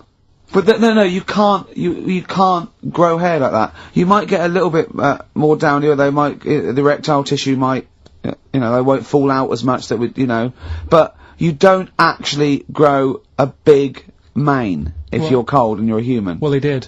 He did. This lad did. I know it sounds a bit strange and that, but he was living with the monkeys, and because it was cold, his body reacted to it. Listen. He was no hairier than he would have been if he was walking around naked on a cold day, with or without living with monkeys. The fact that he was living with monkeys makes no difference. No, I know, but I'm trying to get, you know, picture it in your head what it's like. Although Mickey Dolenz was always pretty hairy. Right? So he was living with them, and he went into town or something one day Oh, yeah. to get some food, and the people there were like, hang on a minute, that isn't a monkey. Well, he went in naked. No, he was there covered in hair. Yeah, but naked, but covered in hair. So it was decent. It was. Yeah, but that was the weird thing, they thought it was a monkey in the shop. And then they So went, presumably he had a big long beard as well, because he couldn't shave, could he? no, he's just covered, he looked like a monkey. And they were happy to serve the monkey, were they? There's the monkey, he's How buying did he a walk? newspaper and How some did he milk. walk? How did he walk, Carl? Did he walk upright or whistling along? The picture that I saw on the internet, he was on all fours, but I Course he don't know if was. that's when he was Course he running was. away after they'd sort of, you know, realised he was a kid. But this was a So he was picture. a kid as well. He wasn't even like an adult with the beard. No, he was a kid. Brilliant, brilliant. And The people beard went- kicked in a little bit. So earlier. listen, so the Go on. people caught him. You're an idiot. The people caught him. Yeah. Shaved him. Right. Got it all off. Didn't grow back again. Right. It You're grew. an idiot. Well, like I say, people will have heard this story or read about it. You're and an they'll- idiot. And they'll email in. They don't let me down. And they'll agree that you're an And idiot. no, they'll have seen the story. You're an idiot. So that's a little bit of science. You're an idiot. Did you see the stylish kids in the riot? I cherish you, my love. Libertines, Time for Heroes, and XFM 104.9. Right, okay, so have you got anything that is science, as opposed to nonsense? Well, Kid went off with some monkeys, grew hair, Yeah. came back, shaved him, it didn't grow back. I mean, just think. Right, something else. there's a few things I found. Yeah. There's a fella Oh, God. who had hiccups for 69 years. That was a bit annoying. Yeah. Yeah. Yeah. There's the dog with the wig that we've discussed. Imagine if you just tuned in. Yeah. There's the dog with the wig that we've already discussed. Did we discuss that? Not really. Did I not tell you what he said? I did, didn't I? Yeah. Oh, yeah. What else have I got? Well, there's something here that you sort of know. Is this going out live? This is happening, right? Right, go on. But remember when you talked about sponges? Yeah. If you get a red sponge and a blue sponge. You liquidise them, pour them back into a tank. After a few hours, they know which was which, and they reform as a red sponge and a blue sponge. Yeah. Yeah. I thought that was weird when you told me. Yeah. Looked it up, did a bit of research. Yeah. Thought that's sort of sciencey. Yeah. You can do the same thing with a mouse's brain. Okay. Explain a bit more. No, you can't. If you get a dead mouse, Yeah. put its brain into a blender, blend it up, leave it standing for a bit. Making that up, aren't you? You're confusing this. You watch Nigella Lawson make some sort of pudding. No. What do you mean? It won't work with the brain. Well, it does with them. I mean, not human brain. Don't be trying that. Although. No, a mouse one. A mouse one. And what happens? It sort of reforms. Goes back together again. No, it's because apparently it's made up of the same stuff as. But it doesn't, does it? Because if it's dead, if it's a dead brain, the cells can't act anyway. The fact the sponge is that it doesn't kill the cells, it liquidises them, it doesn't kill the cells. Yeah. So it couldn't be a dead brain anyway. It would have to be a live brain taken out from a live mouse for the cells to be getting oxygen and working and being sensitive to each other. And that, I don't see how that could work like it does in sponges. I mean, do you know what I mean? You're not a scientist. I've just sort of read it and gone, oh, that's interesting. I'll tell Ricky and Steve about it. Yeah. You're quizzing me as if I've come up with it. It's someone else has done it and said it works. Sure. So I'm not. Do you think ghosts are behind it, or do you think there's a scientific explanation for it? No, it's just one of them weird things, isn't it? Yeah. So that's what you sort of science covered for this week. Well, that was another barnstorming feature from Karl Pilkington. Is that it? Is that the two things you got Thanks this very week? much for that. Well, that I mean, There's nothing behind them. Do you know what I mean by this? There's not like a weight of intellect behind these facts. Why don't you make that your science project for this week? Find a dead mouse somewhere, Karl, and a blender, and we'll bring that in next week. We'll do it live on air. See what happens. Oh. Wow. Do you feel sort of let down a little bit sometimes with our reactions? Well, what are you expecting us to do? What are you expecting us to just like look at you, open-mouthed, staring at you in awe? Just like, oh God, yeah, where did you find that out? And like, yeah, but we know. You never tell us. We know where you found it out. You looked on the internet and a strange homemade website by a maniac somewhere, who puts on stupid things that he heard through Chinese whispers. That's where you get your information from. I doubt that anything you've ever come up with is verified. If it is, it's luck. But what do you expect me to do for you? Do you know what I mean? I'm just. You know, I'd like to know what the source of the information is. I'd like it to be, a research study by the University of Columbia, rather than, a guy who calls himself Mr. Pickles. On a website somewhere. www.lunatics.com. I mean, oh God. Some kind of evidence, do you know what I mean? I must warn you now, that Steven Spielberg thing's coming, Taken? Yeah? About alien abduction. When you watch it, just remember this, it's not a documentary. Okay? Alright. Alright? You remember E.T.? We were discussing that earlier. That's not fact. It's not actual fact.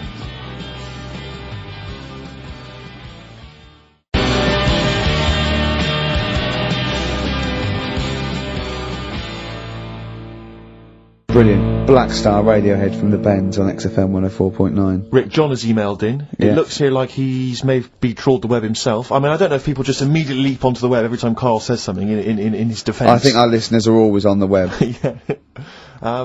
Anyway, he seems like he's reprinted here a news story, which seems to confirm Karl's Monkey Boy story. Yeah, what was the news Doctors story? baffled by boy 6 covered in ape-like hair. Doctors in Kazakhstan are baffled after finding a 6-year-old boy covered in ape-like hair. Yeah. The boy, called Ablay, was found in a remote mountain village close to the Chinese border. He's covered in thick hair from head to toe and has an oval-shaped skull.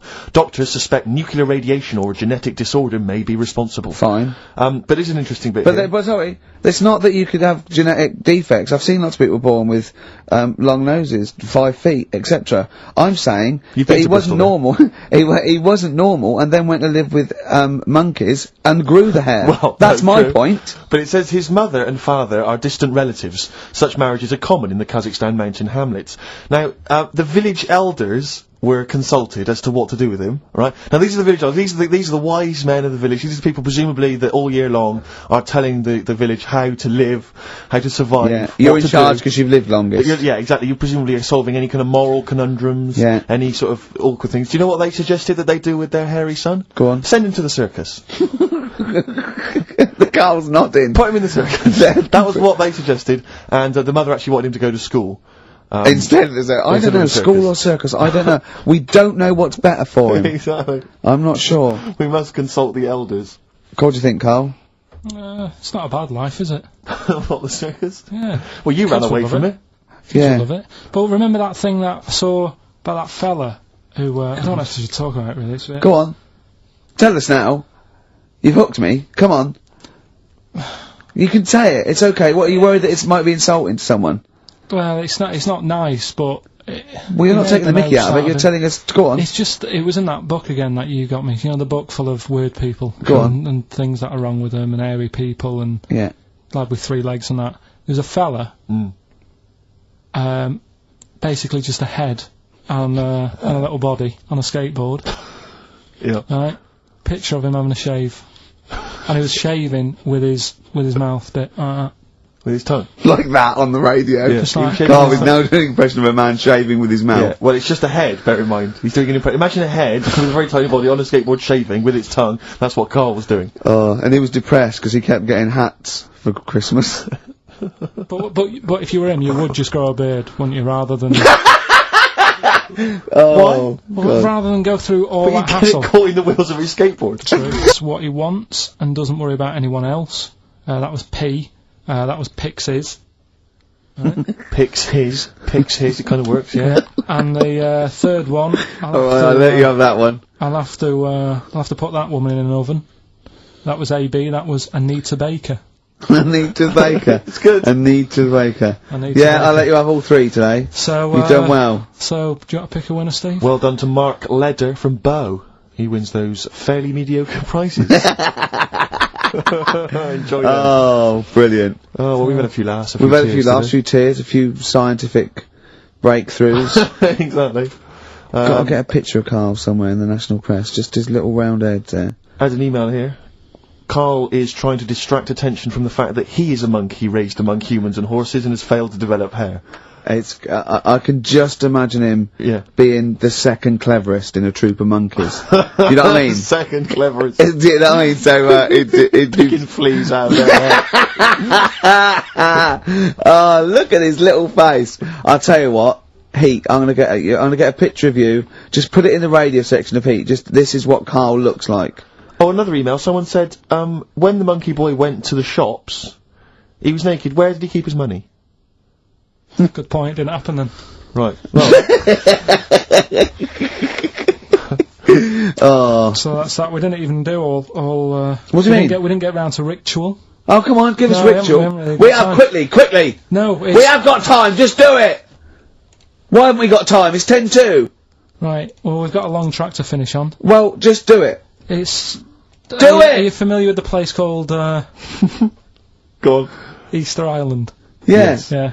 Do you know what they do out there? Eat eggs. I don't know. Well, Go that's on. close. Go on. Right. What they do, right? There's a load of people living on an island, Yeah. Easter Island. and to find out who's going to be running the place, They don't hold elections, do they? they have these. Well, they have these birds that lay like expensive eggs on an island. Expensive eggs! They lay expensive eggs. Fabergé eggs. Yeah, yeah, go on. On this island. Yeah. Easter Island? Once a year. No, off it, like about 2 miles out. Right? Oh, yeah. And Whitsun and Island. the sea. Shrove Tuesday.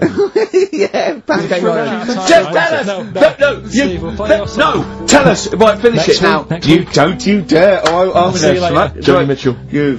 Blue Motel Room from the album Oh, Nigeria. It's the song for God. ladies this week. Thanks for listening. Next week, Easter Island.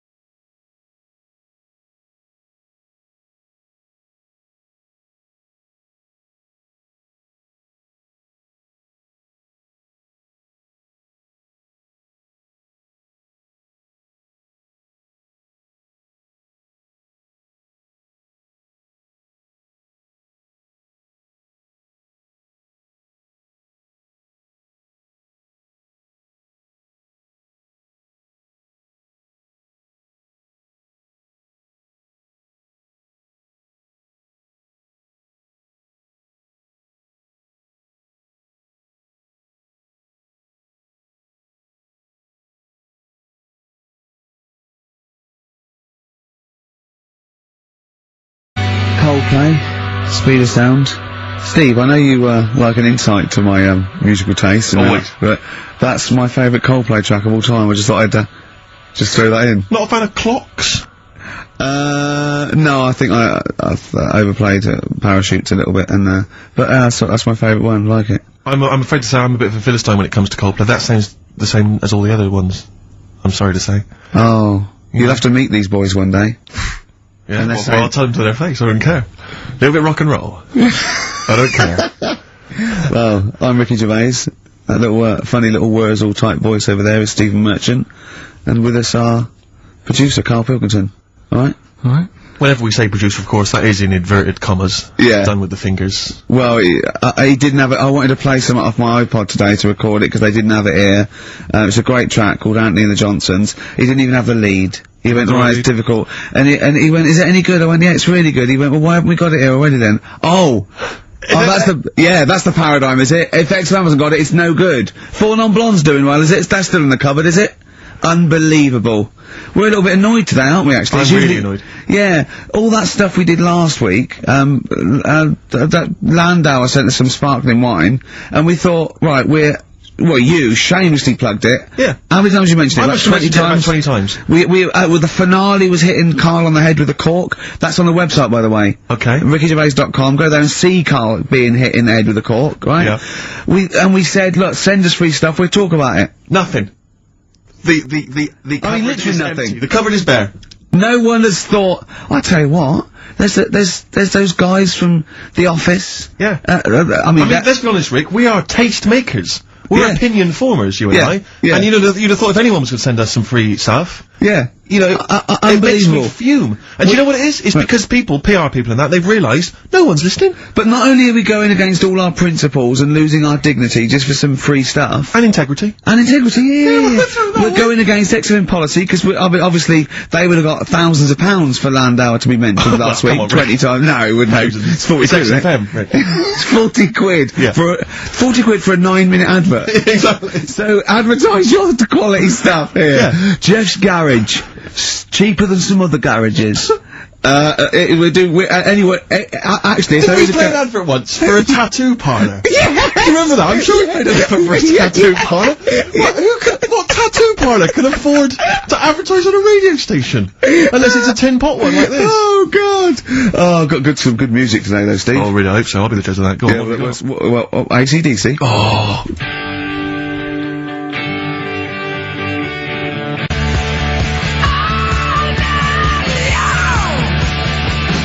Have you got a bit of bare skin? You need colouring in? Come along to Ron's Bike Shop and Tattoo Parlour. He'll write Mum on your hand and give you Harley a tune-up while you wait. I can't believe no one wants to advertise with us. And that only costs, what, 20 quid? Yeah. And they play that I mean, I turned down millions of pounds to do adverts, because I think it's beneath me. And I thought last week I'll give it a little bit back. I'll excite all these people who want to get Nothing. All I'm thinking is, Steve, either our cachet's gone down, no one wants us anymore, right, which is impossible, surely. I would have thought so. Or, we're on a tin pot station that no one listens to. Now, Ding! Correct answer. Unbelievable. I'm having to hold on the pop shield of this mic, because it keeps falling off. It's embarrassing. It's awful. I mean, oh, God. Well, Karl, what are your thoughts? Why have you stuck it out here? Nothing better coming in, I would have thought. Well, I'll tell you why, because you're always on holiday. You don't do a lot. You get paid, well, doesn't he, really? He's a moaning. He doesn't try and get on at all. He doesn't deal with people. He moans about everything. And, so he's... I'm alright, I've got my own little room and that. Yeah. Like a cage. It is like a cage, isn't it? And he can shut the door. If people walk past, he goes, shut the door. He doesn't want them looking in. He's like a miserable old chimp. We noticed today how much he's simian, isn't he? He's very strange, actually. We maybe should try and get a picture on the website, because Karl's arms are particularly chimp-like. It's very same. Because he's got that sort of, he's got long downy hair. It's And not the like long extended knuckles. yeah, and he's totally round-faced. That sort of the chin goes back, and the dome of his cranium. I think, quite seriously, I know we sort of share about 98.5% of our genetic material with bonobos and chimpanzees, but I think he's got a little bit more. Yeah. I honestly think he's a little bit of a throwback. Just his line, they just kept to this sort of really the ugliest one in the cave. Yeah. And the tree, and he really didn't. He didn't come out of it. I'm not saying you are, you know, I don't think you'd, well you are, yeah, you're chimp-like. No, it does annoy me. My hair annoys me on my body and that. Because I've got like hair on my little toes and that. Have you? And on the legs. Would you, see your little toes, can you pick things up with them? Oh, that's right. Okay. Well, that's the finale of this week's show.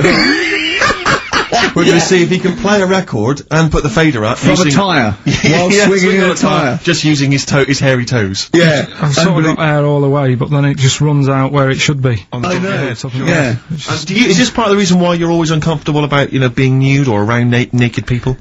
Is that partly the reason, do you think? Because you look so grotesque? Well, when I'm on holiday, I don't really like wandering about without a top on unless, like, it's a quiet beach or whatever. Sure. So what would you normally wear? I just have like a nice sort of light, summery, sort of linen shirt, maybe, just a few top buttons open. Yeah. But I don't like, the naked body isn't that nice anyway, is it? You know what I mean? Whatever it is, if you're a cat and you're shaved, you don't look that nice. You know what I mean? But with I think you'll find a cat is naked even with its fur on. Cats don't wear clothes. No, but what I mean is, a bald cat isn't that good. You know it does me head in that I'm bald. I'm not, if I could have hair, it would be nice, but that's like... Would you prefer animals to wear clothes like Mickey Mouse does? Or Goofy? You know that I don't like nudist and all that, we've done it. But don't you think sometimes you could sort of like, maybe, I don't know, fancify a little bit? Like, if there was such a thing as an ape, salon, and there isn't, Carl, there isn't, right? Would you give a orangutan a trim, maybe sort of his hair, because some of those look like they're going bald, but they've got a comb over, They don't should they? just have a shave. When it's like that. That's what I did. Take it back.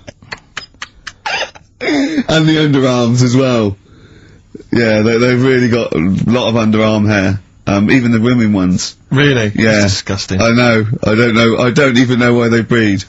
I don't know. I don't know how they get their laid from those horrible old, hairy ginger orangutans. Yeah, they are particularly grim, some of those. I know, yeah. The big ones. I know. Ginger ones. Yeah. They can't be happy, can they? What is that? Where did that happen, the ginger thing? Why do people give them, like, a hard time and that? Well, you just gave them a hard time then, so why did you do it? You were just flying in, were you, to people do sort of give... I don't understand why, but ginger people get quite a bit of stick, and I've never understood it. No, I was doing it. It's just, I don't know why. I They don't do know. though, don't they? I don't know. It might be historical. It might have been because I'm sure they don't everywhere in the world. I'm sure it's probably. No, they are. They're always. I've said to you about even like ginger cats. They're always fat because they're sort of sick of it, probably. Wait. Ginger cats, what do you mean Well, they're when you sick see a of it? Well, ginger cat- they've been eating, like, because they're 'cause upset, fed up and they've been that. bullied You never and see things. like a thin, happy ginger cat running about. He's always overweight and looking a bit fed up. It's just a good point, isn't it? I wouldn't say it was a good point, Carl, it's a point. So last week the Chinese don't age well. Now anything ginger, including cats, Yeah. No, are sick of it. No, but I'm just saying. Are I you don't- ginger? Would you like to take issue with any of Carl's points? 83 I know XFM I is think the text. ginger- You can text us. Maybe you've seen a thin ginger cat. I'm not having a go though. That's what I'm saying. I'm just saying it's weird how people give him a hard time. And it's if I could have hair, I'd go for ginger hair rather than being bald. Really? Well.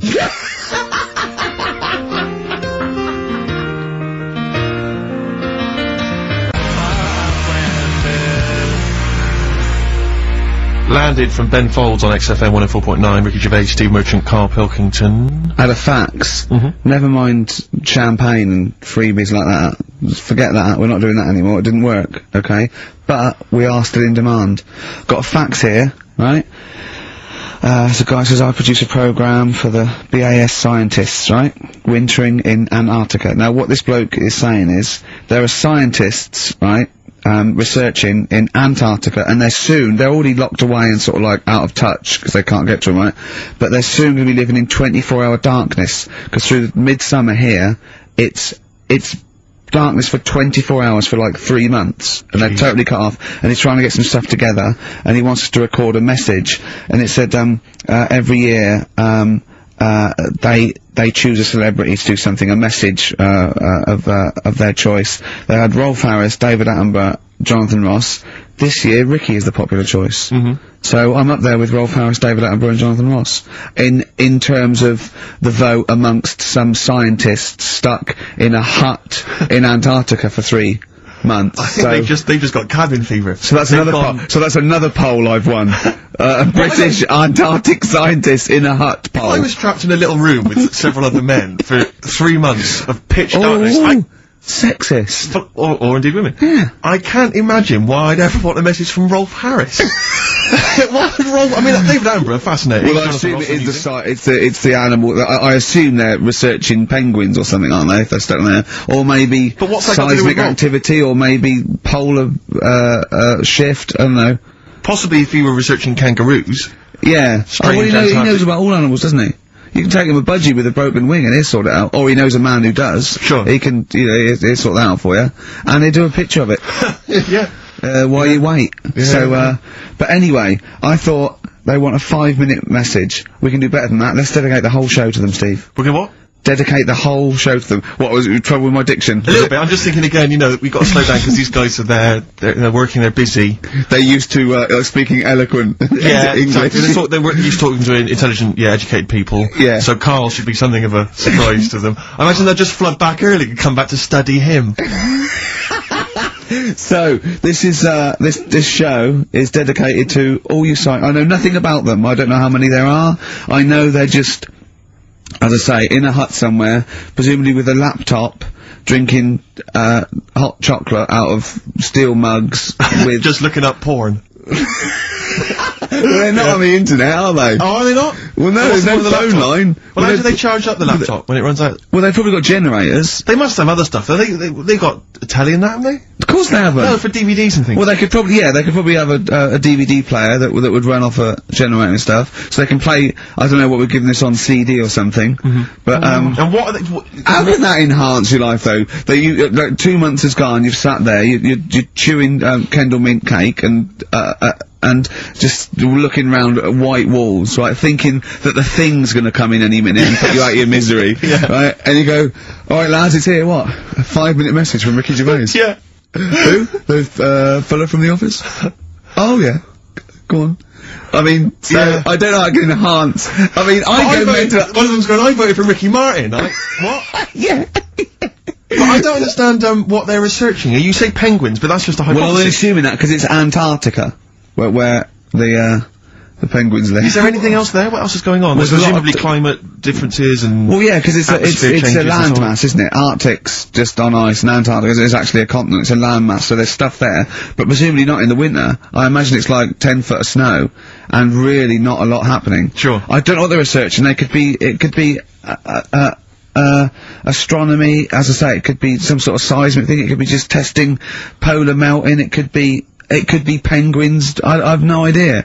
I haven't got the information. I don't think they wanted us to go into what they're doing. I suppose they already know, yeah. They probably want to know what's happening in the world well, we've got the man here. That's an interminable 5 minutes for them. We've already wasted that 5 minutes. They're going to put it all excited to hear from you, and they've just got 5 minutes of us discussing what they might be doing. What I'm worried about is this, so for these 10 people there, we've just annoyed the 200 listeners we've got. Because they're thinking, what's in this for me? Well, we'll have fun along the way, and what I think we're doing, they've been stuck there, as I say, they're out of touch, they don't know what's happening, so Karl Pilkington is the man. We're gonna have a break, we'll have a song, maybe some ad breaks, and then Karl is gonna let these scientists who are stuck away in the darkness know what's been happening for the last couple of weeks. Is that alright, Karl?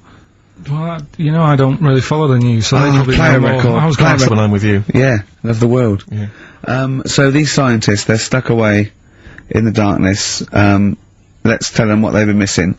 What's the highlights, Carl, of the last, Ricky Gervais and Steve Merchant and Karl Pilkington, by the way, XFM 104.9, etc. What have they missed for the last, just do the last few weeks? What have they missed? Remember, they haven't got newspapers, they haven't got telly. What's the... Look at him, he's looking at me like I just said that in Arabic. What do you understand? Think what's happened. Think what they haven't got that you know about. What have you seen and heard in the last couple of weeks that they couldn't have? Well, like on the news and that, what's gone on in the world and that? Yeah. Well, or just things you've done personally. I think that'll be of less interest. Yeah. Pope's dead. Okay. I like it. I imagine that. Imagine if that was the breaking it to them. Yeah. Like they're listening and you go, what's happened? The Pope's dead. Well, don't say it like that. Break it to us gently, Carl. Well, I think that's better than how they do it on the news normally, though, isn't it? They make a big deal out of it, and you panic a bit when it says breaking news, and you think, oh, there's a war on. Yeah. And you go, Pope's dead, and you go, well... So you've just used that short, sharp tactic. Yeah. Like ripping a plaster off I quickly. just said it softly, no, Pope's dead. When you know all that coverage of the Pope with like those millions of people that had gathered in Rome and stuff. I was thinking about, you remember we talked about the Queen Mother, and they were queuing up to see the Pope. Yeah, lying like in state. 4 hours to And get once a again, I glimpse. couldn't help but feel if they popped him on some kind of like dessert trolley and just wheeled him past everyone else, they could have got that done in about 3/4 of an hour. Yeah. You know, once again, people not thinking, they're not expanding their minds. Tell you what, I mean. What, like students and rag week Exactly. with a bed down Put them Oxford on one of those Street? novelty beds. They're all dressed in kind of cardinals gear. Yeah. Just, trundling them up and down the, yes. But it's the way they also said they've now got a new Pope. He's hardly new, is he? Why didn't they learn from the last one? Sure. You're taking on old people. Yeah. My dad couldn't even get a gig in B&Q. There you go. Oh God! So who have we offended? I mean, the thing is, it's like, because soon our offensiveness isn't going to be sort of like we're feeling a bit guilty about offending, but it's going to be like we're going to be living with Salman Rushdie. Yeah. Do you know what I mean? The things. I mean, that's pretty. Don't have a go at the Pope. I'm not having a go at him. It's good that he can carry on working and what have you, but I thought everyone had to retire at like 60 or whatever. Oh, bloody hell. But, whatever, if you can get away with it. Yeah, why couldn't your dad get a gig in B&Q?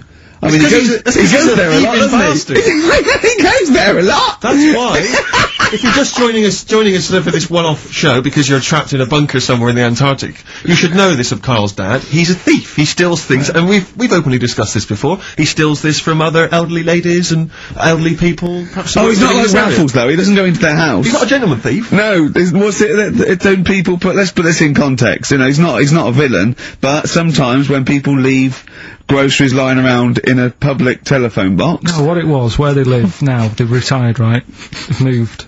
I won't say where they are, but somewhere quiet, right? And it's so quiet. It's not a witness relocation protection scheme. Because there's only about 8 people live in this village, it's not worth like the like corner shop. There's only 8 people living in the village. It's quiet. The village of the damned. So anyway, rather than keep the shop open, you're meant to call up and go, alright, Harry, I need some milk today. Right. And they stick it in a phone box outside in the shop, and my dad found that out. So when he's been out, just stop off at the phone box, have a look at what's left lying around. Yeah. But of the 8, I mean, there's 8 people in the village, my attention would be instantly drawn to the dodgy Mank fella. I mean, you know what I mean? It seems, in Manchester you can probably get away with this, there's a lot of scum up there, but down in this little village, you got a little Miss Marple type and a little, country policeman. He's stopped doing it now, Has he? Stopped doing it, yeah. Cleaned up his act. Yeah. Good, alright, so the Pope's dead, any other big news? There was that thing I told you about last week, the foot-long spider eats chicken. What does this mean to them? They're going to think that the world's been taken over by them. It's not like there's never telling. We're not going back. There's a foot-long spider on the loose. Are these people bright, though? Well, let's have a look. Antarctic scientists. Yeah, they've probably got an O-level or two. We're looking at penguins all day. Yeah. So how bright have you got to be? What do you mean? Well, what are they doing? Well, I don't know, do I? But they've been chosen. It's probably cost millions of pounds to set them up there. Oh, Carl. I tell you, this is like, for scientists, this is like Big Brother. You know what I mean? This is like a big dinner scientist there, watching this, finding out what's going to go on. There's little challenges that they give them, little tasks. It's like Celebrity Love Island without the sun and slappers. Go on. I think what else has gone on? Well, while you're thinking, Carl, I should just tell you now, you threw that question out earlier, why are ginger people historically mocked? We've had a couple of responses on the text, 83XFM. Again, as ever with XFM listeners, don't believe what they say, don't trust what they say. But one of them, have we got any respect for anyone in the world? Get back to you. Pete in Tooting, now again, I think this is nonsense. He claims that the reason ginger people are disliked is because Judas was ginger. From the Bible. I don't know where he's come up with this idea. No, I've heard that. But I mean, are there a great many people from, you know, the Middle East who are ginger? Well, that's probably why he stood out. Sure. And he was probably fed up, and he thought, I'll get him back. Yeah. Maybe... Unless he had his hair dyed ginger when he was on the witness protection scheme. What which did presumably he had to go into, after it all came out in the book. What did he do? What did he do? He stitched him up, didn't he, to the Romans, didn't he, Judas? Didn't he do it for 40 pieces of silver or something? I'm not big on the Bible, but apparently, incidentally, if you'd like us to, stitch up any kind of Messiahs for 40 pieces of silver, just get in touch, 83XFM, we're willing to do that for you as well. So that's one explanation. There's another one here, which is, again, I don't believe this for a moment. It says here, ginger people get a lot of stick, because in Elizabethan times, people with ginger hair were told that their mother had slept with the devil. And that was why their hair was ginger. So, there's two options. Maybe if you've got some more, you can, any more spurious thoughts, then get in touch. 83XFM. But yeah, I don't know, Carl. So, there might be truth to both of those. I mean, the point is, that if either of those are true, they were already being picked on, if you know what I mean. Right. That's the point. It's sort of like, maybe that's not the total root of it. Well, the Judas thing might be the root of it. The first big, ginger to, do something, a little bit So if he was bald, then old bald people would be like... Yeah. Get a hard time on that. Yeah. Well, we do mock you behind your back anyway, Carl. That's going on, don't worry. So, play a record and think of something that's happened to tell these poor scientists what's going on in the world. All you've come up with so far is the Pope's dead and there's a big spider. What is that? That eats chicken.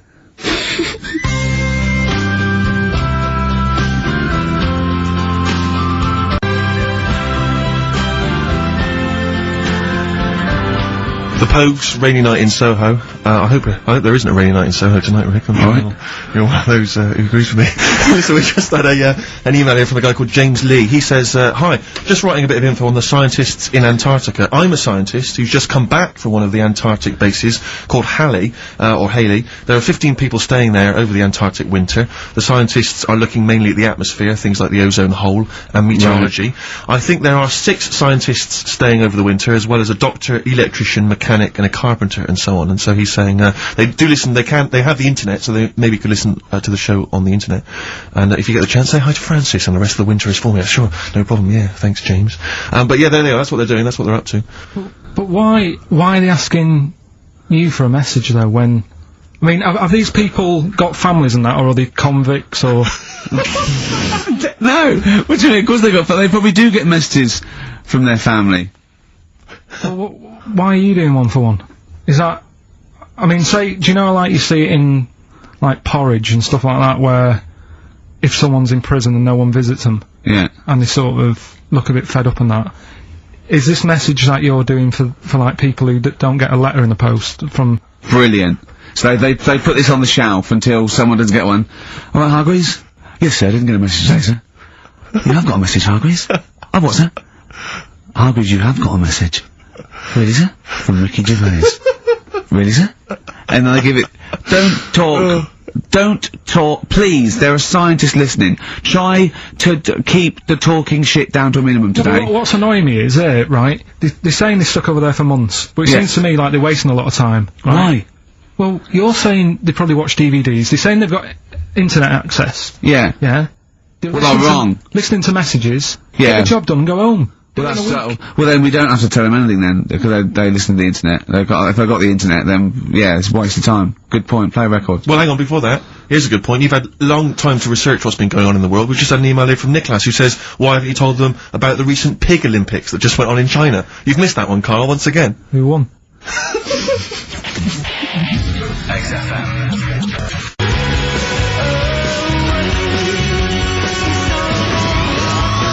first of the gang to die, Morrissey, XFM 104.9, and Ricky Gervais with me, Steve Merchant, and Karl Pilkington. Well, Karl, you failed miserably. The scientist stuck away.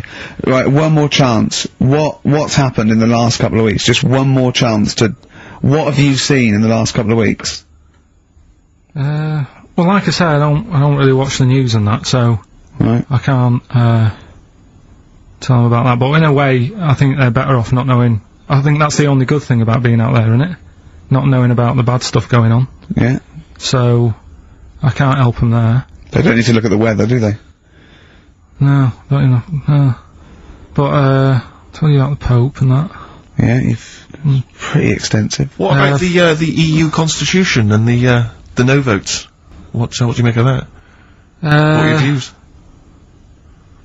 What's the problem there? Oh, this isn't broadcasting though, is it? This is nothing. Come up with something. Well, the fat baby then, the fat baby that they found, that was on the telly.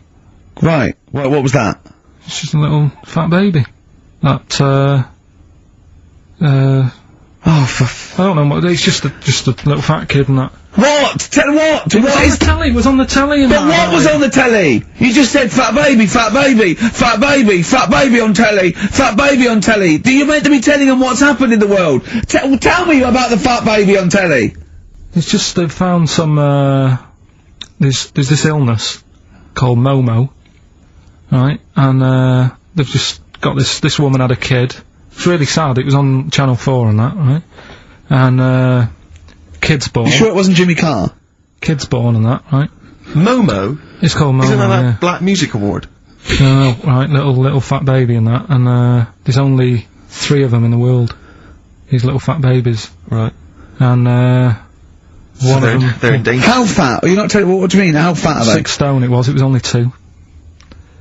And, there's 3 of them in the world, and there was this one, and there was one in Brazil. Are they, like, endangered? Is that the problem? Because there's only 3 of them in the world. I'll be worried, this is like a conservation campaign. Hunted for their flesh. No, it's sad. If you I know, it's easy to joke on that, but if you've seen it, you'd go, oh, it's a bit sad on that.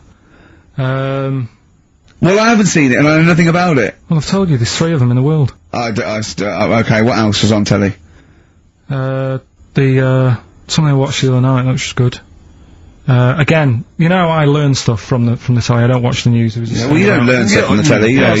You told us there's a fat baby in the world. Forget about them. There's a spider eats chickens, and there was a fat kid. Forget them in Iceland, right? Yeah. We'll give them Rockbusters later to do, right? Iceland! But what's her name? I'll tell you what is interesting, Steve. What?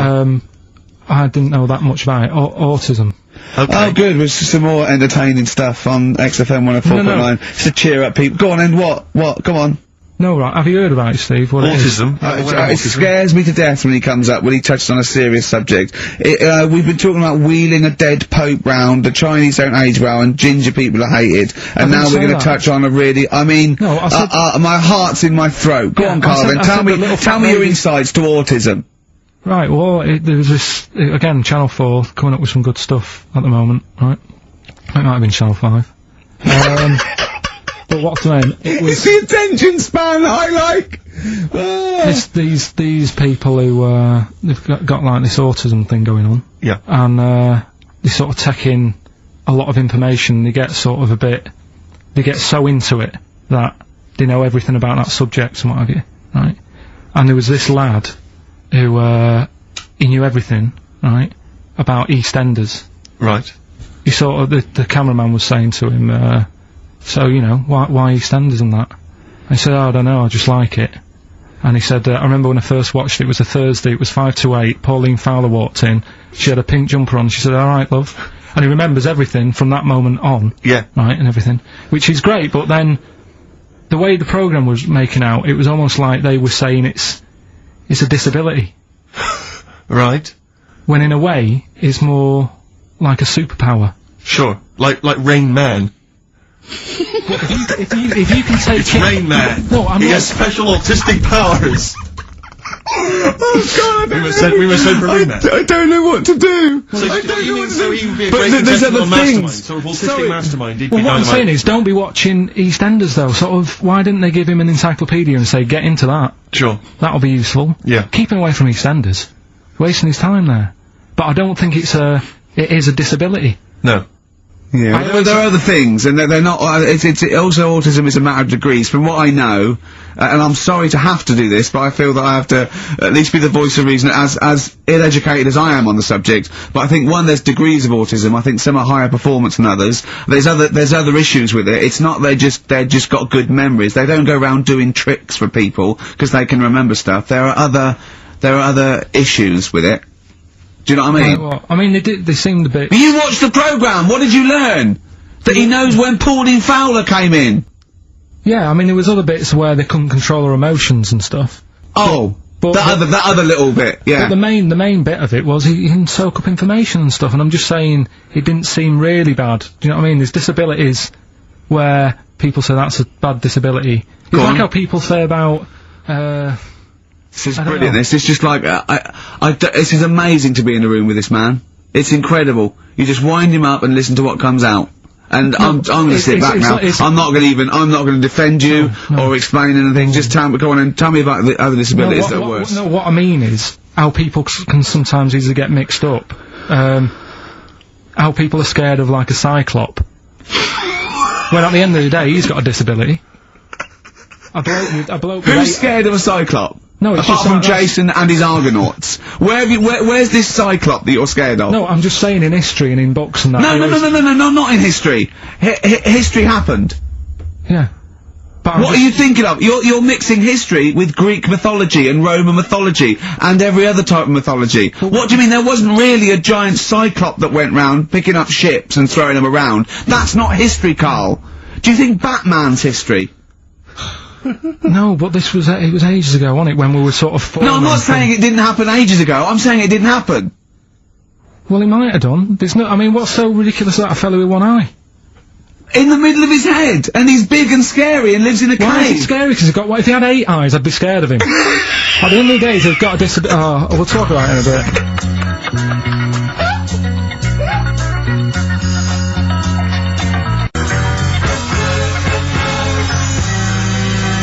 Bobby Womack, across 110th Street, on XFM 104.9. I'm Ricky Gervais, with me Stephen Merchant, and over there, Karl Pilkington. Can I just remind people that... A man so stupid, it isn't actually offensive. I just want to put that out there. Yeah. Okay, good. No, just wanted to remind people that they can get in touch, on the text, 83XFM. You'll need that, text number shortly, because we're going to be playing Rockbusters very soon. Gav has texted in, and he says quite simply, what's happened to the webcam? All I can see is a bald monkey. Well, you're absolutely right, we'll try and get that sorted out for you. But, we're rockbustering now? Should we do it now? Set it up now. Okay, great. Yeah. Well, you should just remind people, Rick, particularly if they're trapped in Antarctica for the next 3 months, what this game is. Well, this is, Blockbusters, just totally ripped off, and, the clues are bands and artists. Carl says they're cryptic clues, they're not cryptic clues, they're more like, what word am I thinking of? They're tenuous, some of them don't work at all. So it's really, are you in tune with a shaved monkey? I mean, it's nearly embarrassing to get the clue. I pride myself on that I don't really get them. And I'm sort of proud of that, because you shouldn't. Yeah. But anyway, I think I've given it a big sell. Yeah. Now, you do win TAT today, but the big prize is going forward to be in the draw in 5 weeks' time, when there's a signed Homer that I got Matt Groening to draw. If you go to rickygervais.com, you can see him drawing it. It's an original. Well, if they want to see it, they can go to xfm.co.uk/Ricky, and it's actually, just click on it, you can have a look at it. Oh, you can see all the pictures there, can't you? There's also a signed Nigel Tufnell poster, and us three as Flanimals, but there's a little actually video clip. I was on rickygervais.com. You can actually see Matt Groening drawing it. Well, so those prizes are the ones the big prizes you can win in 5 weeks' time if you get to the grand final. In the meantime, it's the usual selection of mediocre gifts which will be given away. That you found in a drawer that people would have sent us to give away. First up, we've got I think most people agree, the mediocre John Travolta film Ladder 49, which I think barely made it into cinemas over here. No. We've also got on DVD. And we're giving that away. We're giving that away. Brilliant. On DVD, the TV series Grumpy Old Men, which I think is repeated every single night on BBC Two. Oh, and that's free as well, is it? Yeah, oh, that's free. Oh, okay. We've got the complete third series of Alias. Great gift, only if you've seen the previous 2 seasons, so, Is that the one I'm in? I don't know, possibly. French and Saunders at the Movies, a collection of all their hilarious movie spoofs, again, on television, I think, every Friday. And, the TV series Operation Good Guys. You know, fine series, but you could see that on UK Gold most nights. So, once again, an excellent selection. But if you win all those and take them straight down to Record and Tape Exchange, you will be able to get 2 albums that you actually like. That's exactly right. So, people send us them, so they sort of get bigged up on the radio, so that's done. We don't need to worry about that. Angry. So, anyway then, three clues. Well, hang on, let's play the jingle. No, I haven't got one. You not got a jingle for Rockbusters? No. Well, do one quickly now. Okay. Rockbusters. Brilliant. Alright, so we got 3 of them. Cryptic clue and the initials, the band, it could be a band or an artist, we've done all that, haven't we? Yeah. Right, first one. The fella let his wife know how he got the bruise on his leg. Right? Give us that again. The fella let his wife know how he got the bruise on the leg. He got a little bruise. Yeah, it's all, imagine that in the Times crossword. You read it again, it's slightly different. Every time I look back at this crossword, it's slightly different. All the words change. It can't be cryptic. The initials there, CL. Right? CL. Fella got a bruise on his leg. He let his wife know how he got it. What's going on? Right, second one. All the muttering! And what's the next, cryptic clue? Second one. That Potter lad had a lot of bottle doing all that stuff with the wizards and that, right? He had a lot of bottle playing with the wizards and that. What's all that about? Right? I love it! He always asks, what's all that about? TB there, band or artist, the initials TB. That Potter lad, he's got a lot of bottle doing all that stuff with the wizards. Right? And the third one, the Buddhists won't be able to get in their temple without these. Oh. What do they need, right? The Buddhists won't be able to get in their temple without these. The initials TM. Right? 83936 is the text number.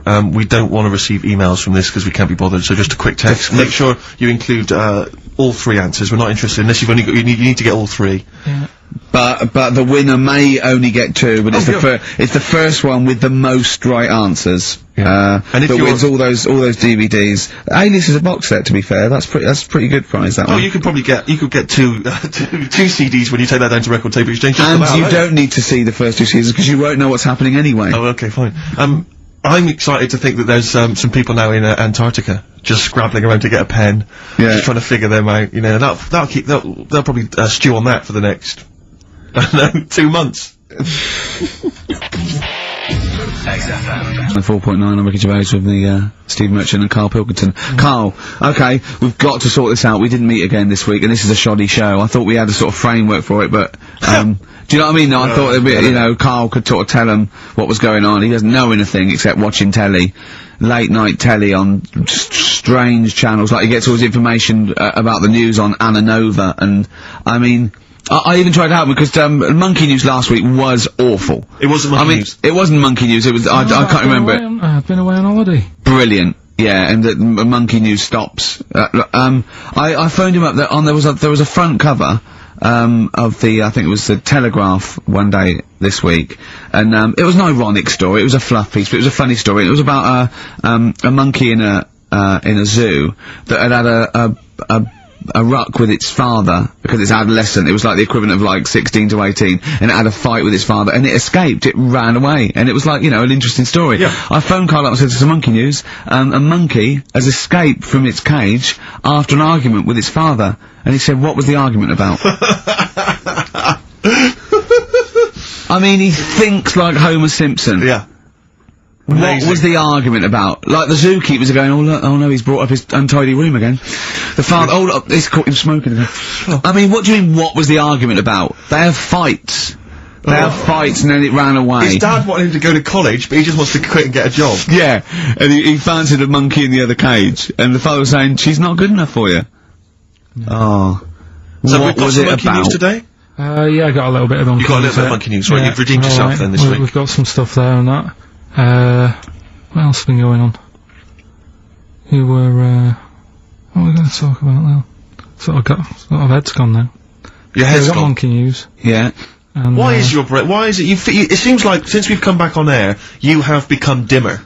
I mean, it is extraordinary. It's like BSC has kicked in. Or did we just forget? We just forgot. Maybe it's been a long time we've forgotten just how stupid he is. Yeah. It's proper. Do you mean it's the silences? You know, he forgets we're on the radio. There's just I know, dead air. it's unbelievable, and it's our name on this. They put up but as I said before, you know, he is no offence, he's not a bright lad or educated or anything like that. But some things he says does border on the retarded.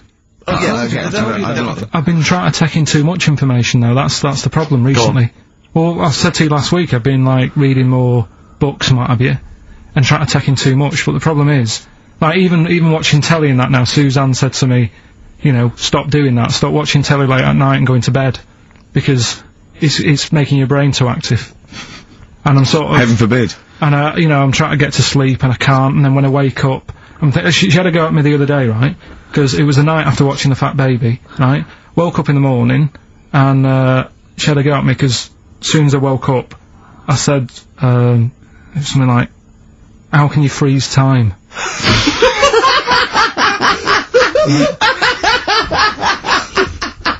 And she says, "Are you going to say good morning or whatever?" I'm gonna burst! Just imagine it, right? It's like the sun comes up through the window. Oh, she's Carl's like that, his little head. His eyes open, he goes, one of those floppy night hats. How can you freeze time? Oh, God! But it's because, like, whatever, the night before I might have heard that on the news or whatever, and it's just been sort of whizzing round my head. Sure. And, you know, it was a big debate. I think have they found a way of doing it or something? What are you talking about? They've done something about freezing time and all that. See, this isn't information, this is nothing. That is nothing, that. They've done something about freezing time. Imagine Jeremy Paxman coming on, going, well, the issues tonight, said something about freezing time. It's, think before you talk. No, but I don't worry about how to do it. I just think about what effects that will have. Oh, they haven't asked you to get involved? Well, this is what I'm saying, though. You can explain it. It's a tough thing, isn't it? But what's the point in me worrying about It's not a question. Do you know what he said to me the other day? This is unbelievable. This is one of the most stupid, incredible things I've ever heard. He was talking, and he suddenly stopped, and he was thinking about it, and he went, oh, I don't know what, he went, you'd never see a black ghost. Extraordinary. True, though, isn't it? I've never seen a ghost, full stop. There are no ghosts. There aren't ghosts. No, I mean when you just see them in, like, magazines and that. Play a record! Hope there's someone who'll take care of me.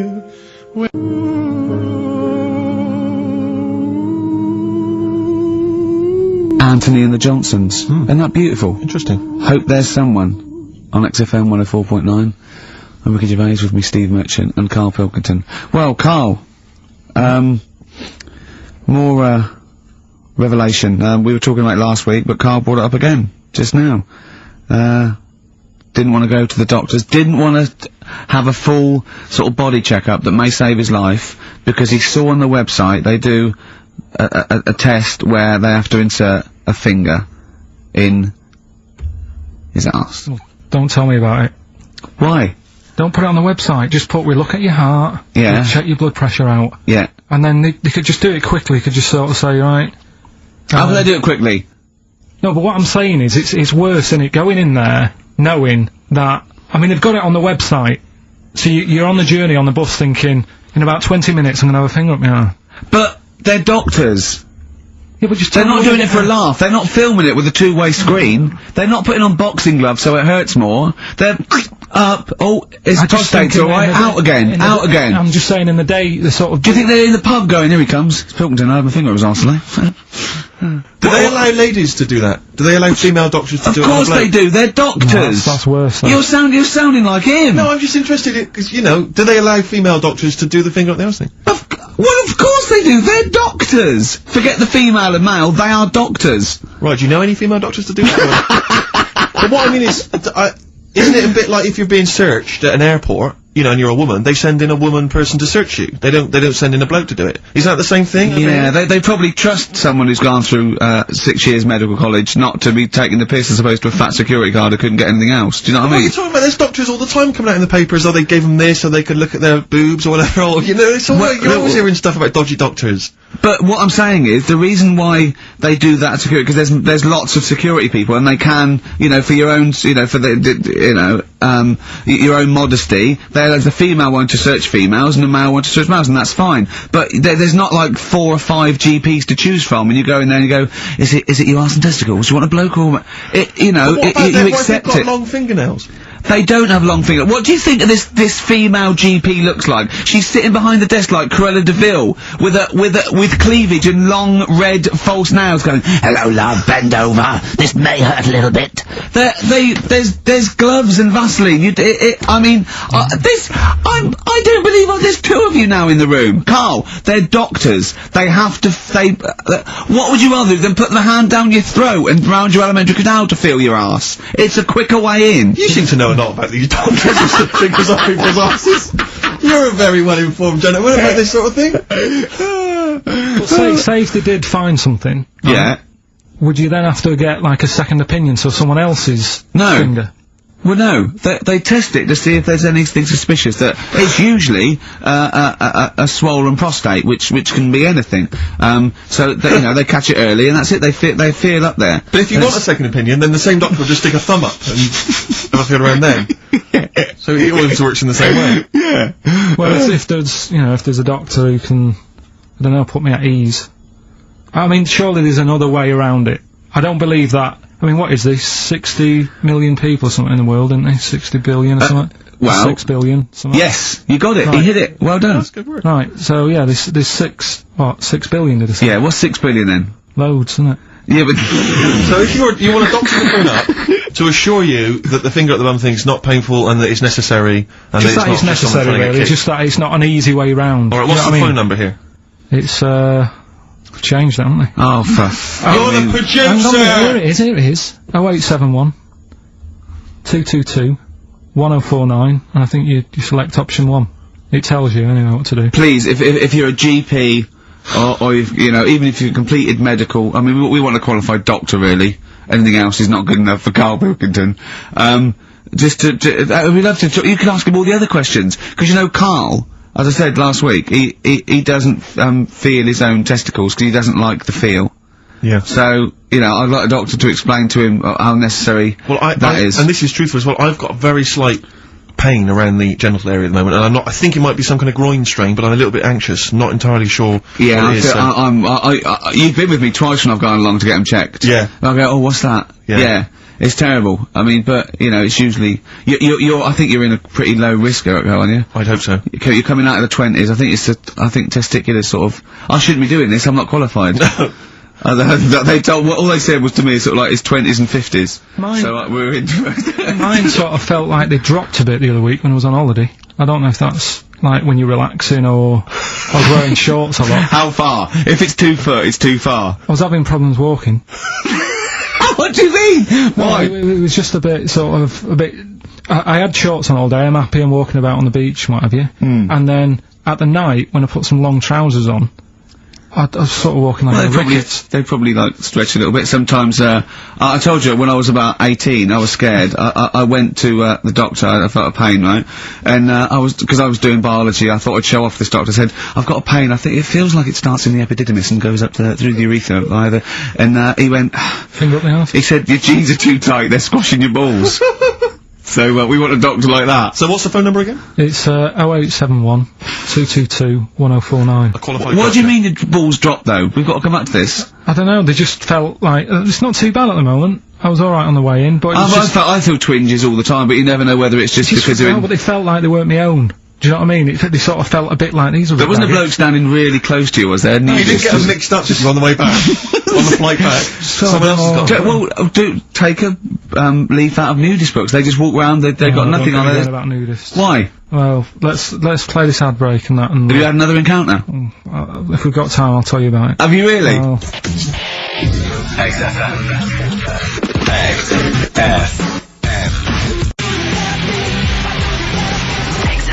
London. Right, we've got, who's that on the line? It's Rob. Rob, and, are you a doctor? I'm a final year medical student. I'll be a doctor in 2 months, touch wood. That's close enough, isn't it? Yeah. Excellent. So, where do you study? Do you want to give more details, or do you want to remain anonymous as you're calling in to At Barts Hospital. All right, great. So, why do GPs sometimes put their finger up a man's anus? To see what's there. You know, if you've got hemorrhoids, if you've got an enlarged prostate, you know, it's either that or they stick up a big tube and have a look up with a light. What? And it's easier to do that. Now, are you dumbing this down for us, or are you going to fail your medical exams by saying stick up a big tube with a light? I'm dumbing it down. Okay, come on then. We're all intelligent people here, and Carl. So you tell us what's that called? It's called a sigmoidoscope. Right. Nice. That was a clever test, wasn't it, Rick? 12 inch long. Yeah. 12 inch long tube I can put up there. So, Carl, would you prefer that or a finger? Well, so do they sort of do the finger first, and then, I mean, at what point do they say, hang on, we need a light here? I mean... It's normally if there's something wrong. But, so if I go then, say if I go to this well-man clinic, right, and they go, yeah, the art's good and that, yeah, finger, there you go, and then they go, hang on, I'm gonna go and get me light and tube. I could start worrying then because they've sort of found something. And they're not likely to go straight in with the tube. They'll probably send you off some tests first. But Carl, there's nothing.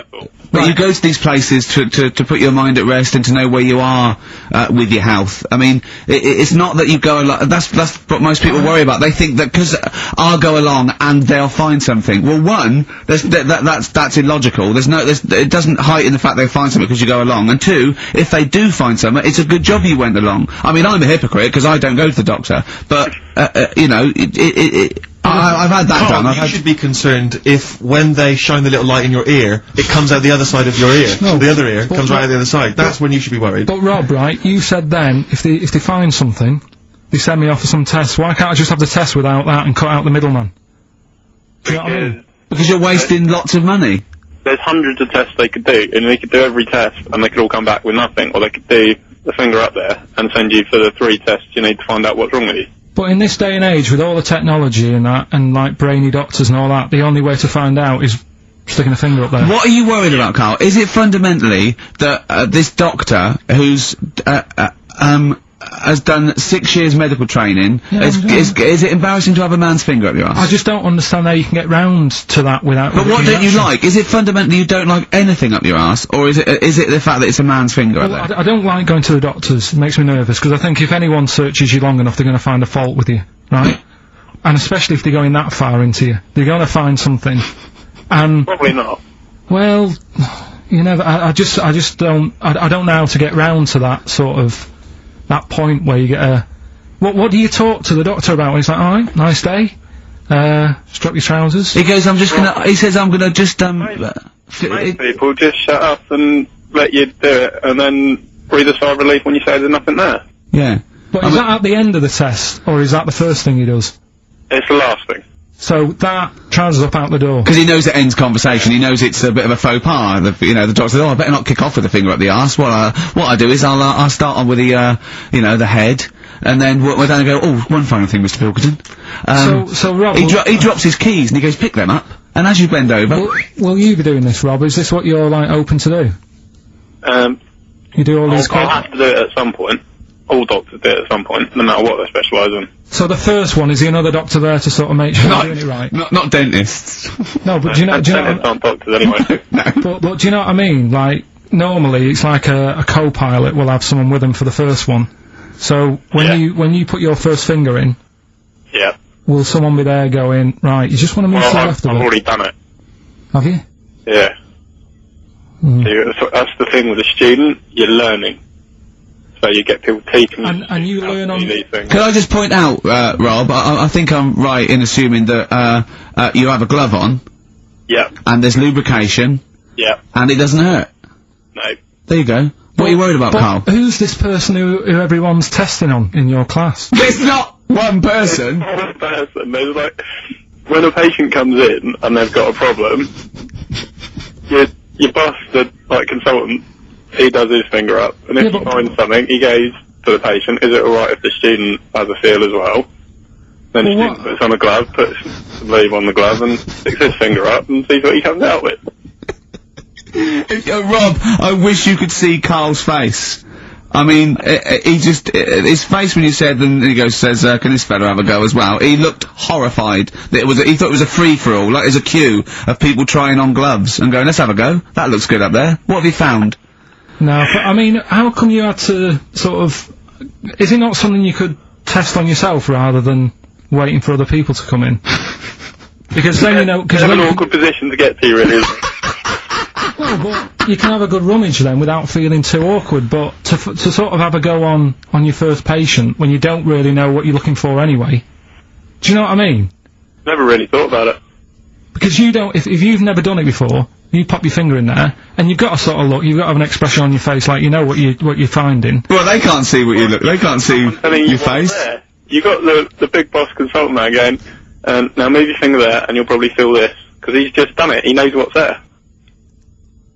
Well, what? Oh, so he's already had a go. He's had a feel, and he's going right. If you feel to the right, that's the conglomerate or whatever. The conglomerate, yeah. His conglomerate is in perfect working order. Well, I'm still. Thank you, Rod. I'm sorry you had to go through this. Carl is probably the worst patient you'll ever encounter in your medical career. Good luck with your finals, and thanks very much. And do you know any female doctors who do this? Or? Thank you. XFM 104.9. Thank you.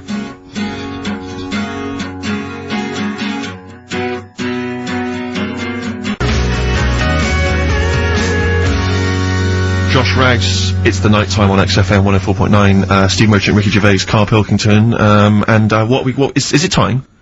I think so. Yeah? Oh, chimpanzee that monkey news. Right then, so, there's this monkey, right? In Canada, it's in a zoo in, Toronto, I think it is. His name's Pascal. Right, and what happened was all the people in the zoo sort of said, you know, what can we do? Sort of spice the day up a bit. Right? Yeah. So they left. Embellishing. No way this is a news story. Let him do the news. Okay. So they left. Any dates? Just let him read the news. Well, he would interrupt Moira Stewart. He was about to. No, because she always says today, so you know it's news. She doesn't say. Right, there was a monkey, right? In Canada, right? Just finish the be all right. A couple of weeks ago, in this zoo in Canada. Right. Jesus. They got a camcorder. Right. And they said, let's leave it for the monkey to have a play with, right? So, anyway, they passed it around. Won a BAFTA. And a couple of chimps and that were rubbish at it. They were like filming the floor and all that, and the fingers were always in shot and stuff like that, right?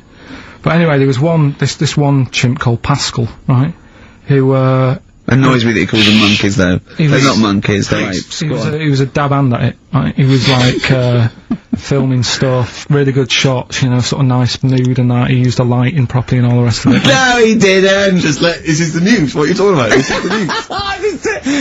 Steve, anyway. It's so annoying. You know it annoys me so much. Things like that. He was a dab hand at it. He was doing really good shots. It really annoys me. Let's hear the news. Anyway, right, so he started, at night, like when the zookeepers went home, he started filming like other monkeys on the go, like whilst they were at it, right? And he was filming them and what have you. The Ron Jeremy of the zoo. You know it's going to end up on the web. So anyway, the zookeepers came in the next day, and it's like, let's see what shots he's got. Anyway, he's got all this like, you know, all these monkeys at it and what have you.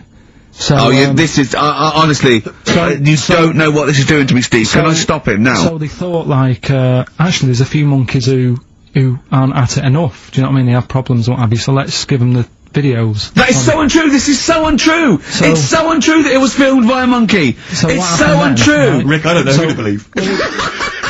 Oh God! You're talking so much shit again! You must know that's not true. There's no way. There's a load of tapes out. Look at me! Look at me! Don't keep talking, look at me! Yeah. You must know that's not true. Can we just hear the end of this news? You had a go at me last week because I didn't have the full story. I've got the full story, you're still not happy. There is no way that, by chance, what should we do? Let's give him a camcorder, that could happen. Right. He then films him at it, that might happen. It might happen, but I don't think he'd keep the camera still. Two, they go, hold on, this is good this is good shit. This porn's good shit. Anyway, look at so that. He's got a lovely shot. Yeah. So this is ridiculous. Let me just recap, because I lost my way there. So the monkey has filmed the monkey porn, and now they're showing it to the other monkeys. Is he directing? Can you hear him saying stuff? Can you go... It's just like, you know, Chimp Pimp 1, 2 and 3 and all the rest of it, right? But anyway, so they've got all these other tapes, because what happened was, they said he's quite good at this. And the animals are happy having him around because he's not a human, he's just one of the gang, do you know what I mean? So they started putting him in with other things like, you know, ostriches. Right. And shit. There was also, and you know they have a problem with pandas in Japan. Yeah. So they've sent him out there, filming a bit of. Where are you going?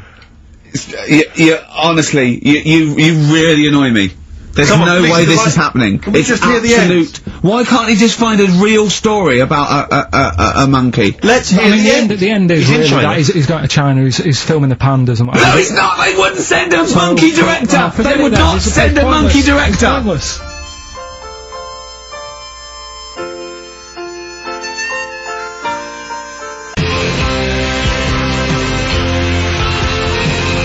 Thunder Road by Bruce Springsteen, possibly the greatest rock song of all time. I don't know. Big words. Big words indeed, but I echo them.